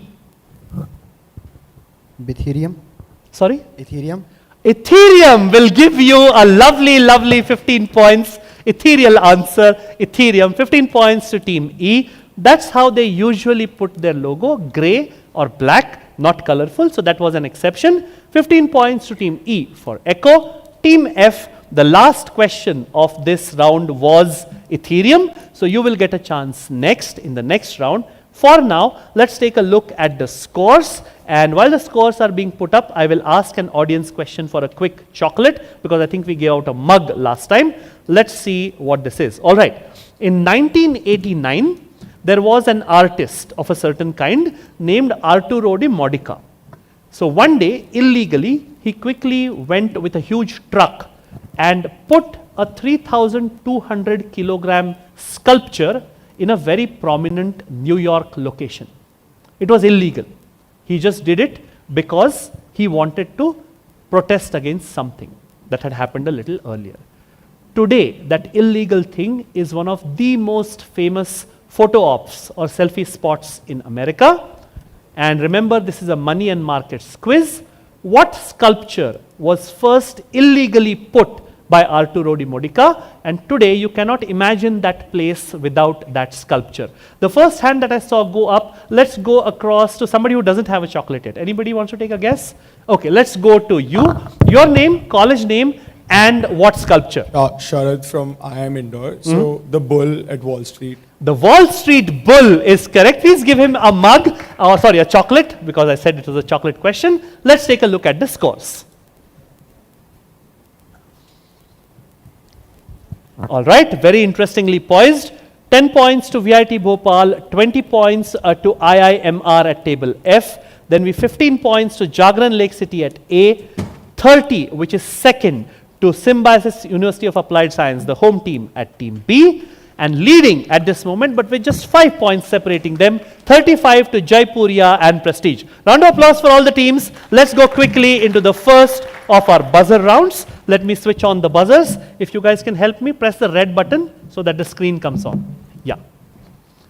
Tell me when each one has their team on there. The red button will switch it on, the screen will come on. Is everybody's screen on? Perfect. So these are the rules for the jumbled words round. 6 words or a pair of words, 1 clue at the top, a jumbled string at the bottom. It's completely on the buzzer, so you don't have to wait for me to finish reading out the question. The moment somebody buzzes, let me identify which team is first, only then will you answer. If you answer out of turn, even if it is correct, I'll give you a minus, because we can't deprive other teams of the chance. 2 chances in case the first team goes wrong, plus 15, minus 15 for the first buzz, plus 10, minus 10 for the next. You don't have to buzz again. The first buzz gets recorded here along with the subsequent 5 buzzes also. We will do a quick check of the buzzers, and of course there's no thinking time on this, beginning with team A.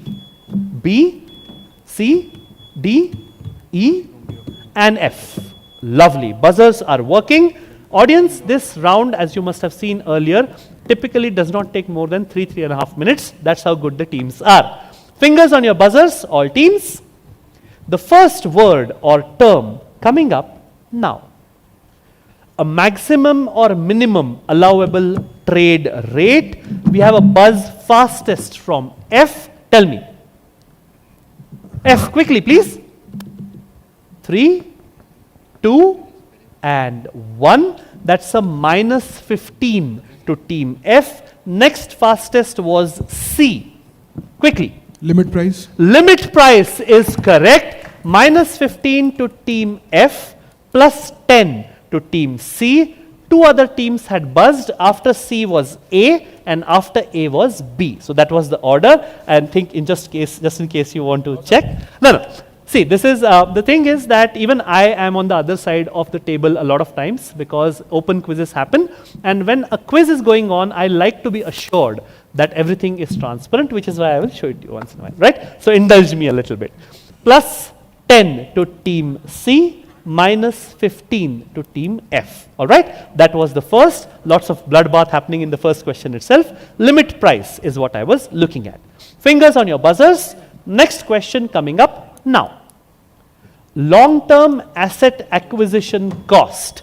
This time they are first. Team A, what am I looking at? Capital expenditure. Plus 15. Lovely answering. Capital expenditure is what I wanted. Capital expenditure will get 15 points to team A. I have reset the buzzers already, so we will move on to question number 3. Equity owners of a firm. This is 13524A. Shareholders. Shareholders is correct. Very, very nice. I saw 5 buzzes in succession. 1 followed by A, followed by C, then E, then B, and then D. That was the order. Fraction of a second separating the teams. 15 points again to team A. We will move on to question number 4. Here it comes. Willingness to accept potential financial exposure. Jaipuria at C. What am I looking at? Sir, risk appetite. Risk appetite will get you 15. Very, very nice. C for Charlie gets 15 points. Risk appetite is the 4th question. Let me reset the buzzers. 5th question, the penultimate question in the jumbled words round, coming up now. Unaccepted offers of participation typically happens because you applied for something, but it was not accepted. B, into the mic. Rejected bids. Will get you 15. Very, very nice. Rejected bids is what I was looking at. Typically happens in an issue of shares, IPOs and so on and so forth. Allotment didn't happen, your bids were rejected. 15 points to team B for Bravo. The last question in the jumbled words round, coming up on screen now. Estimated worth at the end of the investment period. We have a buzz from A into the mic. Quickly, please. That's 3, 2, and... Sir, material value? Material value will get a minus 15 to team A. There is no buzz yet. Value is, of course, correct. So if anybody else wants to buzz, you have 3 seconds more to do it. I'm just looking for the first word now. At the end of the investment period. 3, 2, and 1. I'm closing buzz so you can breathe easy. Nobody picks up points at your expense. What happens at the end? Chhatrapati Shivaji Maharaj, what is the station? Terminal is what I was looking at. Terminus is the station, of course. This was terminal value, not material value. But they won't mind. They've picked up enough points already to make this, brush this off. That brings us to the end of round 3. We will move on to the scores so that we can have more audience questions in the 4th semi-final as well. Let's show you the scores.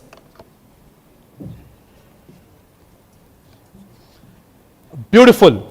Every team is making really good attempts to move ahead. I think this promises to be, I have a gut instinct this is going to be a very, very close semi-final. At the moment, 10 to VIT Bhopal at D, 5 to Indore Institute of Management and Research at F, 30 to team A, 35 to team D, 45 which is second to Symbiosis, the home team at table B, 15 points ahead of them, Jaipuria with 60. Round of applause for all the teams. We will go quickly into round number 4. Round number 4 is all about slogans, taglines and quotations. We will begin at the other end of the spectrum with team F and go counterclockwise now. Plus 20 points if you get it right, no negatives if you get it wrong, and we are giving 30 seconds of thinking time to the first team, no thinking time if the question passes. Audience, rules for you remain the same. If nobody gets it, I come to you and you get your chance at a chocolate or a mug depending on the difficulty of the question. Team F, if you are ready, the first one coming up for you is a quotation.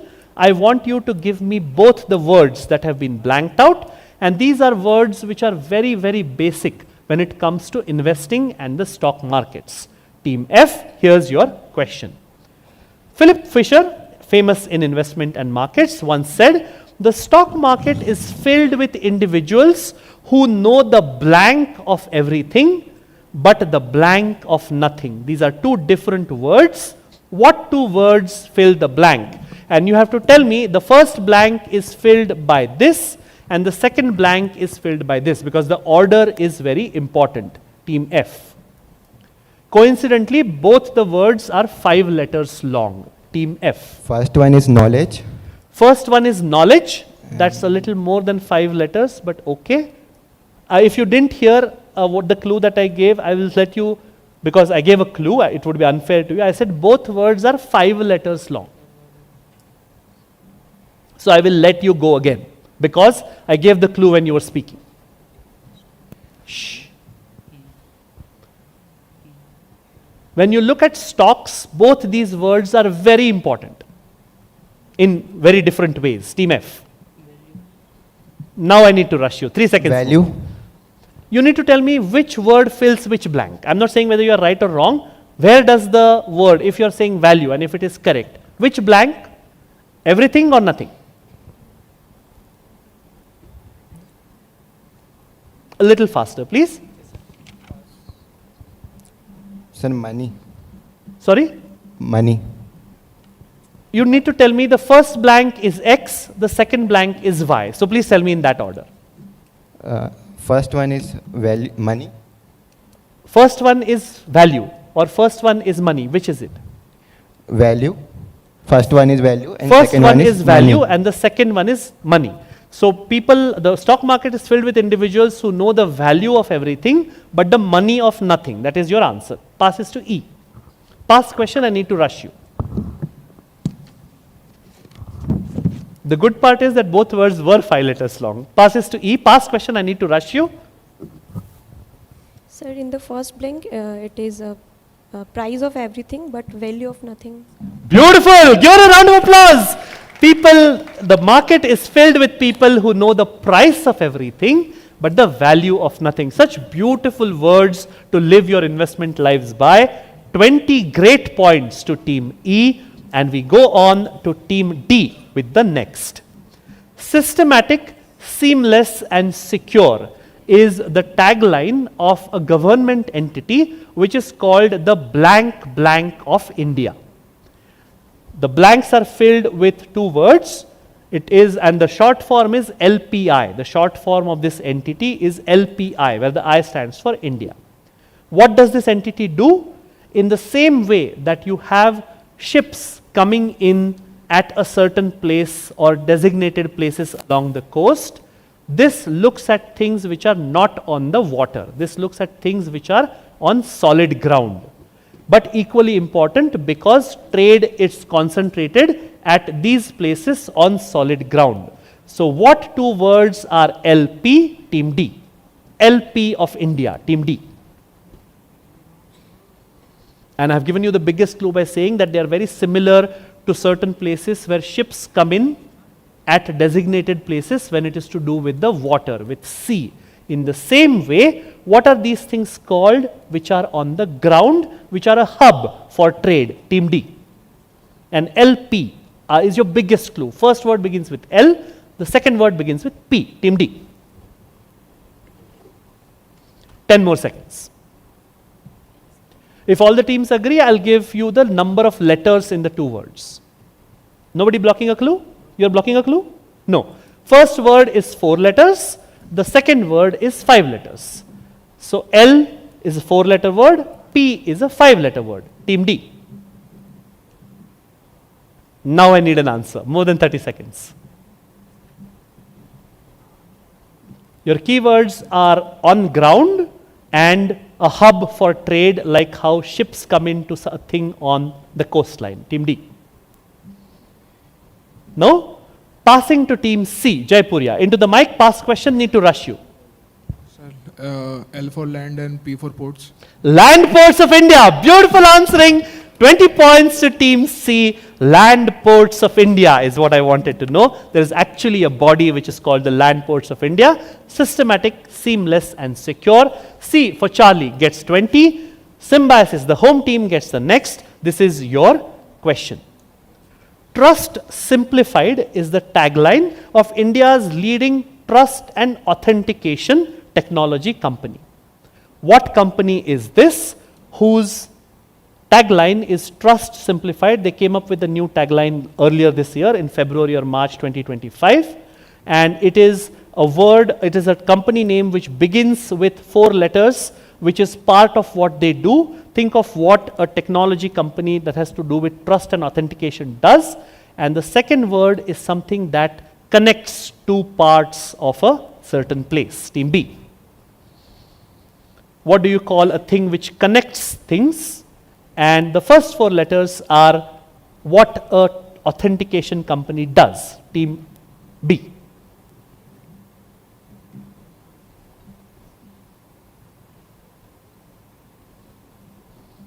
Audience, if this comes to you, this is for a mug, so keep your hands up.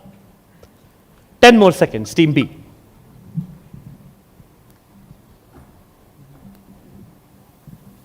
All right. NPCI? Sorry? NPCI. Not NPCI. NPCI is more with the payments ecosystem rather than trust and authentication. Team A. So Bank of India. Bank of India is proper bank, no public sector Babu Bank. Passes to F. This is leading trust and authentication technology company. Team F.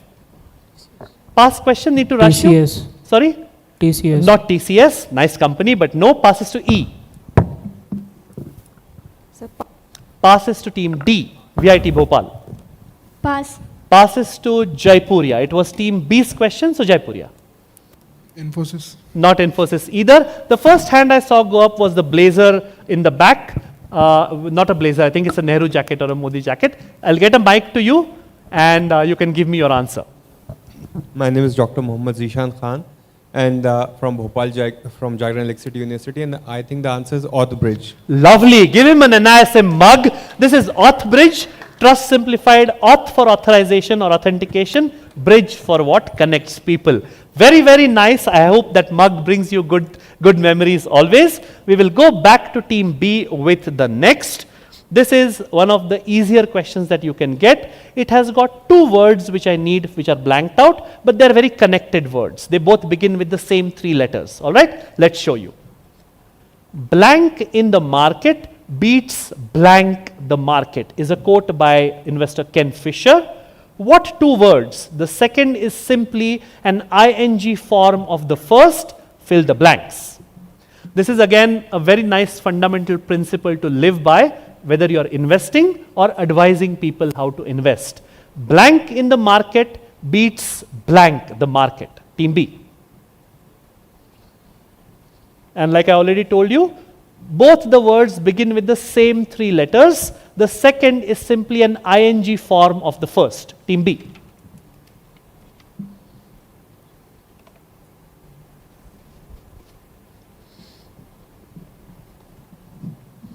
This is 30 seconds ticking away. So Lots of people scribbling down as we see on stage. Yes. Bank and banking. Bank in the market beats banking the market. Nice, but no. Passes to A. So loss in the market beats losing. No, loss in the market beats losing in the market. Team F. Pass question, need to rush you. Invest in the market. Invest and investing. Passes to E. I gave you the length of the words also, right? 4 letters and 6 letters. Team E. Can't give you so much time. Take a guess. Pass. Passes to D. Take a guess. 20 points up for us, up for grabs. Fund and funding. Fund and funding. That's a nice guess, but no. Passes to Jaipuria at C. Go for it. Price in the market beats pricing. Price is 5 letters, not a 4. It was your question, right? Let's go to the ladies in the second row. We'll get a mic. Yes, either one of you is fine. I believe you're friends, so doesn't matter who gets the chocolate. This for a chocolate. You have a mug? Okay, give a mug. No worries. As much branding of NISM on people's tables as possible. Hello, your sir. name, college name, and answer. I am Aditi Dubey and I am from Symbiosis University. Oh, lovely. So you are one of our hosts. Yes, Thank you sir. so much. And the answer. And the first blank is beer. Okay. And the second is bearing. No. Does your partner have a different answer or was it the same answer? Same answer. Okay. So let's go to the ladies here. You can get the mic and any one of you can answer. Name, college name, and the answer. Good afternoon, sir. My name is Dia. I am from Symbiosis University. So answer is time and timing. Beautiful. Time in the market beats timing the market. Timing the market is one of the most suicidal things you can do, because as Warren Buffett himself says, even God cannot time the market, okay? Spending time in the market is the only way to do investing that is of any worth. Nobody gets points, but you get a nice principle to live your future lives by. This was a question for team B, right? We asked you 2 questions, one after the other, which nobody got. So now we move to team A with the next. I think this is the 5th question of this round. This is your question. Similar to how there is an online entity endorsed by the government to have an online repository of documents, this is a document wallet to empower entities. Whose tagline is this? Document wallet to empower entities, team A. And I gave you a clue. It is very similar to how there is a different thing for individuals like you and me. This is simply the form of that for entities, team A. Based on my clues, you can actually put your answer together.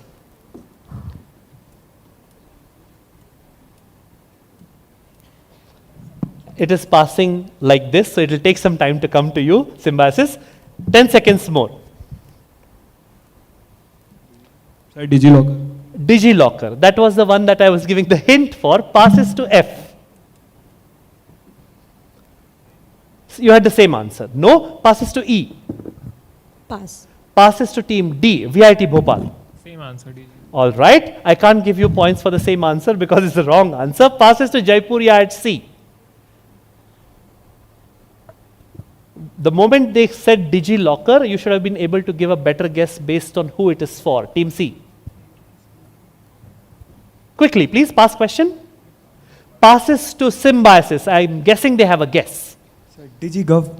Not DigiGov. Audience, now this is for a chocolate. Let's go to the lady who didn't get a chocolate last time. We'll get a mic to you and a chocolate. Your name, college name, and the answer. I'm guessing college is Symbiosis, right? Because you're sitting together. All right. Your name and the correct answer. Hello, sir. My name is Sneha Bundela, and the answer is entity locking. Entity locker is correct. I was cluing you guys so much that it is for entities, right? So entity locker will get you a chocolate, and the last question of this round will go to team A because nobody got it. 2 words, both beginning with the letter W. No blank you own and no blank you own it. Team A, both words, order is important. So you need to tell me the first blank is this and the second blank is this. Team A. No blank you own and no blank you own it. Peter Lynch makes an appearance, part of the legendary duo which set up Merrill Lynch. Team A, what's your guess?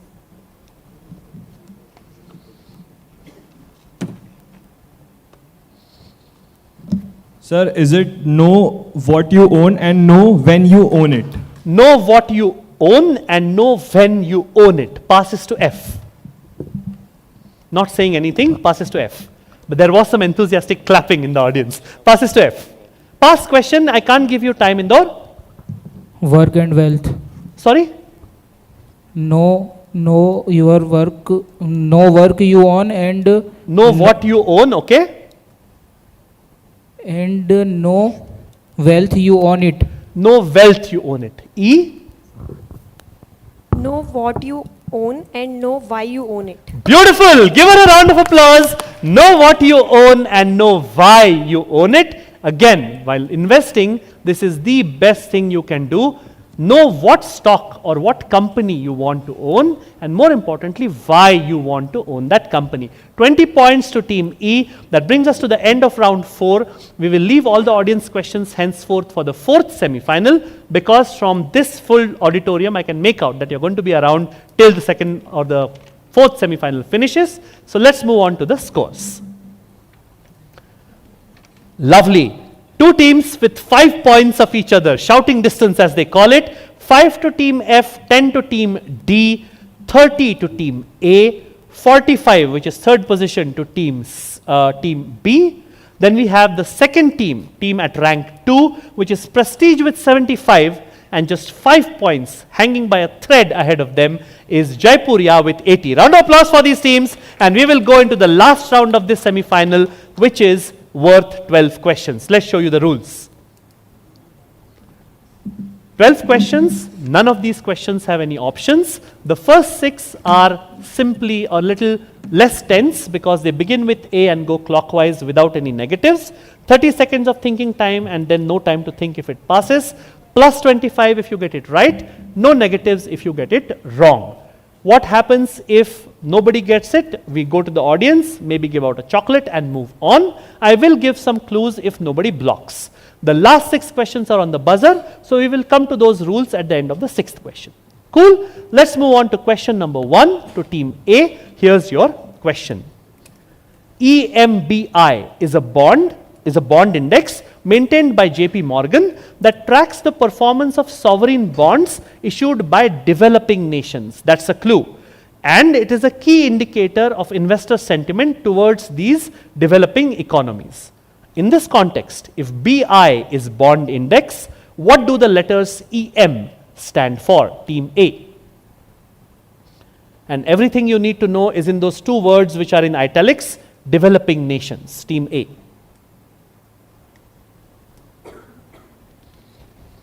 Other teams, I have exactly 5 minutes to finish this semi-final. So if it passes, I will be really pushing you for an answer. Team A, 5 more seconds. Sir, electronic mortgage. Electronic mortgage. No, passes to B. Emerging markets. Beautiful answer, 25. The home team is making a move for that top spot. Emerging markets bond index. That's a beautiful crunch answer. Like they say, cometh the moment, cometh the man. I think they are making a move at the right time. Let's see how it works out. Team C, your question, question number 2. The Rangarajan Committee's recommendations prompted a shift from BPL lists to SECC data in India to update the methodology for identifying households below what key socio-economic benchmark? Team C. Sir, poverty. Poverty, Yes. that's your answer. Yes. Passes to D. Poverty is not a benchmark. Team D. Below economy. Below economy, passes to E. Like I said, poverty is not a benchmark. It's not an official benchmark anyways. Passes to E. E is a pass question. I need to rush you. I'm so sorry. Pass. Passes to F. Social welfare. Not social welfare. Passes to Jagran at A. Quickly, please. Sir, below poverty. Below poverty. That's your guess. Yes. The name of the benchmark is below poverty. Yes. Passes to B. Underprivileged index. Not the underprivileged index. It was your question. So close. You're not giving me the line which is there. Literally the line which is there. Shout out. Poverty line is the benchmark, which is why I'm telling you that poverty is not a benchmark. Poverty line is the benchmark I was looking for. Perhaps a very excruciating miss for any of the teams who are hoping for 25 points. But the good part is nobody got it. So it comes back to which team now? It's a question for team C. Sorry. C, your question again. Here it comes. Which African country revolutionized mobile finance through the 2007 launch of an app called M-Pesa, or a service called M-Pesa? It enables users to transact via basic mobile phones. You don't really need smartphones, and it became a global benchmark for mobile money and money-driven financial inclusion. Team C, which African country is behind M-Pesa? Team C. If all the teams agree, I will give a clue. It has got nothing to do with this, but it's a clue based on general knowledge. Can I give a clue? No clue. Done. Even if one team says no clue, no clue. Passes to, back to C for a guess. Which African country? Kenya. Kenya. Kenya. Yes. You didn't need a clue. Lovely. M-Pesa is Kenya. 25 to C. Jaipuria gets 25. They're still in the reckoning. Remember, they were at, I think they were your first, according to the scoreboard, right? You were first. You were leading. Right. Team D, your question coming up. Which traditional South Asian unit of mass, equivalent to approximately 11.66 grams, is still commonly used in India for measuring gold and other precious metals, especially in the bullion trading community? Team D. It is to do with the entire South Asian region as a whole, not just one country. Traditional South Asian unit of mass, team D.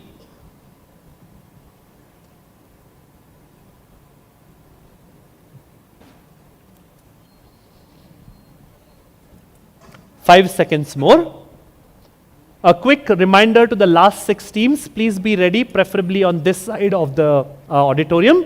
We will quickly take you up on stage for the last semi-final, and I am not in a rush. My mode of transport is 10:30 in the night, but I have been told that a lot of you are, they have buses and trains which leave earlier, so it's for you that we are making sure that this speeds up. Yes, this is for team D. Tell me. Pass. You're passing this? I'm shocked. Team E. Quickly, please. Pass. Passes to F. Carrot. Carrot. Passes to A. Sir, we know the answer in Hindi, so can we? I don't know. Tola. Is what I'm looking for. Tola or Tolam or troy weight. Either would have gotten you points. 25 points to team A. And bhai, we are in India. Hindi works, okay? Don't worry. 25 points to team A. And the next question goes to the home team, Symbiosis. Here's your question. What is the 2-word term used for lending to borrowers with weak or no credit history, often at very high interest rates?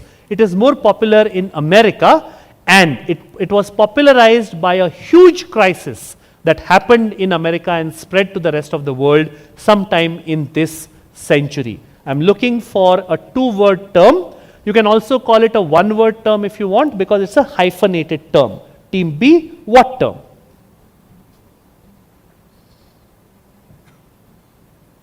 If all the teams agree, I'll tell you the number of letters in the 2 parts of the word. It is 3-5.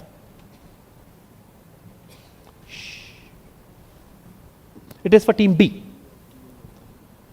The first part is 3 letters long, then there's a dash, a hyphen, and then 5 letters. Team B, 10 more seconds.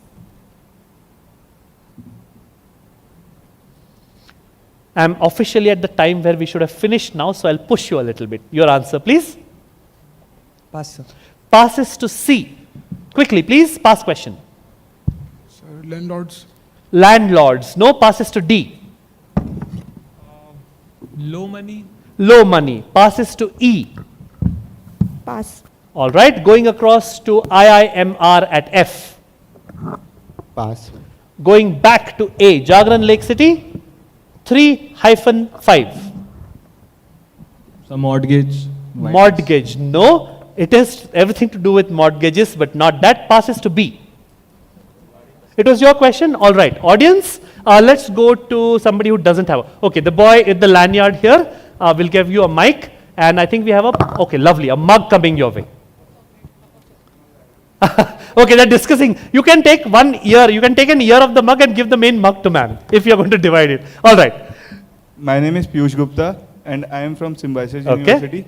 And the answer is subprime. Subprime is correct. This is the subprime lending and the subprime crisis of 2008-2009 when almost the entire American economy melted. All right, nobody gets points. This was a question for you, right? And the previous question was answered by someone? Yes, so that means that I can ask you. It's not the third in succession. Team B, your question. This is the last question before the buzzers. Which famous international bloc or group is exploring the development of an alternative cross-border payment system, tentatively called blank pay, to reduce reliance on the international system called SWIFT? Team B. BRICS. Lovely, 25. Very, very nice. BRICS pay is what I was looking for. Let us go quickly into the buzzer round. After 3 buzzer questions, I'll give you a scores update. These are your, this was 25 points for team B, Symbiosis, B for Bravo. 6 questions, all on the buzzer. You can buzz whenever the question comes up on screen. If nobody buzzes, I'll finish reading out the question. Then I'll keep on giving clues which are progressively easier and easier until somebody buzzes. Just like jumbled words, 2 strikes on the buzzer. I will say which team was first and which team is second. 25 minus 25 for the first, plus 15, minus 15 for the next. I will give you some sort of an idea as to what answer I want before the question comes up, so that you don't answer a person's name when I want a company or something like that. All right? Cool. Let's go. I'm looking, fingers on your buzzers, I'm looking for the name of a publication, whatever it could be, something that is published. Question coming up now. Which Indian business newspaper published by HT Media, the Hindustan Times Group, along with the Wall Street Journal, is known for its sharp economic commentary, clean design, and focus on analytical journalism? It is also a word that is used in relation to money, and where this is a buzz by A.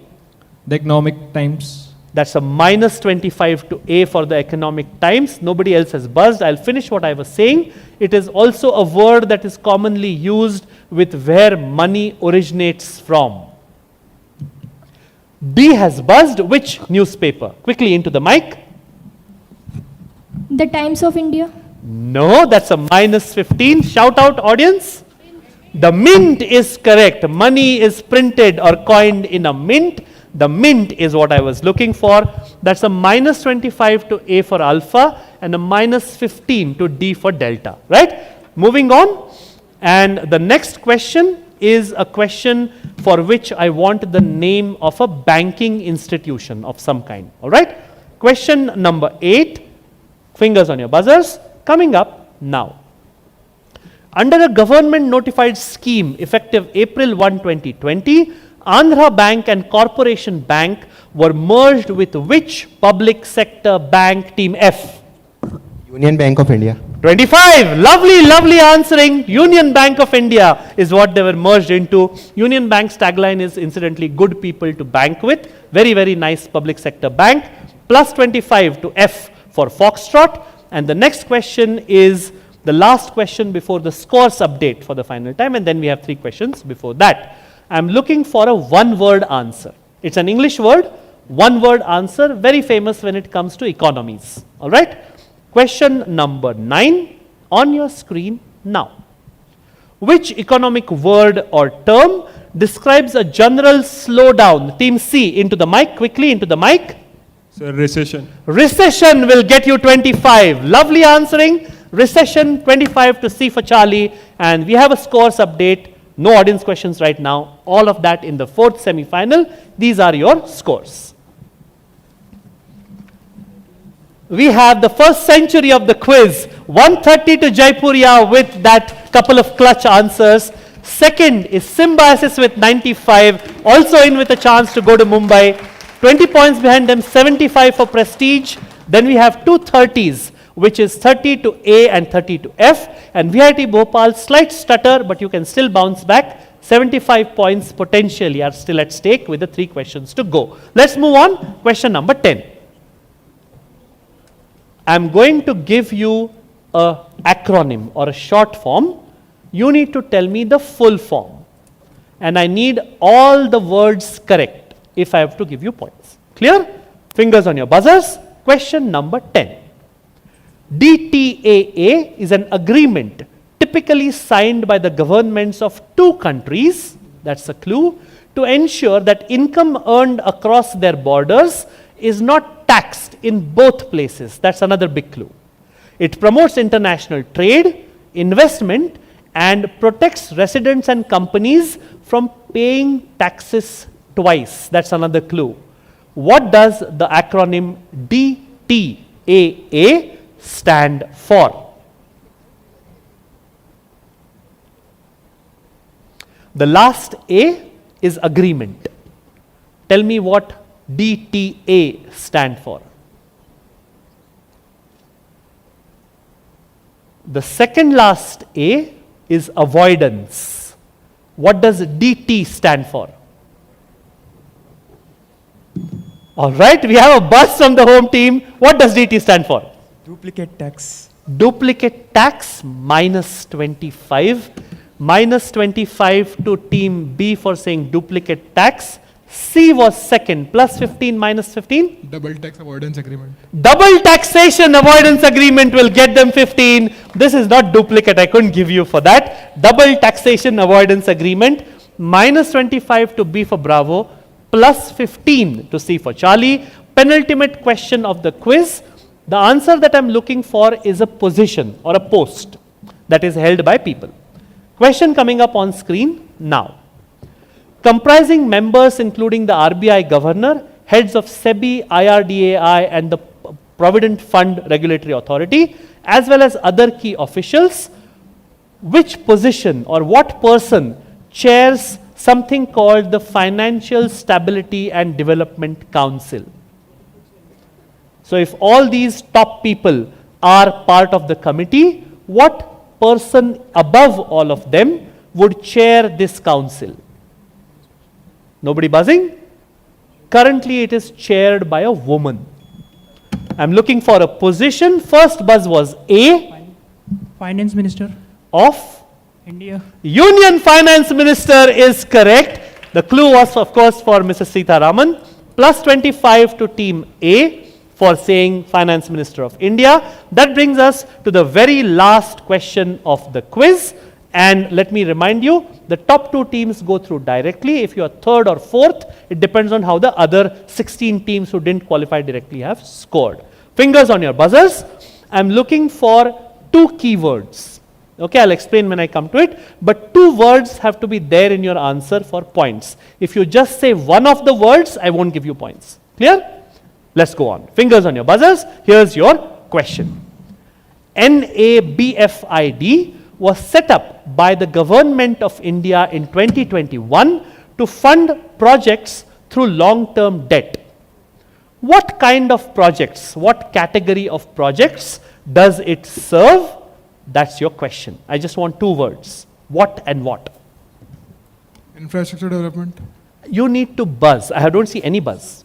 Can you buzz? Now you have buzzed. Team C, what's your answer? Infrastructure development. Lovely, 25 points. National Bank for financing infrastructure and development. 25 to Team C. That brings us to the end of what has been an entertaining third semi-final. We will have the next immediately after this, but for now, let's take a look at the final scores. Very, very nice. 170 to Jaipuria, they win this and they go through to the national finals. 55, okay, we begin with the team at -5, VIT Bhopal on -5, 30 to Indore IIMR, then we have 55 to Jagran Lake City, missing out by 5 points, 70 to Symbiosis. How crucial is that duplicate tax going to be? But scraping through with 5 points, Prestige with 75. Give them a round of applause. Very, very nice. So basically, we have Jaipuria and Prestige qualifying directly. The others will have to wait and see if the other scores are matching or not. Congratulations. It has been fun quizzing with you. Please carry on down. We will get the next 6 teams on stage. Please give them a round of applause as they walk back. NISM presents an exciting opportunity for students across India, the Ideathon 2025. This is a team-based competition focused on analyzing cyber frauds in financial markets. Teams of 2 to 4 students can participate, and you're welcome to have a faculty mentor on board. Your challenge? Pick a real or hypothetical cyber fraud case, dive deep into it, and propose smart, practical solutions to prevent such frauds in the future. All submissions will include a detailed report and a presentation to be submitted online. The last date to submit entries is September 30th, 2025. And here's the exciting part. There's prize money worth over 4 lakhs rupees for students and 1 lakh rupees plus for faculty mentors. So assemble your team, bring your best ideas, and be part of the movement to strengthen India's financial systems. Let's outsmart fraud together.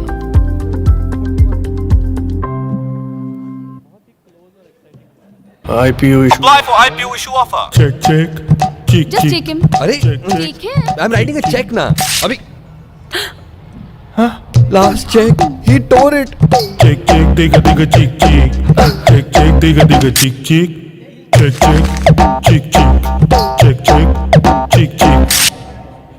Oh, check, digga, chick. Check.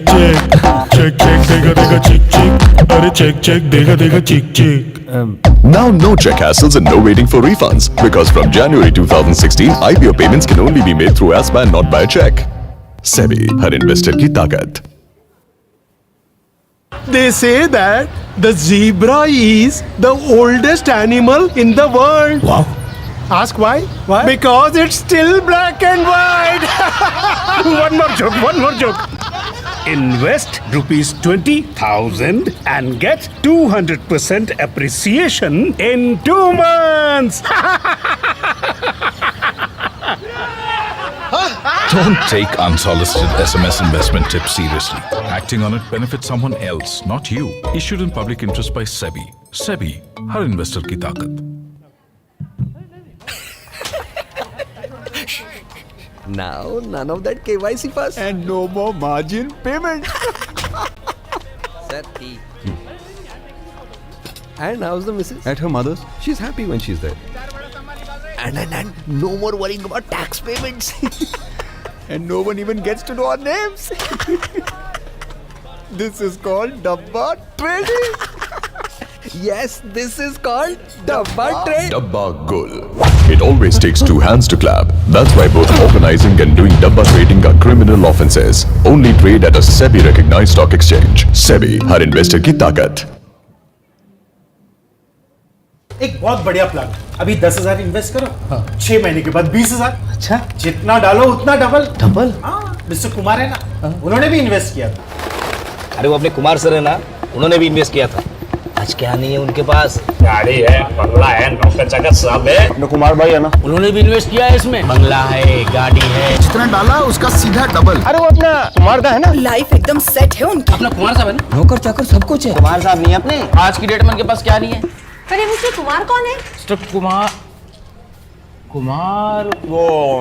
Kumar साहब ये कहीं सुनी पर यकीन न करें. पैसे invest करने से पहले खुद जांचिए, परखिए, फिर इन्वेस्ट कीजिए. सेबी, हर इन्वेस्टर की ताकत.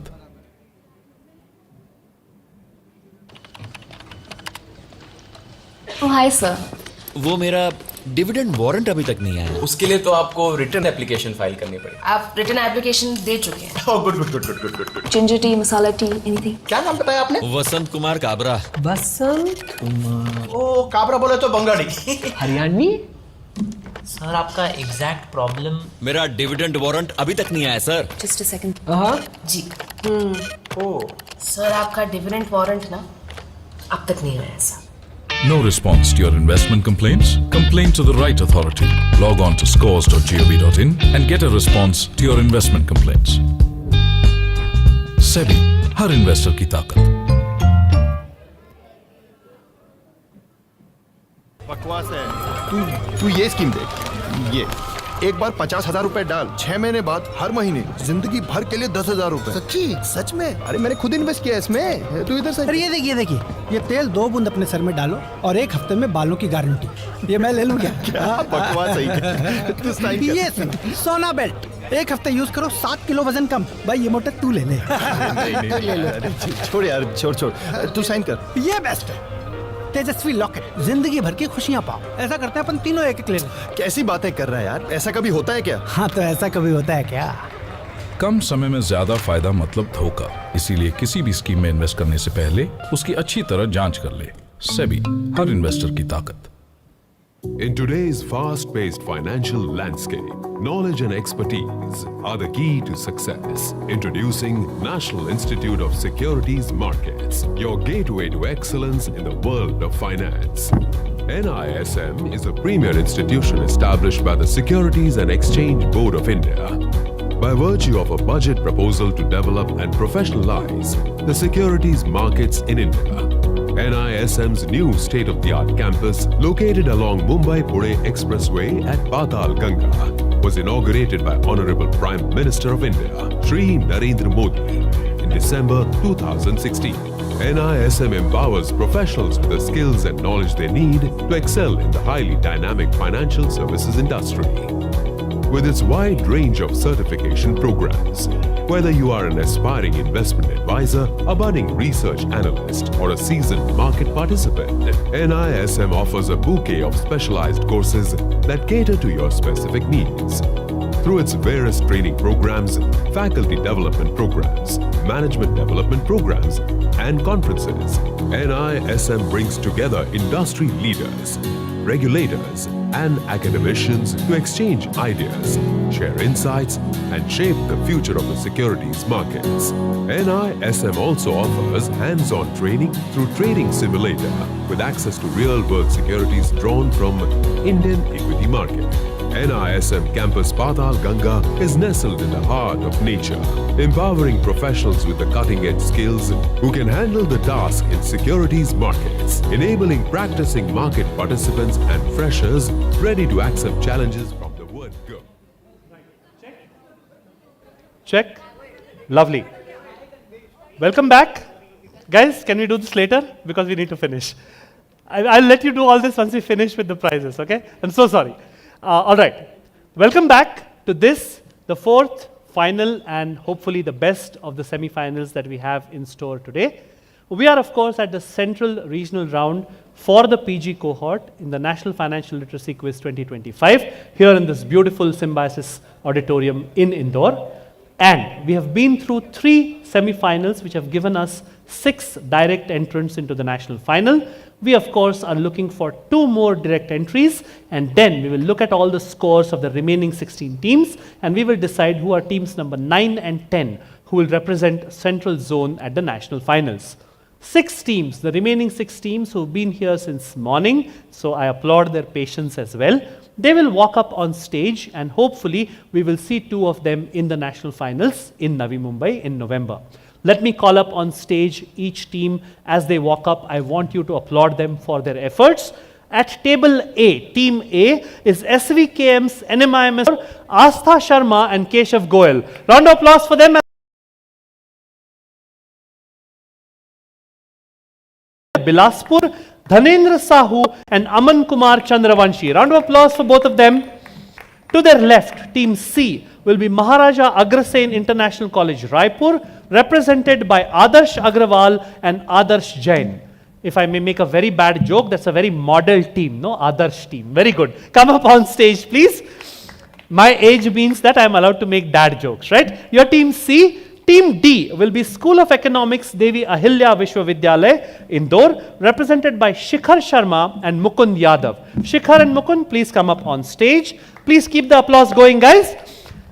Team number 5, Team E, is IPR, Institute of Professional Education and Research, Bhopal, Pragati Ambule and Jhalak Pamnani. All ladies team, Team E, give them a round of applause. And last but certainly not the least, at table F, will be Prestige Institute of Management and Research, Bhopal, represented by Himanshu Rai and Vikash Kumar Pandey. Please carry on and let's take a look at what we have in store. Your team F.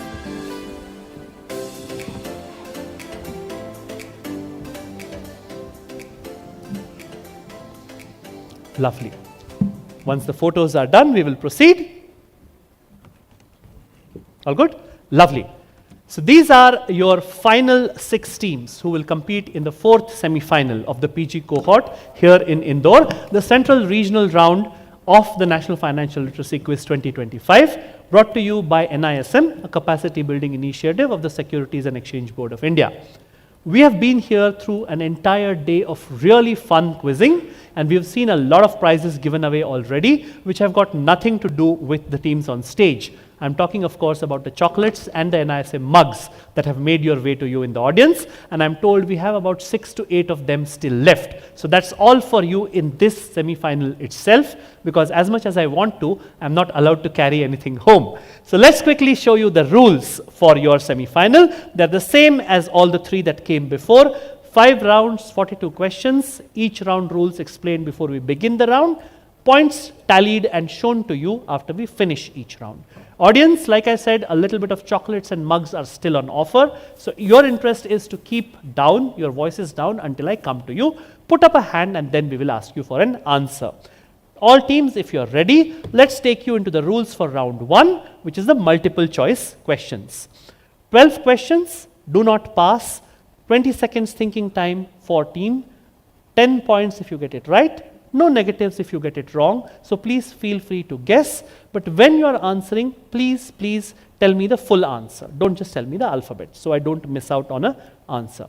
Audience, these questions don't pass to you for obvious reasons, because if it's a wrong guess, that means 25% of the wrong has already gone away. So let's go into round 1. Question 1 for team A. Here's your question. Which type of mutual fund scheme typically allows purchases and redemptions directly from the fund throughout the life of the scheme? And these are your options: close-ended funds, open-ended funds, exchange traded funds or ETFs, and fixed maturity plans or FMPs. Team A. Sir, it's B, open-ended funds. Good, 10 points to start with. 10 points to team A. Very nice, very confident and fast, which is also valuable. Team B, here's your question. What is the primary role of clearing corporations in securities markets in India? Is it to provide trading platforms? Is it to guarantee settlement of trades? Is it to regulate the participants in the market? Or is it to advise the investors who come to the market? Team B. It's B, to guarantee trade settlements. Lovely answer. Give them a round of applause. 10 points. Clearing corporations ensure that there is smooth and secure trade settlement by acting as a central counterparty. So they are neither the buyer nor the seller, but they are neutral, and so they are secure and safe. 10 points to team B. Team C, here's your question. What does the Laffer curve illustrate? And these are your options. Is it inflation vis-a-vis unemployment? Is it interest rates and investment? Is it GDP vis-a-vis population? Or is it tax rates and tax revenue? Team C.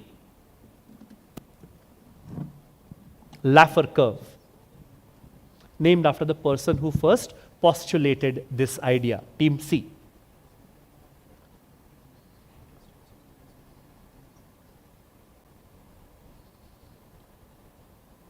Five more seconds. It's B, interest rate and investment. It's actually D, tax rates and tax revenue. No points, but the good thing is no negatives either. We will move on to the School of Economics of Devi Ahilya Vishwavidyalaya. Here's your question.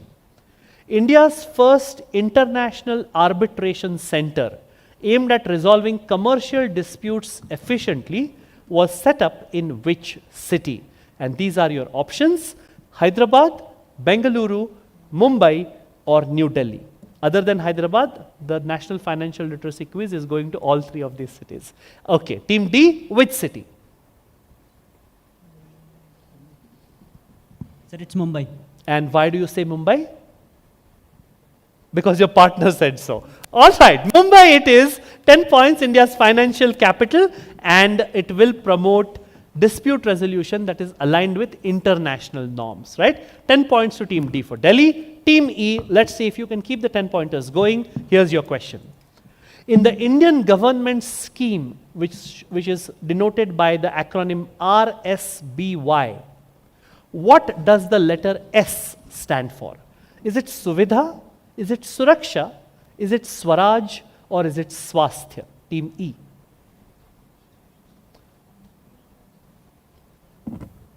Sir, it's Suraksha.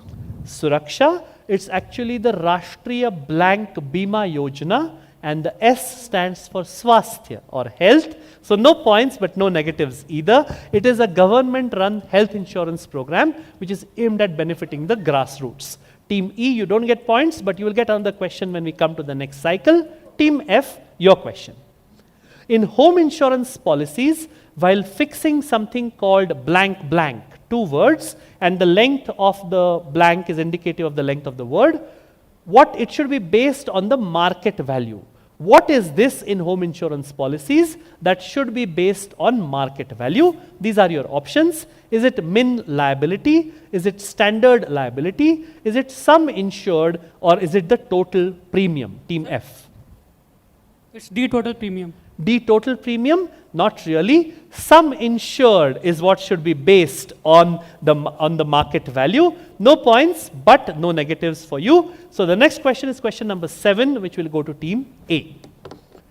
What does a theory called the Ricardian equivalence theory propose about fiscal stimulus such as tax cuts? Does it say that free trade benefits all? Does it say that inflation is always related to money, it is always monetary? Does it say that the markets will always correct by themselves without intervention? Or does it say that tax cuts do not boost demand? Team A. Ricardian equivalence. Ricardo was the economist who proposed it. 5 more seconds, team A. Sir, it's A, free tax benefits for all. Free trade benefits all. It's actually the last one. Tax cuts don't usually boost demand or don't necessarily boost demand. No points, but we will give you a question again when we come to the next round. For now, an MCQ for team B. Here's your question. Which Indian state was the first to implement the VAT system, the value added tax? And these are your options. Is it Haryana? Is it Maharashtra? Is it Gujarat? Or is it Tamil Nadu? Team B. My team, give me a 30-minute heads up, okay? 45 is too less. Give me a 30-minute heads up. Team B.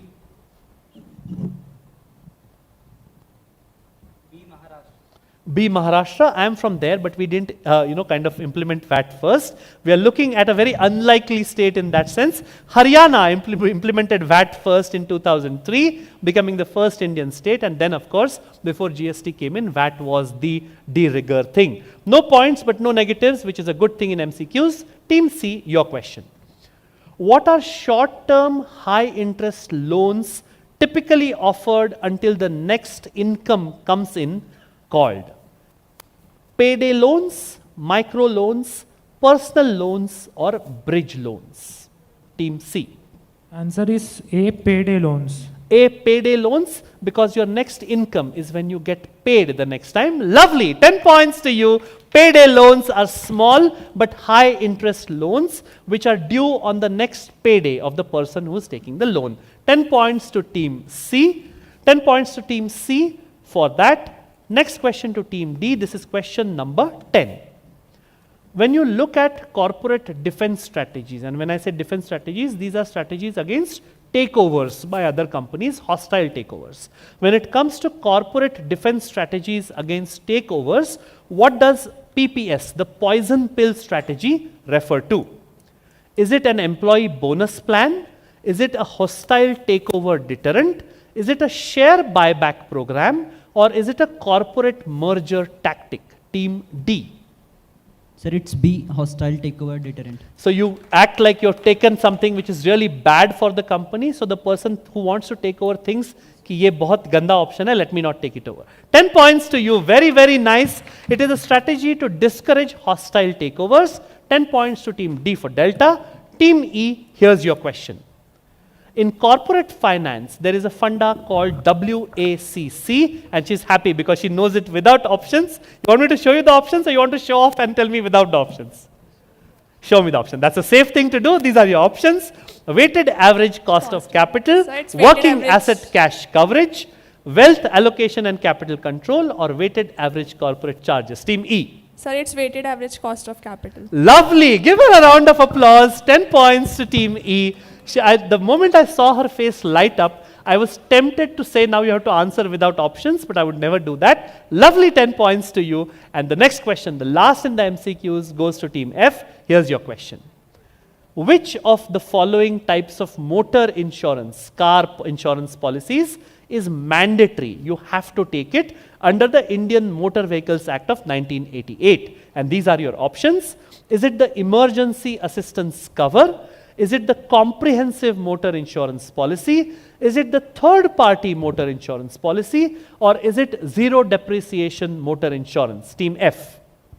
Sir, it's D, zero depth motor insurance. Not really. You can do without zero depth, but the one policy you can't do about is the third party motor insurance policy, because it has to do with neither you nor the insurance company, but somebody else, a third party who might get hurt or suffer a loss because of you and your vehicle. No points, but No negatives either. That brings us to the end of the first round, and I just got a heads up that I have 42 minutes more, so I can ask one audience question. So we've all talked about how trading happens, and the Bombay Stock Exchange is obviously one of the biggest stock exchanges in Asia. So the Bombay Stock Exchange does all its trades on a platform called Bolt. If the B stands for Bombay Stock Exchange or BSE, what does the OLT stand for? I will go to somebody who's put up a hand, somebody who wants. All right, let's go to the lady there. Your partner already has a mug, so your chance to get a matching mug. Or no, is it a chocolate? It's a mug. Okay, I'll give you a mug. What's OLT in Bolt? Is correct. Please give her a mug and from NISM. Very, very nice. Online trading, BSE online trading. It got grabbed in between. That is what predatory tax policies look like. आपके हाथ में आने से पहले TDS cut जाता है, right?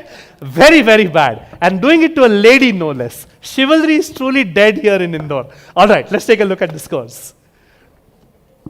Lovely. Only team F is yet to open their account, but just a 10-point difference. 10 points apiece to A, B, C, and E. School of Economics at E is slightly ahead on 20. Let's go into round number 2.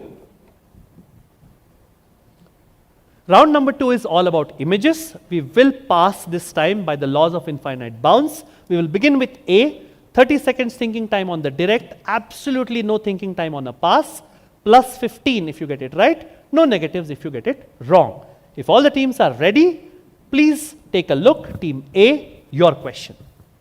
This global electronic marketplace is known for the listings or stocks which are very tech heavy.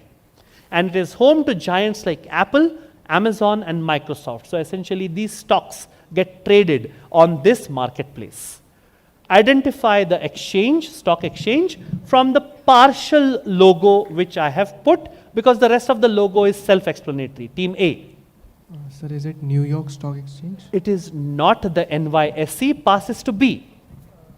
Is it NASDAQ? It is NASDAQ. Lovely. 15 points to team B. For Bombay, NASDAQ is what it is called. Audience, remind me to ask you a question about NASDAQ when I come to an audience question. Team B gets 15. C, Maharaja Agrasen gets the next question. This constitutional authority, so it is not only a government entity, it is established by the Indian Constitution.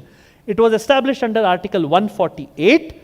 What is its function? To examine government revenues and expenditures and present their report directly to the President in the case of the central government, or to the Governor in the case of the state governments.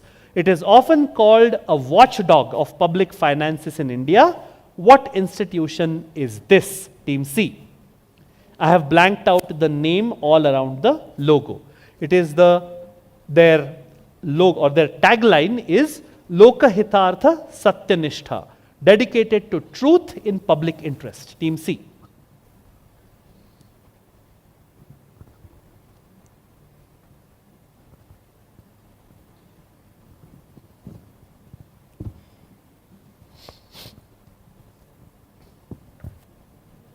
Ten more seconds.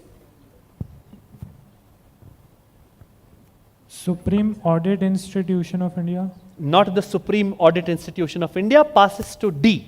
Pass question quickly. Sir, CAG. Which is what? I didn't remember the full form, sir, but it's CAG. In All right. Article 148, CAG is mentioned. I will give it to you. If you remember that Article 48 set up CAG, CAG is good enough. It's the Comptroller and Auditor General of India. But no. 15 points to Team D. If somebody is confident enough to remember that CAG was set up under Section 148, kudos to you. 15 points to Team D for Delta. Moving ahead to Team E, here's your question. This was, of course, the Comptroller and Auditor General of India, the full logo without blanking out anything. I had blanked out audit from there. All right. Team E, your question. I have blanked out the name of an element from the cover of this book.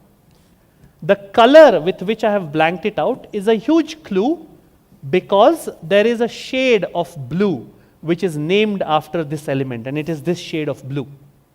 The title of the book is Blank Red. This element is essential for manufacturing the lithium-ion batteries that power everything in this world today, from smartphones to EVs, etc., etc. Written by Siddharth Kara, this book exposes the brutal conditions under which this element is mined in the Democratic Republic of Congo, with child labor and forcibly with people using guns to enforce the mining. Fill in the blank with the name of an element whose color, or which gives its name to a color very similar to this blue, team E. And it is the one element which is used to manufacture the lithium-ion batteries that are used in your smartphones, EVs and everything. The name of an element. And obviously it is not lithium because it's mentioned on screen, team E. Silicon? Not silicon. Silicon is silvery in color, team F. Lithium. Into the mic. Lithium. Lithium. I just said it's not lithium because it's mentioned on screen, right? Passes to A. Kind of logical that the one most element used in lithium-ion batteries has to be lithium, but not that. Team A. Pass question. Need to rush you. Pass. Passes to B. Sorry, copper. No, it was an audience question earlier. Dr. Copper. Passes to C. Barium. Sorry? Barium. The barium, B-A-R-I-U-M, not barium, passes to D.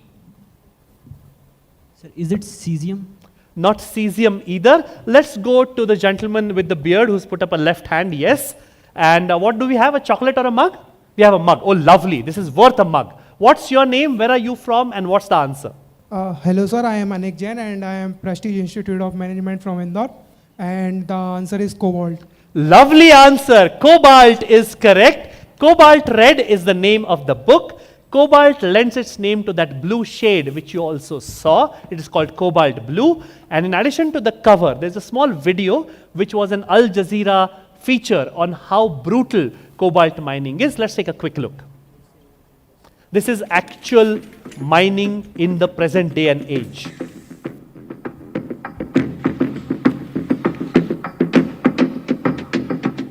Oui, c'est le cobalt et le Congo est fier d'avoir plus ou moins 60% des réserves mondiales. This is how bad it is. Maintenant, il est quand j'ai tout, il est là qu'on a risque. Parce que bale babiana benzetu barafiki batukuwa na bale beshakufa. Au takuwa na idee. Ili tunataka sema que donc pepo nafika mniveau moya inaisha. That's how bad it was. Cobalt will get you a very well-deserved mug.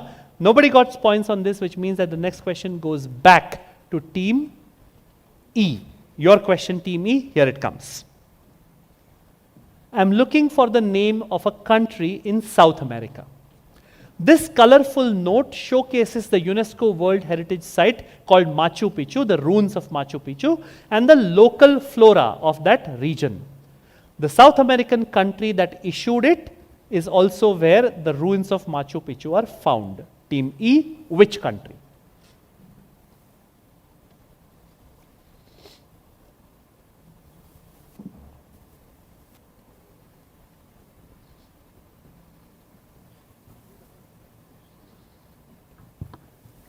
One of the biggest fears that a quizmaster has is, have I forgotten to blank out a keyword there? But thankfully no name is present, which is what I strolled over here for.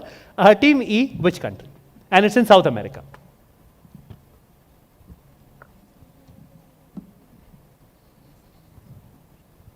If all the teams agree, I'll give a clue. Refusing a clue? Brave refusing, no worries. Even if one team says no, no clue. Team E.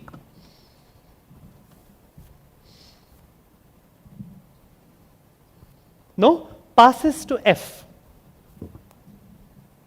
Quickly, please. Paraguay. Paraguay. Nice. Geographically correct, but not the country. Team A. So is it Colombia? It is not Colombia. Good thing is everybody is in the right continent so far. Don't have some extra continental answers. Team B. Peru. Beautiful. Give them a round of applause. They bravely refused the clue, blocked it for everyone else. Peru is correct. The clue I would have given is that the Marathi word for a certain fruit comes from the fact that it originated from this country. In Marathi, guava or amrud is called Peru. because originally it came to us from this region in South America. Lovely 15 points to team B. The next question will go to team C. With a legacy dating back more than 108 years, this multi-state cooperative bank has a strong presence in Western India. Known for its focus on retail customers, small businesses, and ethical banking practices, it combines tradition with modern financial services. Identify this bank from its logo, team C. Is there any team which is saying no to a clue? You are objecting to a clue. Lovely, no worries. That's what I like about competitive quizzing, right? Team C, you're on your own. 20 more seconds. Which bank? Lakshmi Vilas Bank. Not the Lakshmi Vilas Bank, though that is Lakshmi. Passes to D. If you remember, even I think Dhanalakshmi Bank also has Lakshmi in it, right? Passes to D. They said Lakshmi Vilas. Passes to D. Past question, I need to push you so that we can have enough time for the prizes and photos. Sir, pass. Passes to E. The ladies at Pass. Passes to the team which blocked the clue. Dena Bank. No, you should have let me give a clue. Passes to A. Can we have the clue now? No, after people have guessed, I can't give a clue. That's not fair to everybody. Unless, of course, you agree to me restarting the question at D and going on with the clue. I can do that. You want me to do that? Yeah. Cool. Whose question was it? This is your question. The clue is that the name, the acronym of the bank is 5 letters. The first 2 letters tell you which region it comes from. The next 3 letters tell you the community which started this bank. Team C. Funnily enough, not that I was connected to it, also my community, but that's neither here nor there. Team C. So if like some of the older generation, you know Shirodkars are primarily what? That should give you 3 of the letters. Team C, sorry. The first, it's a 5-letter acronym. First 2 letters tell you which region it comes from. The next 3 letters tell you the community which majorly set up this bank. Team C. Tamil Mercantile Bank. That was a question in one of the earlier semi-finals. And mercantile is not a community in India. Passes to D. Past question, I need to rush you. I'm giving you a second shot at saying something other than Lakshmi Vilas. Passes to E. Pass. Passes to F. Pass, sir. Comes back to A, who wanted a clue. Pass. Still not answering. Goes to Guru Ghasidas Vishwavidyalaya. Taking her guess? Ma'am, I'll come to you for the answer, definitely. Because I saw you putting up a hand. So, Sindhi. not Sindhi. Sindhi is not so much there. Yes. No? Okay, let's go to the boy there. We'll give you a chocolate. There's a mic coming. Not Bhagyalakshmi either. Saraswat Bank is a bank which doesn't have a 5-letter name, but the community is correct. What's the full name of the community? It's not just Saraswat. Okay, let's move on. This is the North Canara Gaud Saraswat Brahmin, NKGSB Cooperative Bank. And of course, North Canara is NK, GSB is the GSB community. That was 1917. Nobody gets points. And we did give you 2 shots at the apple, right? But it means that the next question goes back to team C. This is question number 6, the last question of the image round. Here it comes. This is somebody who was a former top executive at both Google and the Japanese firm SoftBank. He was once amongst the highest paid employees or executives in the world. In 2023, he became the CEO and chairman of Palo Alto Networks, which deals with cybersecurity. One of the most prominent Indian origin leaders in global tech.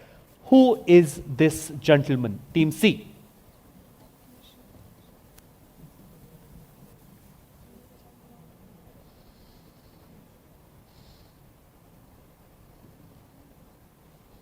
"30 seconds, ticking away. I'll come to you if they don't answer. Yours was the first hand I saw. 5 more seconds. Team C. Pass. Passes to D. Passes to E. Bounces to F. Cyrus Mistry. No. Passes to A. Not guessing. Last pass to B. Otherwise, we go to the gentleman in the white shirt. B. Not Satya Nadella. Satya Nadella has got a lot less hair than the gentleman in this picture. That is incidentally a very bad clue I was planning to give, that irrespective of what his name says, he has got a lot of hair on his head. Let's go across to the gentleman in the white shirt. Hello sir, my name is Vijay Patidar. I am from Govindram Section Institution Indore. Sir, the picture shown is Nikesh Arora sir. Nikesh Arora is correct. Nikesh Arora is from Ghaziabad, America's second highest paid CEO, earning more than 1250 crores a year. He once faced rejection in employment 400 times. And that is where he is at now. Nobody gets points and we come to the end of round 2. Let's quickly move on to the scores because we give out a lot of audience prizes in between.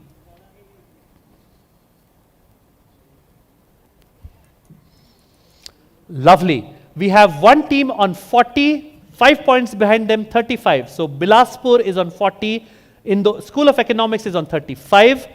One team, 3 teams on 10, which is A, C and E, and Prestige are yet to open their account after 2 rounds, but 3 more rounds to go. Let's go quickly into the first of our buzzer rounds, jumbled words.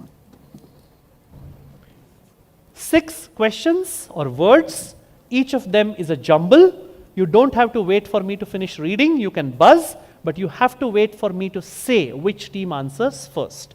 2 bites at the cherry, plus 15 and plus 10. There's a minus if you get it wrong, and you can buzz at any time, but the moment I call out your team name, you can't discuss, you have to tell me an answer immediately. Audience, you will please stay quiet for the next 3.5 minutes. We will test buzzers first, beginning with A. B, C, D, E, and F. Lovely. Fingers on your buzzers. Word or phrase number 1. It is a metric reflecting reduced shareholding due to new issuance of shares.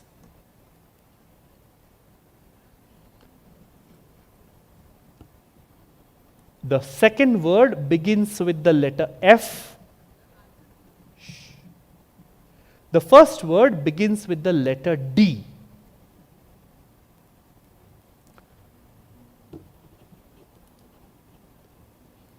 The first word is also the name of a chemical process which happens when you add more water to something. Last clue, the second word is factor.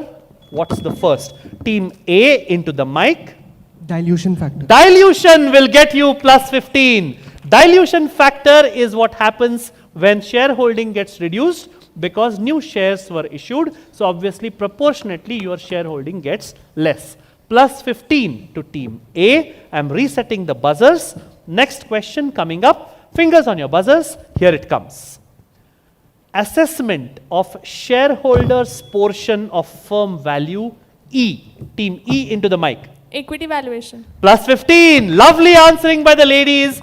Plus 15 it is. Equity valuation is what I was looking for. A and F had also buzzed, but they were slightly slower than E. Fingers on your buzzers. Third question coming up now. Core business income stream.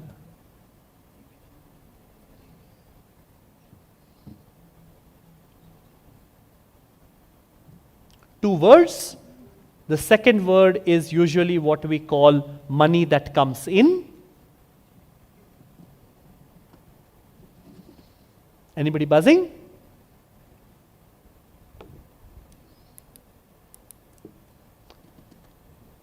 The first word is what happens when you is a synonym for running a business.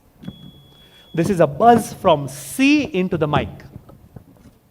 Operating revenue. Plus 15. Very, very nice. Operating revenue is what I was looking for. Running a business is operating. Revenue is what comes in as money. Team C for Charlie gets 15. 3 questions gone. Question number 4 on your screen now. Estimated market reference quote. Estimated. This is a buzz by E. Indicative price. Beautiful! Round of applause! Plus 15 to team E. The ladies are making a serious push for the top. indicative price is what I wanted, plus 15 to E for echo. Question number 5 coming up on your screens now. Declared decisions which affect stakeholders. These are stuff which is usually declared or put into action by the RTAs on behalf of the companies. There is a buzz from B into the mic. Protection Act. Protection Act. That's a minus 15 to team B. They said Protection Act. There is no buzz yet. I'm going to close buzz in 5 more seconds. Usually carried out by RTAs on behalf of the companies. They are declared decisions.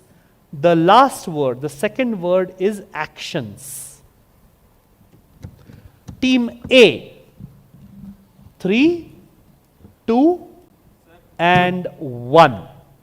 You were after them. 2, 1, and 3. Taking a guess? You buzzed. Minus 10 to team A. I can't give you points, but what was your guess? Corporate actions. Corporate actions is correct. No points to anyone. Minus 15 to B. Minus 10 to A. A little bit of a Kurukshetra happened here with this question. But no worries. There are still 2 more rounds to go. Fingers on your buzzers. This was corporate actions that I wanted.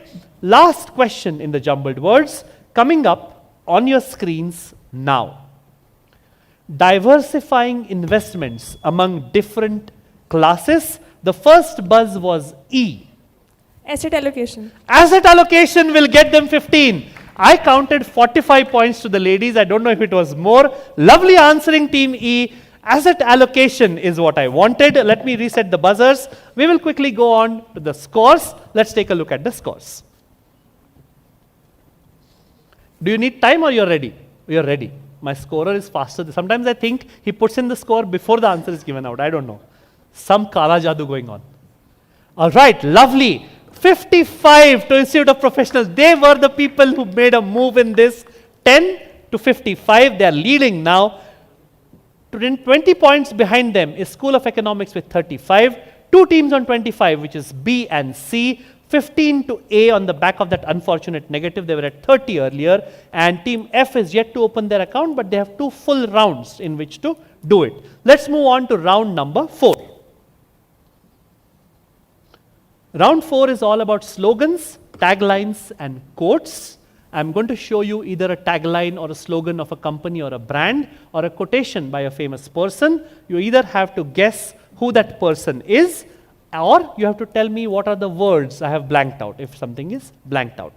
This time we will go to the end of the stage. We'll begin with F and go anti-clockwise. F, E, D, C, B, and A. No negatives at all, plus 20 if they get it right. 30 seconds thinking time on the direct, 0 thinking time on the pass. And I will be strict because we have adhered to time so far. I would like to finish in the next 15 minutes. Team F, if you are ready, here's your first question on your screen. The art and science of investing is the name of a capital asset management company whose name is made up of 2 words. The first is a color. The next part is the name of a tree. Team F. It's one word made up of 2 parts. The first 5 letters are a color, one of the primary colors or one of the basic colors. And the next 3 letters are the name of a very big tree. Team F. So it's essentially an 8-letter name. First 5 letters are a color. Next 3 letters are a big, huge tree. Team F.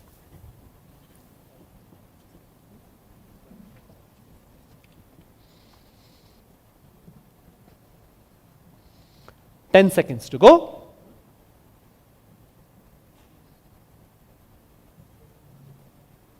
All right, 3 more seconds. White, something. Sorry? Suppose. Take a guess. No, why pass? You started to say something. Say it. Negative to है नहीं. बोल दो. White palm. White? Palm. Palm. Palm. Palm is 4 letters, not 3. Passes to E. White oak. White oak will get them 20. Lovely answering. In the last 7 questions, the ladies have picked up 65 points. White oak is correct. This is White Oak Capital Asset Management. As you can see, the art and science of investing. E for echo picks up 20. D, team D gets the next because we are going the other way around. Here's your question. In investing, what is blank is rarely profitable. It's a quote by Robert Arnott. What 11-letter word has been blanked? It reflects the high stakes, tense, stressful nature of the stock market. So what Robert Arnott is trying to say is that whatever in the market you can never be like this, because what is this is rarely going to make you a profit. Whatever is risky, edgy is what will make you a profit. Team D. It's an 11-letter word. If all the teams agree, I will give you the last 4 letters. Nobody blocking a clue? The last 4 letters are the same last 4 letters of the word, which is the last word in that quote.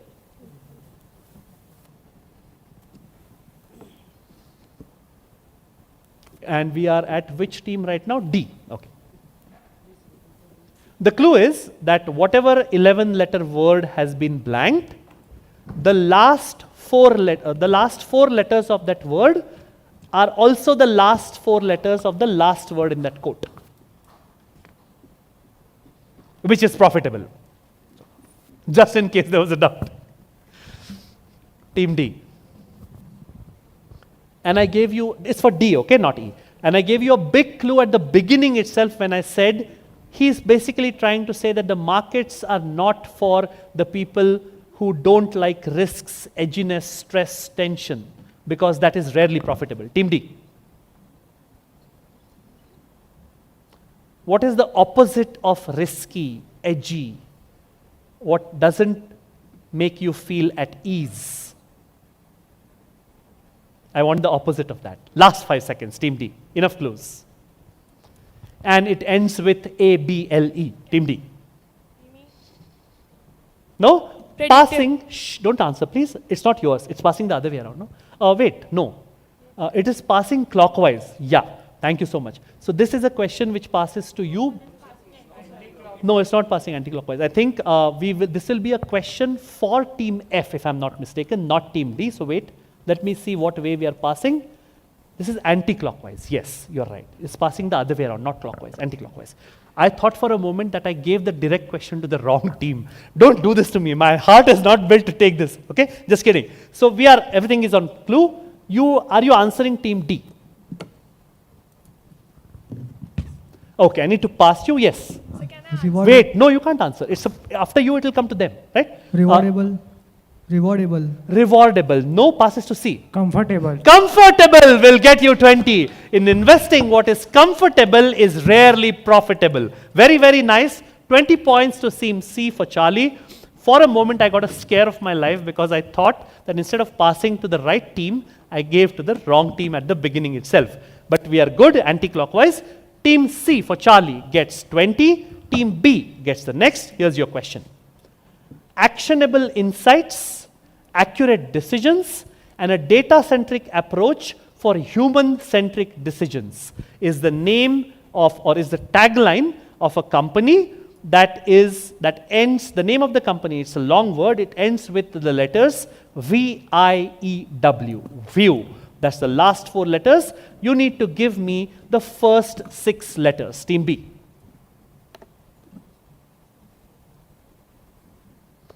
It's a 10-letter name. The last 4 letters are view, as in C. Team B. Is it trading view? Trading view passes to A. Pass question, I can't give you time. They said trading view. No guesses? Passes to F. Pass question. Credit view. Credit view. Nice guess, but no, passes to E. Who really wanted to answer the uncomfortable question? Yes, team, or comfortable question. Team E. What view? Money control view. Not money control view. Too long. Only 6 letters is what I wanted. Team D, it was your question. Was it Team D's question? No, it was there. So Team D, it is your pass. Sir, is it long-term view? Not long-term view, passes to C. Pass. All right, audience, yes, the boy in the tie, or the gentleman in the tie, let's get a mic to you. Your name, college name, and the answer. My name is Sameep Srivastav. I am from ITM Gwalior. The correct answer is latent view. Latent view is correct, and please give him a chocolate as well as a mug, both. That deserves both. Give him a chocolate and a mug. Latent view is correct. Actionable insights, accurate decisions. This means that the next question goes back to Team B. Here's your question.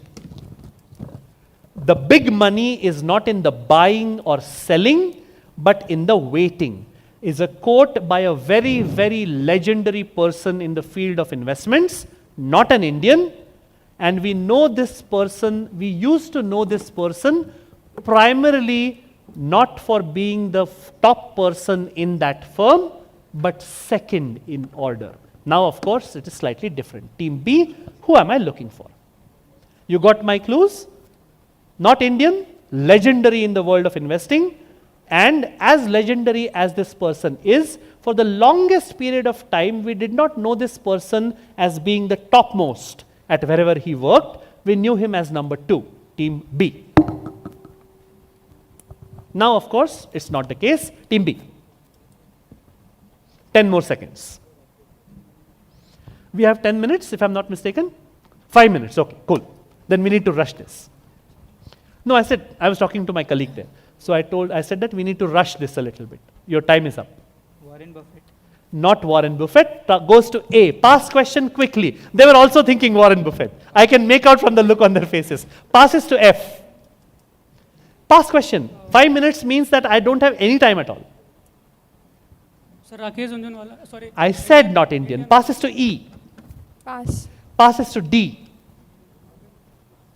Passes to C. Charlie Munger. Will get you 20. Very, very nice. Not Warren Buffett, but Charlie Munger. The big money is not in the buying or selling, but in the waiting. I couldn't give a bigger hint than the fact that he's legendary, but we knew him as number 2 for the longest time, to Warren Buffett, right? 20 points to Team C. Second last question of this round to Team B. The first thing in credit is character before money or anything else. Money cannot buy it. This is a quotation by one of the most legendary founders of a financial institution in America. This person was one of the founding fathers of the American stock market. Whose quote? Team B. He also lends its name to an institution which is existing even today and one of the giants of the financial world, Team B. And not just his last name, like Franklin Templeton, but his full name is the name of the company, Team B. John Templeton. I said not a name like Templeton, Franklin Templeton, right? So why would I say Templeton if it wasn't the answer? Team A. Pass. Passing to F. Pass question? JP Morgan. Lovely, 20 points. JP Morgan is correct. And this is again for people like you, young people like you who are going to go on and make a name for themselves in the world of money. Please remember the most important thing is character. Money will always come and go. Lovely 20 points to Team F. And the last question of this round to Team E. Here's your question. Everything you must know is the tagline of a very, very important brand or company which deals with knowing stuff about the financial health of people like you and me. They have a strong presence in India as well. Whose tagline is everything you must know? Team E. And it's a very beautiful tagline because it's actually everything about our financial health that they know and make available in the public domain. Team E.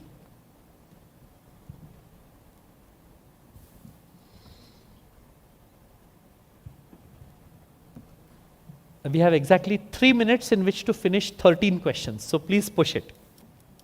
12 questions now after this gets over. Pass. Wow, I didn't expect you to pass that. Team D.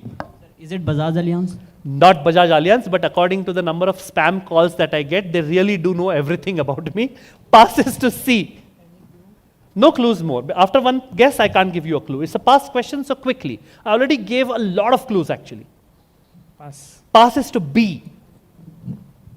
HDFC. Not HDFC, passes to A. Sibyl. TransUnion Sibyl will get them 20. Very, very nice. Everything you must know. 20 points to Team A. Quickly, let's put up the scores and we will go across. While the scores are being put up, I will put up the rules slide for the last round as well. Lovely. This is a right tight battle. 75-65 to E and C. Then we have 235s at A and D. Then a 25 to B and a 20 to F. Remember, the top two teams go through and then you have to fight out for the top score in the remaining 16. Let's show you the rules for round 5 and we will quickly go into the first question. For 1 to 6, 30 seconds, passing, no negatives, plus 25 if you get it right. 7 to 12 on the buzzer, more on that later. Everybody comfortable? We will now begin with A and go clockwise. Team A, your question. What term, it's a two-word term, describes owning a small portion of a high-value stock, a feature commonly offered by global investing platforms to enable low-cost entry? For example, a Berkshire Hathaway stock typically costs in the hundreds of thousands of dollars, one share. So this, yes. Overvalue. Not overvalue, passes to B. There's no buzzer. Buzzer for 7 to 12. Past question, can't give you time. 3, 2, and... Share. Sorry? Share. Not share, I said a two-word term, passes to C. Fractional investing. I will give it to you. Fractional share or fractional investing is correct. 25 points to C. I will accept because fractional was the key word. 25 to them. The next question will go to D.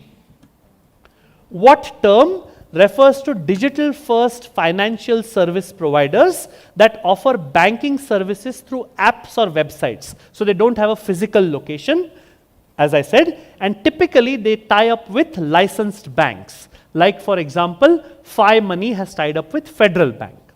Hint, a part of the name of this type of banking service is also the name of a service by Axis Bank. This is a question for Team D. And Team C knows it, but they have to wait for 5 more teams to miss before it comes back to them. Team D. If by chance you have an Axis Bank account, it makes it slightly easier. Team D.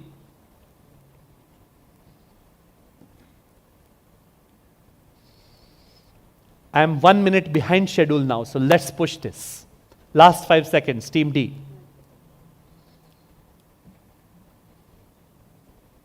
All right, give me a guess. No? Passes to E. Say something, there are no negatives yet. Neo Access. Neo Access passes to F. Net banking. Net banking passes to A.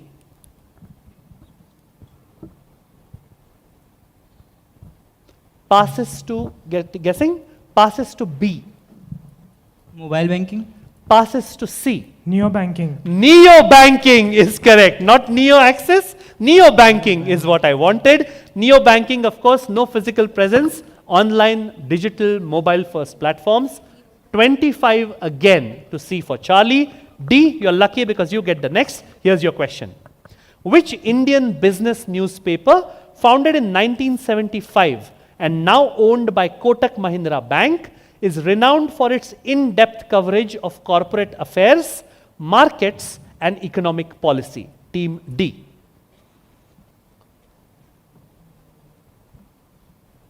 If all the teams agree, I'll give a slightly funny clue. Okay? Like how most of the newspapers are usually known by their acronyms, right? So instead of saying Times of India, we say TOI. Instead of saying Hindustan Times, we say HT. The unfortunate part about the name of this newspaper is that if you refer to it by its short form, and if you say that I am reading, suppose for example you say I am reading HT or I am reading TOI, then it makes sense. Or it doesn't make nonsense, right? But if you take the name of this newspaper in short and say that I am reading this, then it doesn't, it means that you are reading something which is worthless. Team D.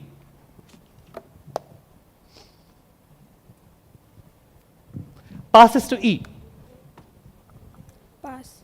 Passes to F. Pass question. Need to rush you. Hindu. No. Passes to A. Economic Times. No. I'm reading ET is okay. No. Passes to B.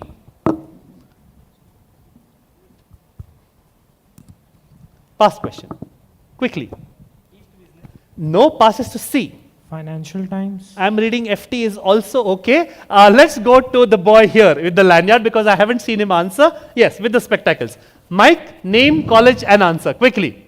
Hi sir, my name is Man. I am Swas. I am from Swas. BS, Business Standards. I'm reading BS would mean something else, right? Lovely. Give him a prize. Business standard is what I was looking for because you know what BS stands for. Lovely answering. You get a mug. We move on back to team D with the question. Which development, it was team D's question, right? Okay. Which development indicator combines measures of income inequality, poverty and deprivations in health, education and living standards into a single composite metric? Team D. I'll make it easier for you. It's called the MPI, where PI is poverty index. Just tell me what does M stand for? Team D. And the clue for that M is that it doesn't look at just one thing, it looks at all these things at different levels. Team D.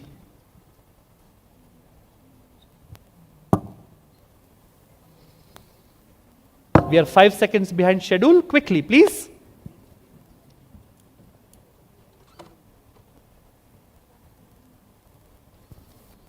Last 10 seconds. What is the word, slightly longish word for things that exist at different levels and different places? Team D. All right, give me a guess now. No? Passes to E. Pass. To F. Would you please repeat, is N or M start? Into the mic, I can't hear you. Don't switch it off, please. Hello. Sir, would you please repeat the hint, like it's starting with M or N? M. M for Mumbai. Majority? Not majority, A. Marginal. Not marginal, B. So what were next two words? Poverty index. M, poverty index. Shh. No? C. Macro Poverty Index? Not macro poverty. Shout out. Multi-dimensional poverty index is what it is called. This is a snapshot of the 2023 report. Multi-dimensional poverty index. Team D, you got 2 questions, one after the other. So now I'll move on to the ladies at E. This is question number 5. Before switching to the euro in 2002, this country's currency was known as the GRD. What do the letters GRD expand to? The GR refers to the country, the D refers to the currency. I need both parts correct. Team E. Now they follow the euro. Earlier, before 2002, they used a currency whose short form was GRD. Like how the rupee is INR, this was GRD. Team E. Greece dollars. Greece dollar. Nice guess, but no. Passes to F. Germany dollar. Not Germany dollar. Passes to A. Great. I'm not. No. Passes to B. They said great something. B. Grenadian dollar. No. Passes to C. Pass. Passes to D. It was a question for E. Greek dollar. Not the Greek dollar. Greek is correct, but I can't give points. Shout out. Greek drachma is correct. Drachma is what the traditional currency of Greece was called. That brings us to the last question of this cycle, which is the non-buzzers. Here's your question, Team E.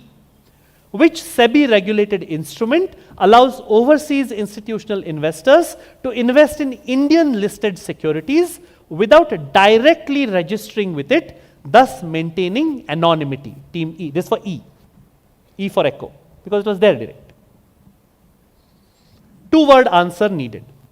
I will also accept the short form if you give it to me.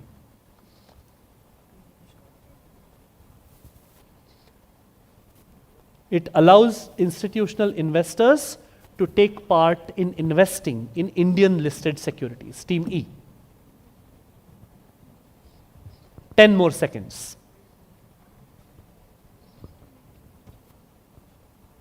All right, give me an answer now. E? No? Passing? Passes to F. Hint मिलेगा? There's no hint. It brings to mind a really bad advertisement with Tiger Shroff and all about hint, which is not worth mentioning. Foreign portfolio. Sorry? Foreign portfolio. Foreign portfolio. No, passes to A. IDR. No, not ITR, not IDR, passes to B.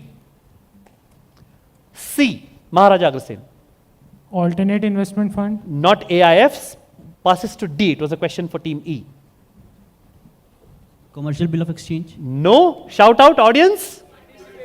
P notes or participatory notes is what I was looking for, which brings us to the buzzer round. So that means that in the next 3 minutes we should be done. I hope that's okay. I'm sorry for overshooting. But your rules are these. Everything on the buzzer, so you need to buzz any time after the question comes up. The moment I hear a buzz, I will stop speaking. I'll identify the team and you will answer. Plus 25, minus 25 for the first shot. Plus 15, minus 15 for the next. Audience, 3 to 4 more minutes is all that is required. Let's go ahead to question number 1 on the buzzers. The answer that I'm looking for is a 2-word answer. The first part of the answer, the first word, is also something that is associated with fast vehicles. Okay? Question number 1. Which clause in loan agreements allows a lender to demand full repayment if certain conditions are breached? So essentially, the repayment speeds up because certain conditions are breached. It's a 2-word answer. The second word is clause. Just give me the first word, which is there because the repayment is sped up. It speeds up because of conditions being breached. Begins with the letter A. And it means that the repayment process speeds up.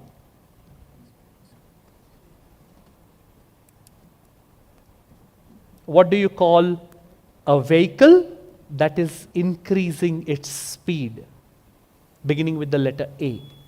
There is a buzz from A. Go ahead. Acceleration. Acceleration clause is correct. Very, very nice. Plus 25 to team A. And we move on to the next question, which is again on the buzzer. I'm looking for a certain category of people.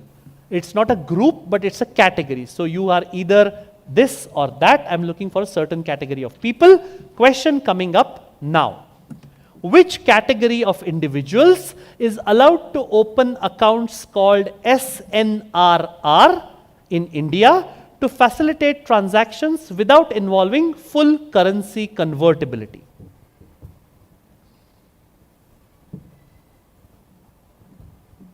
What category of people?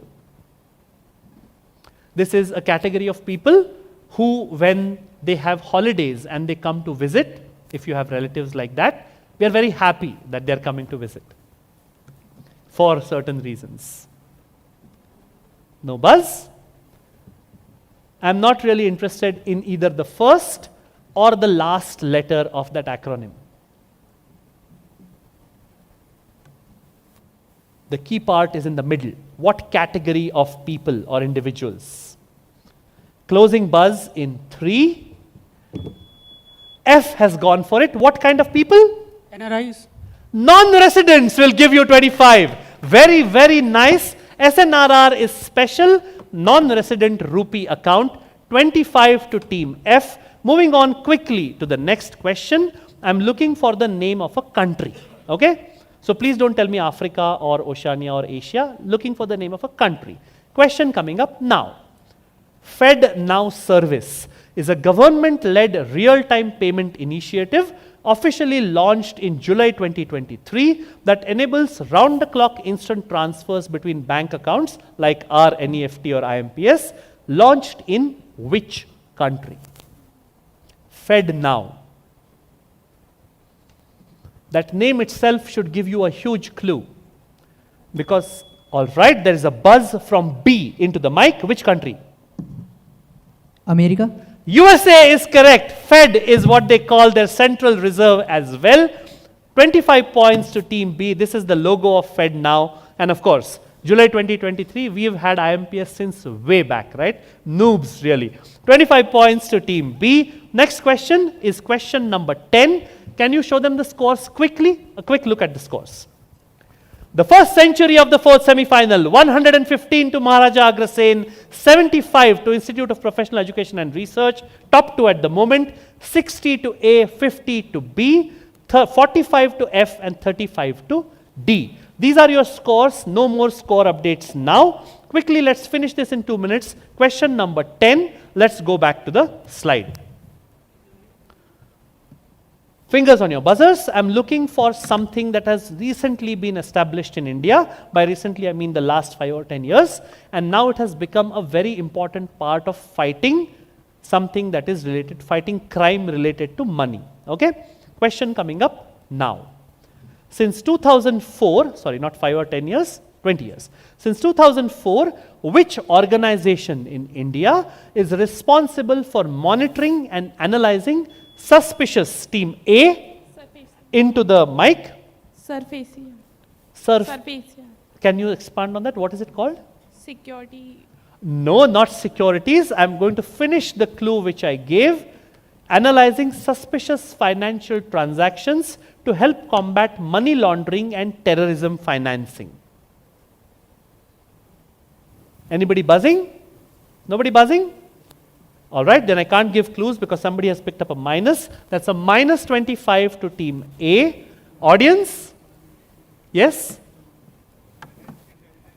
Lovely answering. Financial Intelligence Unit India, FIUINT. Nobody gets points. I've run out of chocolate, so I can't give you more, but lovely answering. Second last question of the fourth semi-final and for the day is coming up. Fingers on your buzzers. Here it comes. Which ratio measures a firm's liquidity? This is a buzz from A. Your chance to make up 25 which you lost. What am I looking for? Quickly, I can't give you time to think. Current ratio. Current ratio will give them 25. Very, very nice. 25 points to A. The very last question of the PG cohort and indeed this wonderful indoor round at the Central Regional Round. Coming up on your screens, this is entirely on the buzzer. I'm looking for either of 2 words. There are 2 words on the answer slide. Any one of them will give you points. All right? I'll give you more clues if nobody buzzes. Here's your question coming up now. Discounted cash flow or DCF, dividend discount model, which is DDM, and the residual income model are all what kind of methods which value stocks? This is a buzz first from Team E into the mic. Modern. Not modern. I was going to say what word fills the blank, which means something basic. That's a minus 25 to Team E. Is anybody buzzing? A has buzzed, plus 15 or minus 15. Valuation method. Not the valuation method. That's a minus 15 to Team A. Yes, ma'am? No. Basic is what? Another word for basic? Fundamental or intrinsic is what I was looking for. That brings us to the end of what has been a roller coaster day here in Indore. Thank you so very much. And the most full auditorium that we've seen at the end of the day. So a round of applause for you as well. Let's take a look at the scores.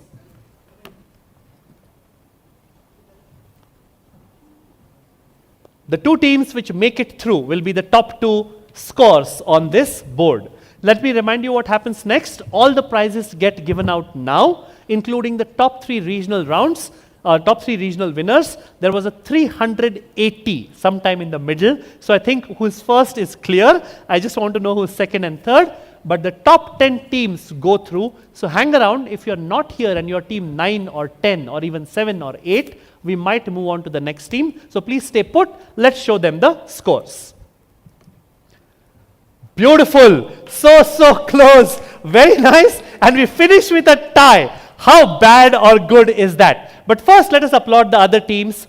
Let's see who it is. Lovely. 35 to School of Economics, Devi Ahilya Vishwavidyalaya, Indore. They would have won this if it was not for that minus. Round of applause for the ladies. That was brave quizzing. Sorry, for the guys, 35. Then we see, oh, the ladies are still in the mix. Sorry. 45 to NMIMS School of Business Management, Indore. Round of applause for them. 45 also to Prestige Institute. And the ladies at Team E have made it difficult for them because they've come back and become tied, whereas they should have won clearly. 50 to Guru Ghasidas from Bilaspur and 50 to Institute of Professional Education Research, Bhopal, which means that we need to have a tiebreaker. But let us applaud the team which is clearly through. 115 to Maharaja Agrasen International College from Raipur, lovely answering all the way from Chhattisgarh. We will quickly do one buzzer question, sudden death, only for teams B and team E. Clear? Only B and E, nothing coming up on, yes. Okay, that's a good question. This is a sudden death, which means that I start reading out a question. The moment you feel you have enough information, you can buzz. The moment you buzz, suppose you have buzzed. If you answer correctly, you get 1 point, which means you are ahead of them, you qualify. If you buzz and you answer incorrectly, then the question finishes there, it means that they qualify. The same applies to them also. If you buzz, you either get it correct and qualify, or you get it wrong and without doing anything, your opponents qualify. Clear? So that's how it goes. Let's do the last question. Remember, nothing is coming up on screen.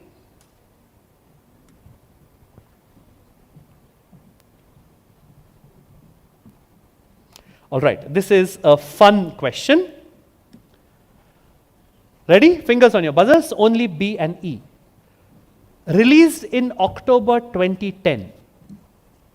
The Rishi Kapoor Neetu Singh starring picture, Do Duni Char, was the first ever movie in India to have what in its title? And this is a Money and India finance quiz. The 2010 movie, it was released in October 2010, which is a huge clue. Think of something huge related to Indian money that happened in 2010. Do Duni Char is the title. If you look at a poster of Do Duni Char, one of the letters is something different. It was the first ever movie in India to have what symbol in its title? And that symbol was in the last word of the title. The title was Do Duni Char. Shh. A symbol that became famous in India in 2010.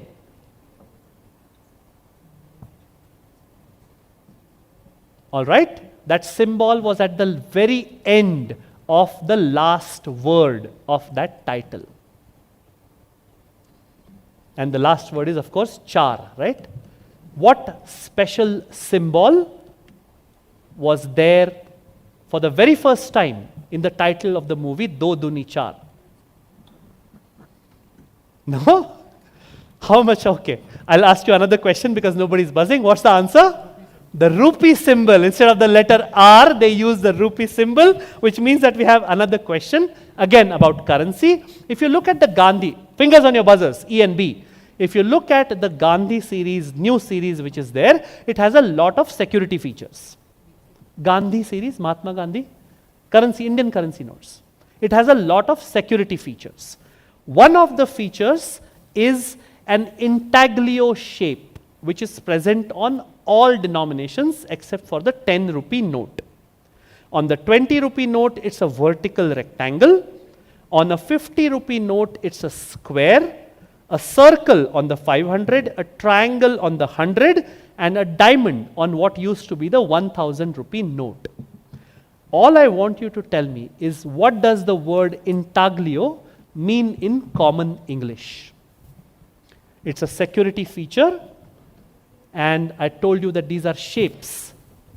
They are meant to aid the visually disabled What does the word intaglio mean in common English?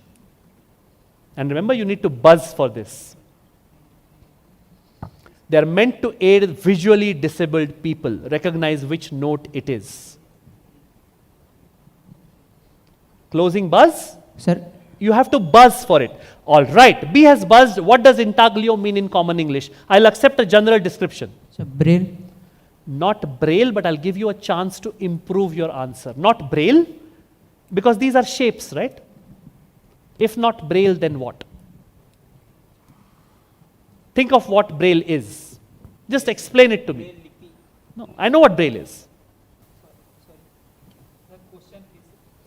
No, what does intaglio mean in English? I'm not deducting points for saying braille, because braille, they're not in braille. They're shapes. What kind of shapes? Geometry. No. No, I'm going to deduct points and not give it to you. Intaglio means raised in English. They are raised shapes, which is why I was trying to give you more and more chances, because braille is also a lipi which is raised, right? You can feel it. So that means that E goes through. Give them a round of applause, and I go off the mic and the podium. You can all carry on down. Tough luck, but that's how it goes. You can carry on down, and I will call upon one of my colleagues from NISM to take over the stage and go ahead with the prize distribution. Thank you so much. That was my day for today. You've been wonderful. Thank you, and God bless. For students across India, the Ideathon 2025. This is a team-based competition focused on analyzing cyber frauds in financial markets. Teams of 2 to 4 students can participate, and you're welcome to have a faculty mentor on board. Your challenge? Pick a real or hypothetical cyber fraud case, dive deep into it, and propose smart, practical solutions to prevent such frauds in the future. All submissions will include a detailed report and a presentation to be submitted online. The last date to submit entries is September 30th, 2025. And here's the exciting part. There's prize money worth over 4 lakhs rupees for students and 1 lakh rupees plus for faculty mentors.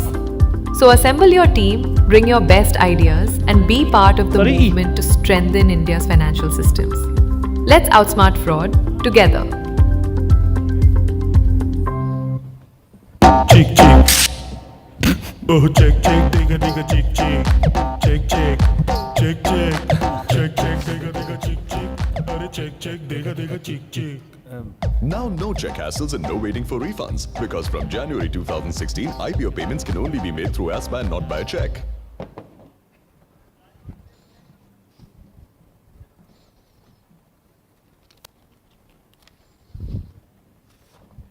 Wow. Ask why? Why? Because it's still black and white. One more joke. Invest rupees 20,000 and get 200% appreciation.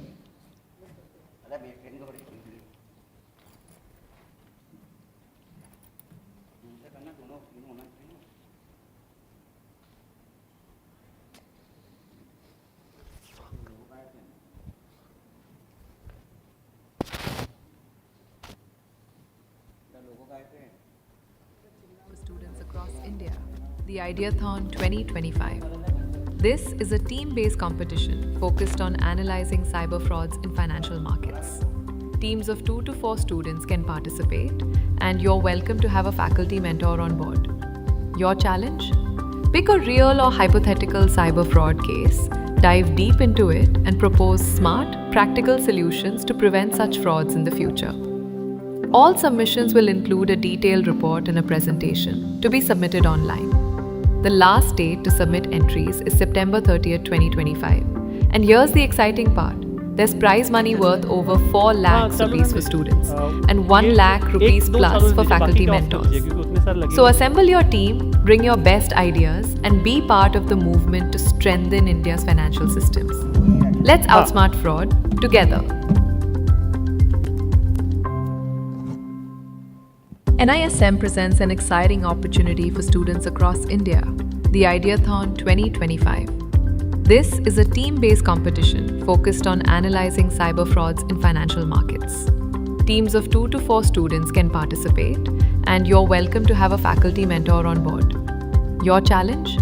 Pick a real or hypothetical cyber fraud case, dive deep into it, and propose smart, practical solutions to prevent such frauds in the future. All submissions will include a detailed report and a presentation to be submitted online. The last date to submit entries is September 30th, 2025. And here's the exciting part. There's prize money worth over 4 lakhs rupees for students and 1 lakh rupees plus for faculty mentors. So assemble your team, bring your best ideas, and be part of the movement to strengthen India's financial systems. Let's outsmart fraud together. NISM presents an exciting opportunity for students across India, the Ideathon 2025. This is a team-based competition focused on analyzing cyber frauds in financial markets. Teams of 2 to 4 students can participate, and you're welcome to have a faculty mentor on board.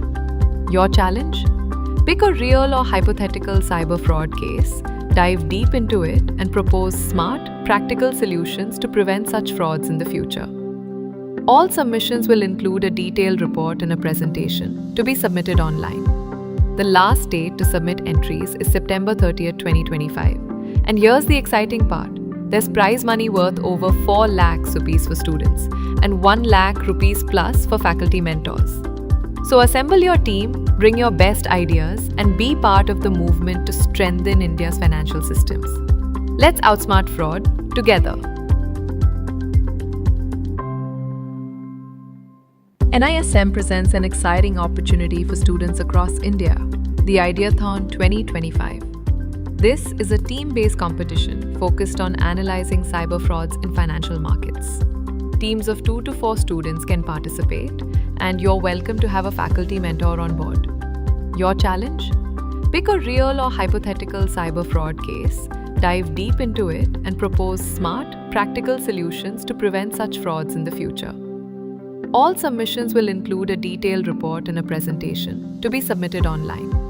The last date to submit entries is September 30th, 2025. And here's the exciting part. There's prize money worth over 4 lakhs rupees for students and 1 lakh rupees plus for faculty mentors. So assemble your team, bring your best ideas, and be part of the movement to strengthen India's financial systems. Let's outsmart fraud together.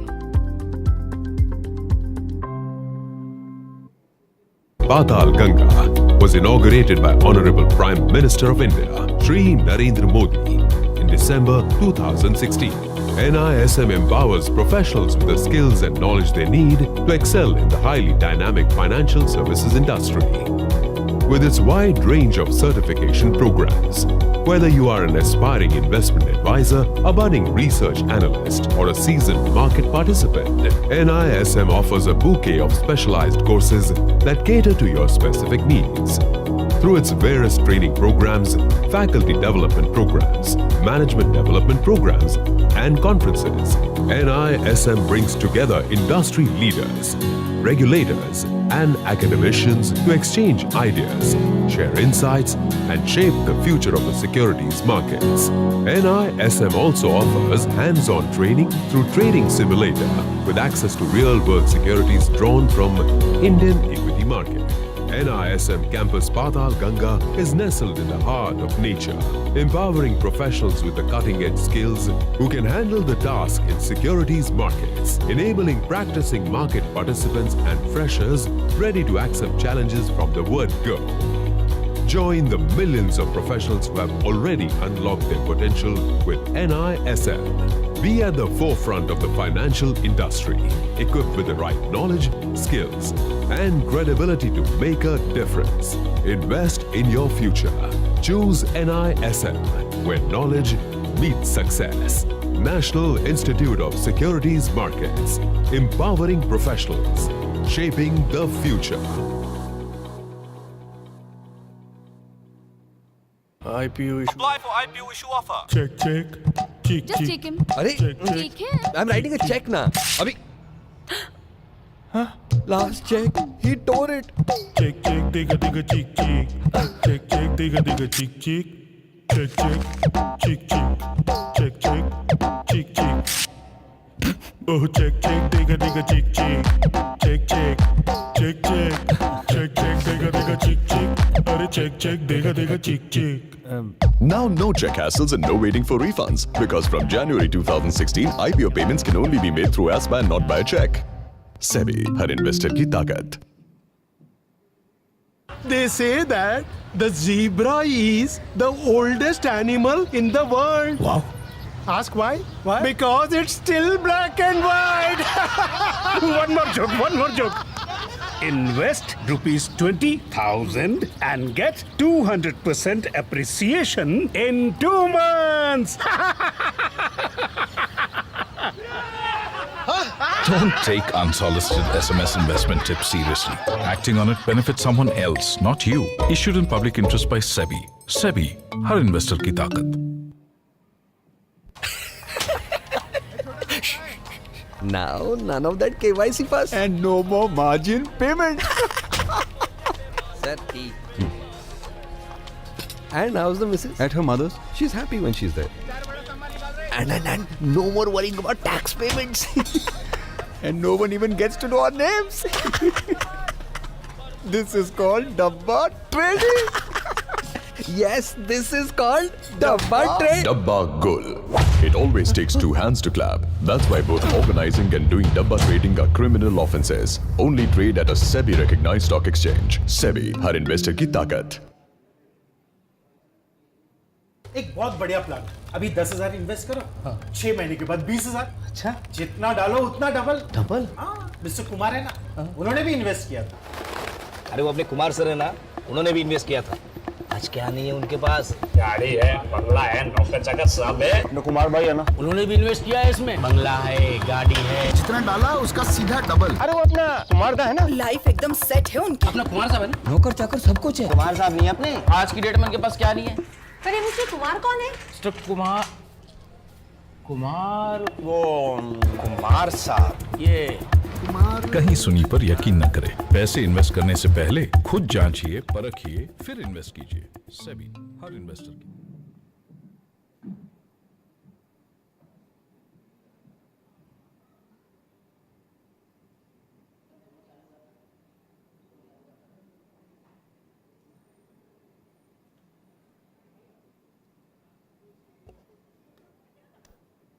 Okay, so the final leg now, the prize distribution part. I would request our NISM General Manager, Mr. Kunj Bansal, Dr. Ram Singh and Dr. Ajit Tomar from Symbiosis to please come up on stage for prize distribution.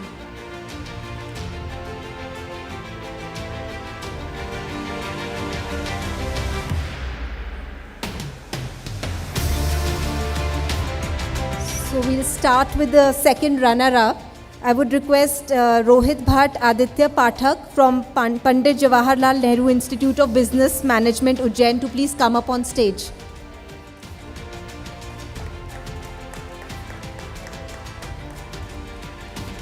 Please call your faculty member also if they are there.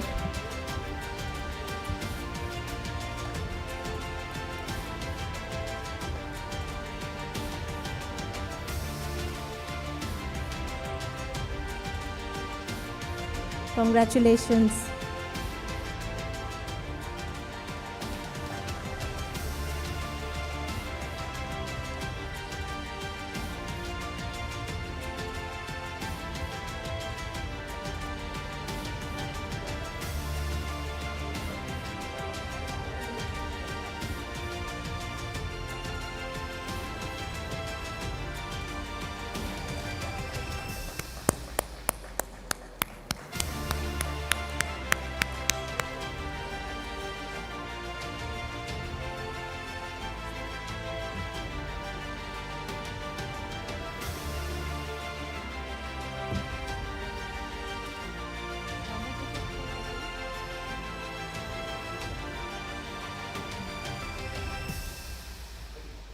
The first runner-up is Jaipuriyar Institute of Management Indore, Vikhyat Patidar and Ishan Malhotra. Please come up on stage with your faculty member if they are here.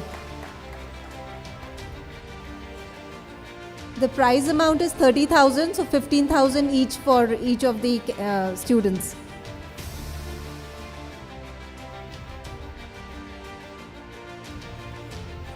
No problem.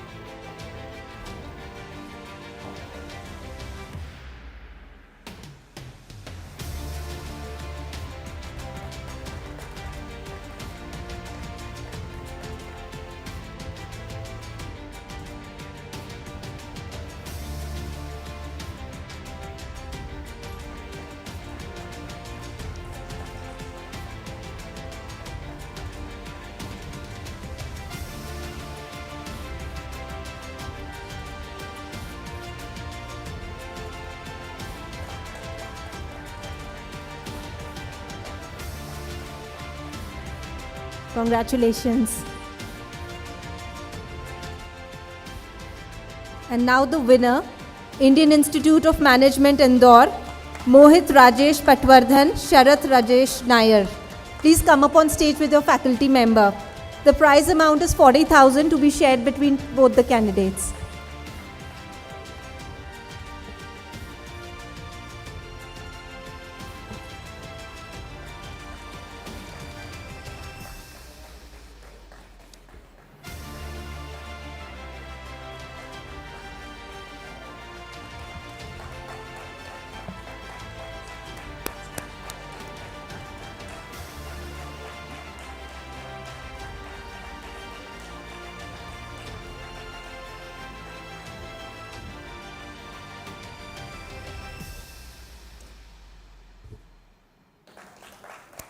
That's it. Thank you, sir.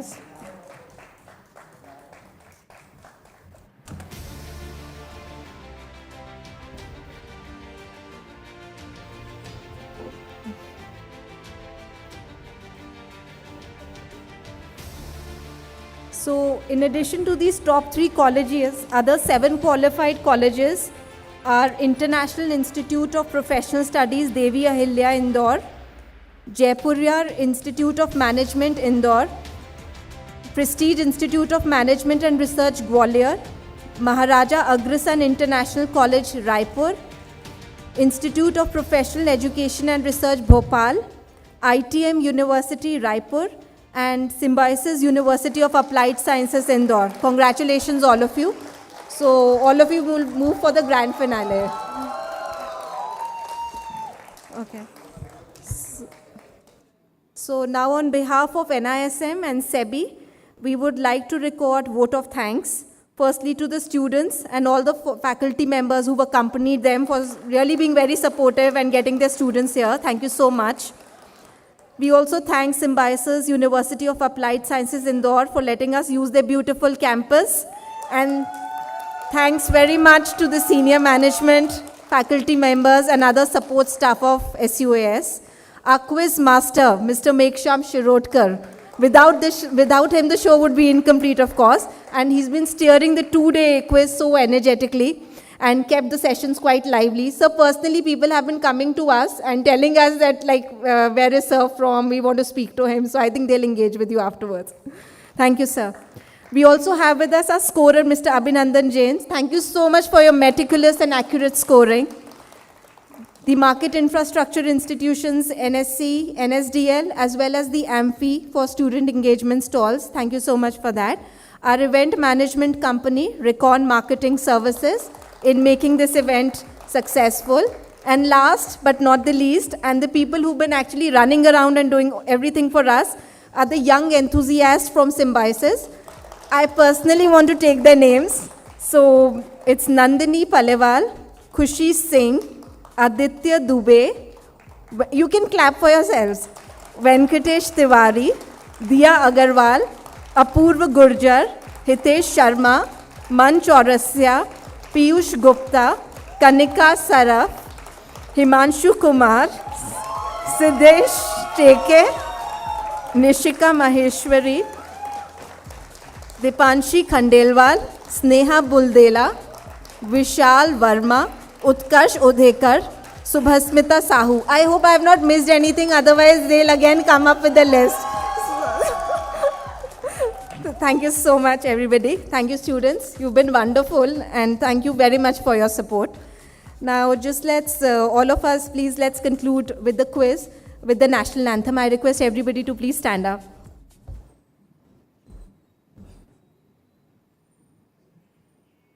जनगण मन अधिनायक जय हे भारत भाग्य विधाता पंजाब सिंध गुजरात मराठा द्राविड उत्कल बंगा विंध्य हिमाचल यमुना गंगा उच्चल जलधि तरंगा तव शुभ नामे जागे तव शुभ आशीष मागे गाहे तव जय गाथा जनगण मंगलदायक जय हे भारत भाग्य विधाता जय हे जय हे जय हे जय जय जय जय हे